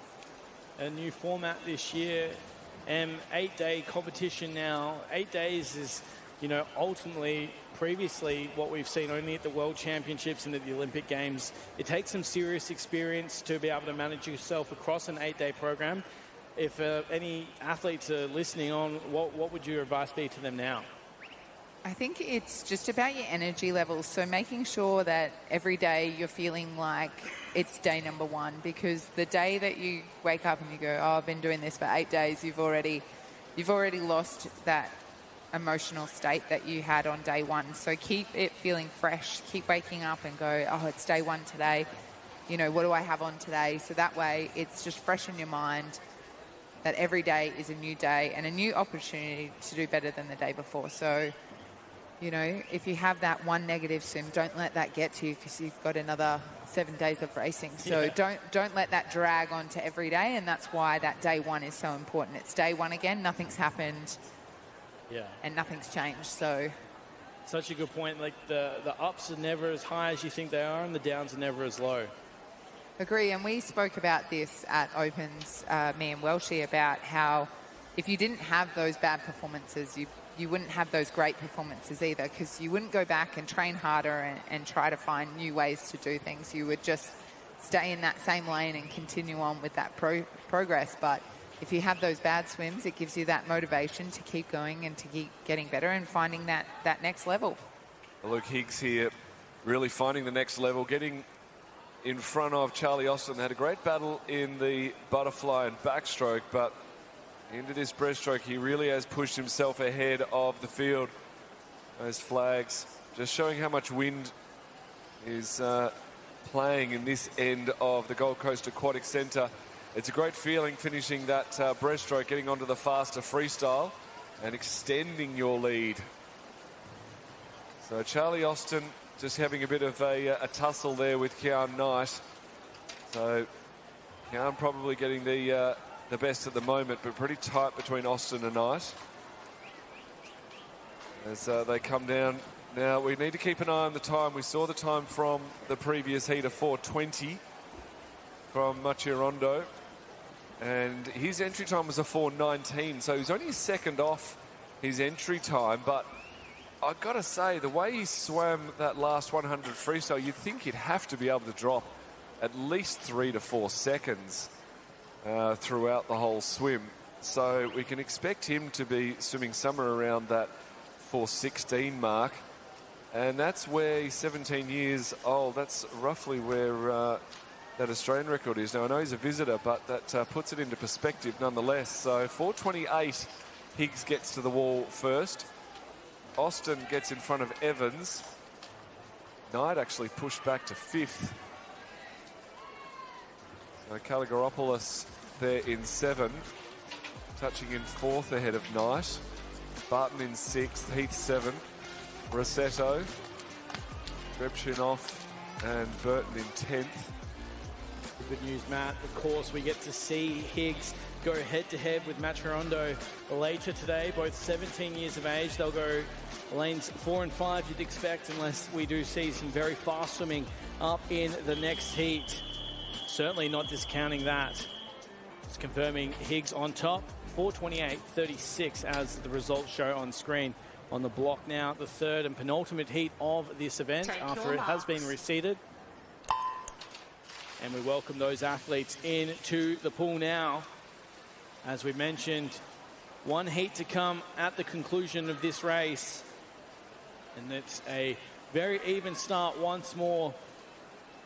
Certainly setting themselves up. This is where it really starts to get very interesting between these athletes as we move to the unseeded heats in the 400 IM. It becomes very interesting, especially for the athletes that could be going out faster. You think almost you get lulled into a sense of confidence, Matt, where you may be in front of the field, but because everyone's got eyes on each other, you really need to make sure that you put your foot down all the way through the 400 IM. Yeah, we often see it in the individual medleys, people really going out after it. Sometimes it's a matter of literally that, going out after it. Other times it's a matter of that's their strongest leg and they really need to make hay while the sun is shining. That's potentially what we're seeing at the top of your screen. Jake Hammond in lane 0 goes through on a 102.13, so a very strong Anderson on the very other side of the pool through second, only about half a second behind him, and then the rest of the field with not a lot between them. So now onto the backstroke, and Anderson probably holding it the best out of the two outside lanes. Hammond just coming back into the mix of the swimmers. Witkowski starting to come through now after a comfortable butterfly. The backstroke seems much more his style, and I can feel that with a 138.33 touches halfway through the backstroke leg. Now, MC Vom spoke about this last week, that potentially, depending on how keen they are, they could look up at the big screen. So they'll literally be facing a big screen. And if you get a nice wide shot like we've got on your screen at the moment, they could see where everyone is and get a bit of a bird's eye view on it. As we come down to the halfway mark, it is Witkowski who's really extended the lead in the backstroke. A beautiful butterfly to conserve his energy. Great backstroke to get the lead. And now into the breaststroke. This is the make or break stroke for the IMs, and he looks to have a good handle on the breaststroke as well. Anderson touched second and looks good in the breaststroke leg as well, so it's going to be a nice little battle between these two swimmers. So, Matt, as a world champion medley swimmer yourself, we talked to using the strengths in the race. Backstroke early on in the medley is it's very hard to use your strengths there because the legs, you don't want to go to them too early. So how did you get around that as a swimmer yourself? Well, backstroke was sort of one of my favourites, so I definitely pushed it. But these swimmers, you know, it really depends on where their strengths are. And sometimes it's a case of, and we saw it last week with Kaylee McEwen. She's one of, if not the best backstroker in the world at the moment for the female athletes, and she actually backs off the backstroke, and that kind of makes sense because her slightly easier backstroke is probably as good as everyone else's maximum backstroke. She can conserve a lot more energy than others and put that into the other races, so the other leg. So a really nice breaststroke leg there from Josh Witkowski, and has extended his lead. Really coming back into the fray is Jake Hammond and James Kelso, especially in lane 3. Anderson still holding on for 4 for Kaposhin in lane 8 in 5th. So a very strong breaststroke. We talk about the breaststroke leg being make or break for the IMers. That's exactly what happened. And Joshua Witkowski basically onto his cool-down lap. He looks sensational out in front. Comes at no surprise, of course, the difference that it is swimming between the breasts to the freestyle, and Witkowski clearly extenuating those circumstances. He looks really comfortable out in front, just trying to get a bit of a hurry on here. You can see the urgency coming through his legs. He's got a nice long freestyle, and he's going to swim himself comfortably to the win here. But, of course, the battle sits with the clock as well. So we keep an eye on that. This is a very impressive swim for Witkowski, and he stops the clock, 4:34.87. A great result for MLC out in front. In second, it will be Hammond, though. Oh, Witkowski with an entry time of 4:47. That's a big chunk off that time. And a very strong lead on the rest of the field. 18 years of age as well, so he'll go through as almost leading the 18-year-olds with both Higgs and Muchi Hondo, both 17 years of age. So Witkowski, with a strong swim this morning, could put himself in a good position to compete for that national title this evening. Well, good thing he did his cool down early, because he's got to do it again. It's It wasn't easy though. Yeah, one of the benefits of the age championships is you can see dramatic improvements from swimmers. Joshua Witkowski there dropping a lot of time in the heat, confirmed by the official results on the scoreboard. And we turn our attention, Matt, to the fourth and final heat of this reseeded event 12. So a full field of 17-year-olds as we just wait for Conan Power to jump in. After we've got some extra swimmer. Lane 9. Jones. Take your marks.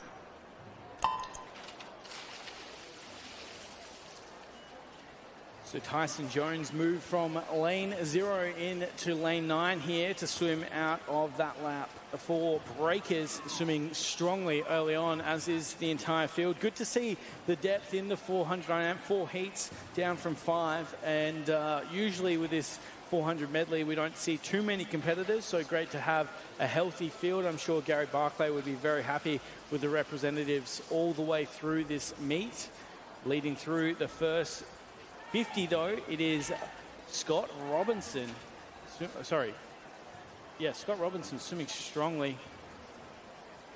So it was interesting there, Will, you made a note of Tyson Jones moving down to lane 9. He was meant to race in lane 0, but apparently when he got there and was setting the block up, there was something wrong with the block. So they're trying to fix that now while they're swimming. So that's why he's moved over. Hopefully it didn't affect his race too much moving over the other side, but got to be adaptable in this sport, especially in a 400 IM, adapt to each of the strokes. Very nice butterfly leg out there from the field, and a strong swim in the middle of the pool. So Benjamin Manning in lane 5, Aidan Barnes now just starting to come back into the field with Bodie Bone catching him up, but it is Benjamin Manning who's got the best. In fact, no, apologies, in lane 7, Blake Scott. Kind of Power, my apologies, lane 8. Missed him in the shadow and the boards, but Kynan Power has got a strong lead in this backstroke. Backstroke looks relatively solid out in front there, Matt. What constitutes a good backstroke? Yeah, nice even rhythm, and especially in this outdoor pool, we want to make sure their head's back so the body's sitting up high, but you can see most of the swimmers just lifting their head that tiny bit to ensure they're in a straight line. They're going to sacrifice a little bit of speed for strength in their line in the water rather than being a pinball and bouncing between the lane ropes. So really nice backstroke leg there from Manning to eat into that lead of Kynan Power out in lane 8. And now into the breaststroke. We can really see the breaststrokers, the stronger breaststrokers from the others in this leg. So really nice strong start there from Ben Manning. Eamon Jeffs right next to him, really trying to come back into it and looking like he's got a strong breaststroke to do it in. So Jeffs from Randwick is doing everything he can to get back into it. It's really starting to even up here as they turn with 50 metres to go in this breaststroke section. This is where the momentum really becomes a factor. as you touched on before, Matt, Manning with the best of the second 50 backstrokes. The 400 IM, there's a lot of tactic that goes into it. There's a lot of movement within the race. You have to be adaptable, as you touched on, but especially building through each 100 becomes really important. And you can see that starting to come out of lane 2, out there through Darcy Stewart of Surrey Park, now out to a dominant lead with the 100 to swim. Yeah, it's incredible, isn't it? The difference between a good breaststroke and an average breaststroke is huge, and so you can go from nothing to hero in one leg of the breaststroke. And now going into the freestyle, how much are they left behind? The difference between a good freestyle and an average is much less, so it's much easier to hold on to your lead. Having said that, though, Manning in lane 5 looks very strong, and he's pushing himself against Jeff, so whether he knows about Darcy Stewart in the outside lane or not, he's already in a race.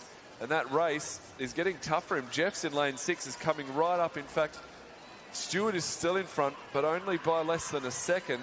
Jeff's has taken over second from Manning.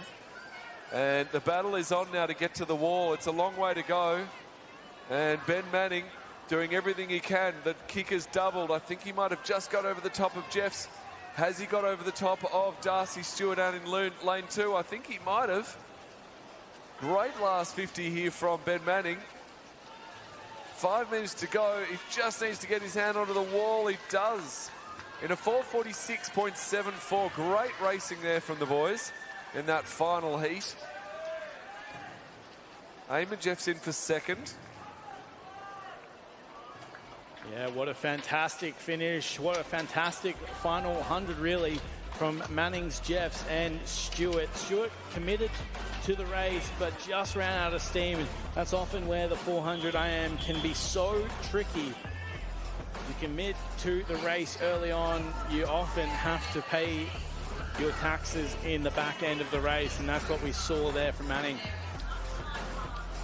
It's a tough battle because you don't want to leave too much in the tank because the coach will tell you off, but equally so, you need to be ready for the fight when it comes up to it. Yeah, survival instincts try to keep you away from the pain as much as possible, even though you tell your body to push. Sometimes you do hold back a little bit too much. That's probably the only exception to that would be if your name is Samuel Short. He knows how to put himself in the pain locker and lock himself in there for a fair amount of time. It's a beautiful venue here at the Gold Coast Aquatic Centre.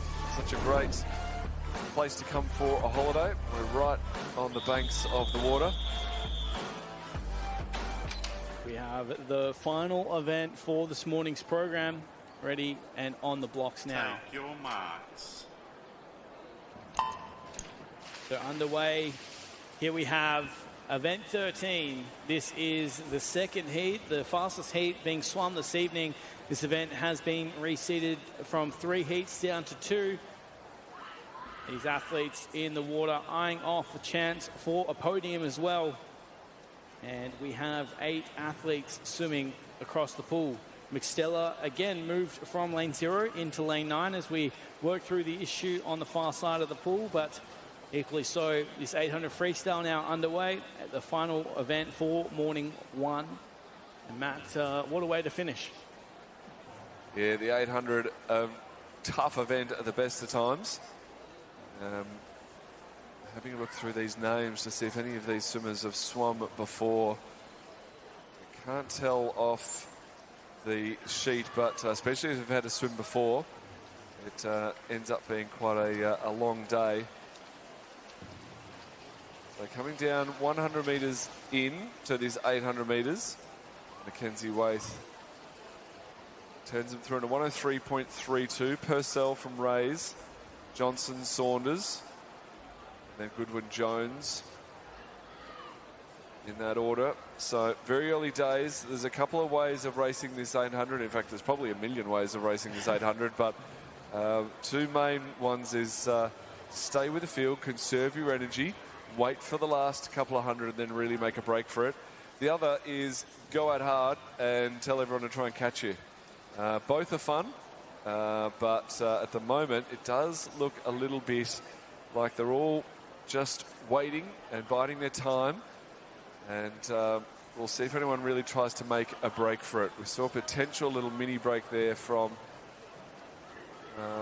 Mackenzie Waith. Also Rose Purcell in lane 6. Wanted to try and get out, but it wasn't successful. And they're still coming down relatively close to each other at the 200-metre mark. It's such a drastically different race to the 1500. Often gets lumped together in one and the same. So you can see the versatility that the athletes required to swim well in this race. But interesting to note, Matt, we do have 4 15-year-olds racing in this evening's final, but 2 of them are visitors. So we should expect to see the first 15-year-old in this race actually walking away with at least the bronze medal this evening, potentially even more. So plenty on the line here. And as we said, that's why these time finals are so important to deliver in the morning. You only get one opportunity to race them. There's no finals. There's no swim-offs either. And I'm sure the athletes would have been checking their start list. And as you know, Matt, athletes are very attentive to what it's going to take to get on the dais. So I'm sure they'd be eyeing each other off. Now, traditionally, this was the longest event in the female schedule. It was the 1500 for the men, the 800 for the women, until they brought both events in for male and female. So now there is the 800 for men and the 1500 for women, which rightly so means that we get some more action. And the swimmers who do swim the 800 often back up in the 1500 to give them that extra swim. Because I'm sure that's exactly what you want after you've just swum a whole stack of laps, even more. But coming down, we've gone 300 down into this race. And MC Bomb, no one's really made a move yet. They're being very conservative. We're almost touching the same time. Purcell and Saunders, 3:56, only 0.1 of a second off each other. Johnson, then Waith, Rees, Jones, Goodwin. There's not a lot between them, and I'm really expecting and hoping that someone does try and make a move. If anyone's going to do it, it looks like potentially Saunders out there in 3 has taken this opportunity, and now at the halfway mark is going to push it and take control. It's just so interesting, I think, coming off the Australian Open and watching the results from there. Lainey Pallister is obviously known as a distance swimmer at the moment. The 400, the 800, the 1500. And the one thing that I noticed from her is she just takes it out. She doesn't need the competitors around her to go with her. She has a race plan and she sticks to it. And I think that's what's important about those distance races is you've got to have that race plan and you've got to stick with that. You've got to work with your coach to find out which way you're going to swim that 1500. Are you going to try and take it out and then hold on? Are you going to use your legs or save your legs for the end? It really depends, and these swimmers are doing a great job, but yeah, like you said, Welshie, no one's really stamping their mark and saying this is how I'm going to do this. Well, Saunders looked like she was going to make a bit of a push, and to be honest, she probably has, but it's been dampened by Rose Purcell out in lane 6. She's made a bit of a push. She's also brought along with her Arabella Johnson next to her, who's just swimming off her bubbles of her feet. But the 3 girls, Saunders, Purcell, Johnson, now lead this 800. We're at the 500-metre mark, only 300 metres to go, and we're still 2 seconds separating first and third. So a body length separating in an event that does go for these girls about 9 minutes.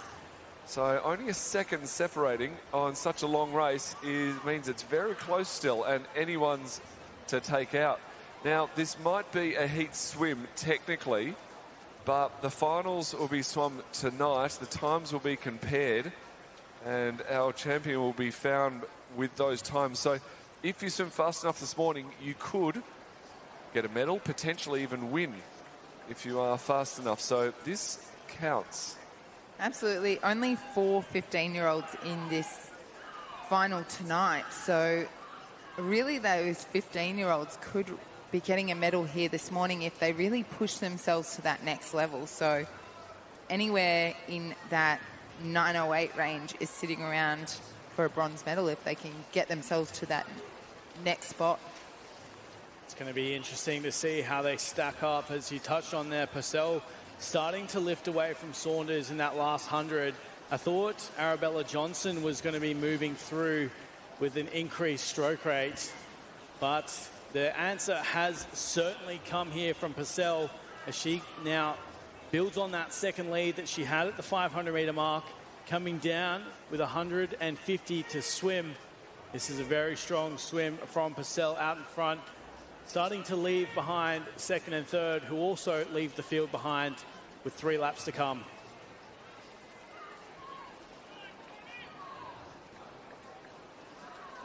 This is the point, Wilshy, wouldn't you say, that they really need to sort of up that pace a bit more. They really need to bring in those legs a little bit more.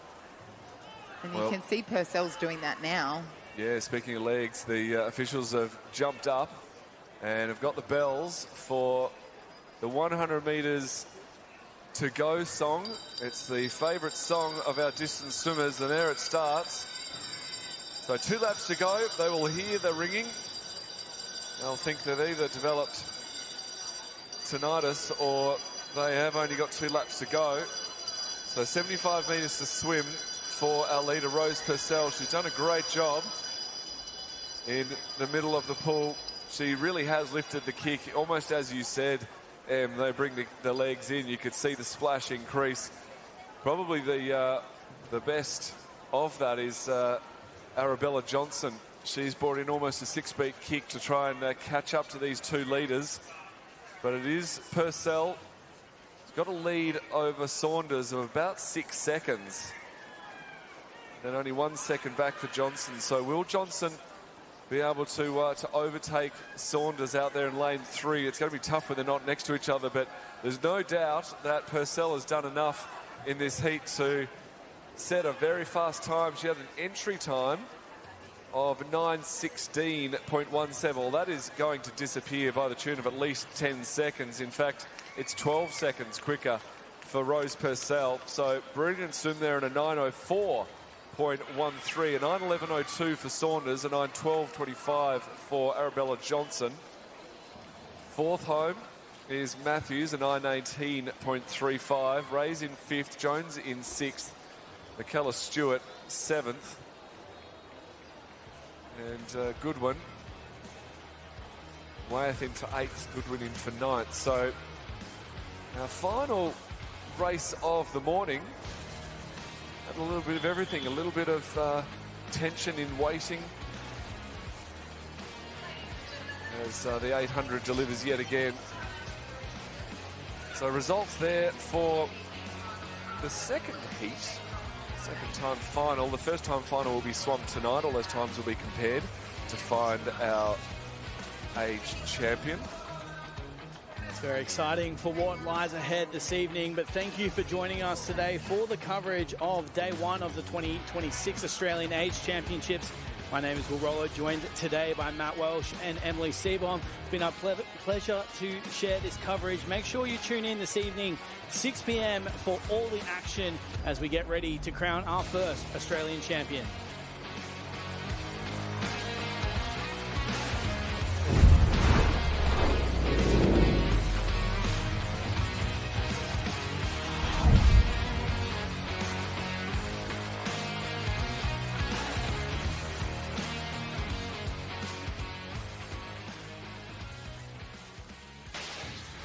This has been another presentation from Nine's Wide World of Sports.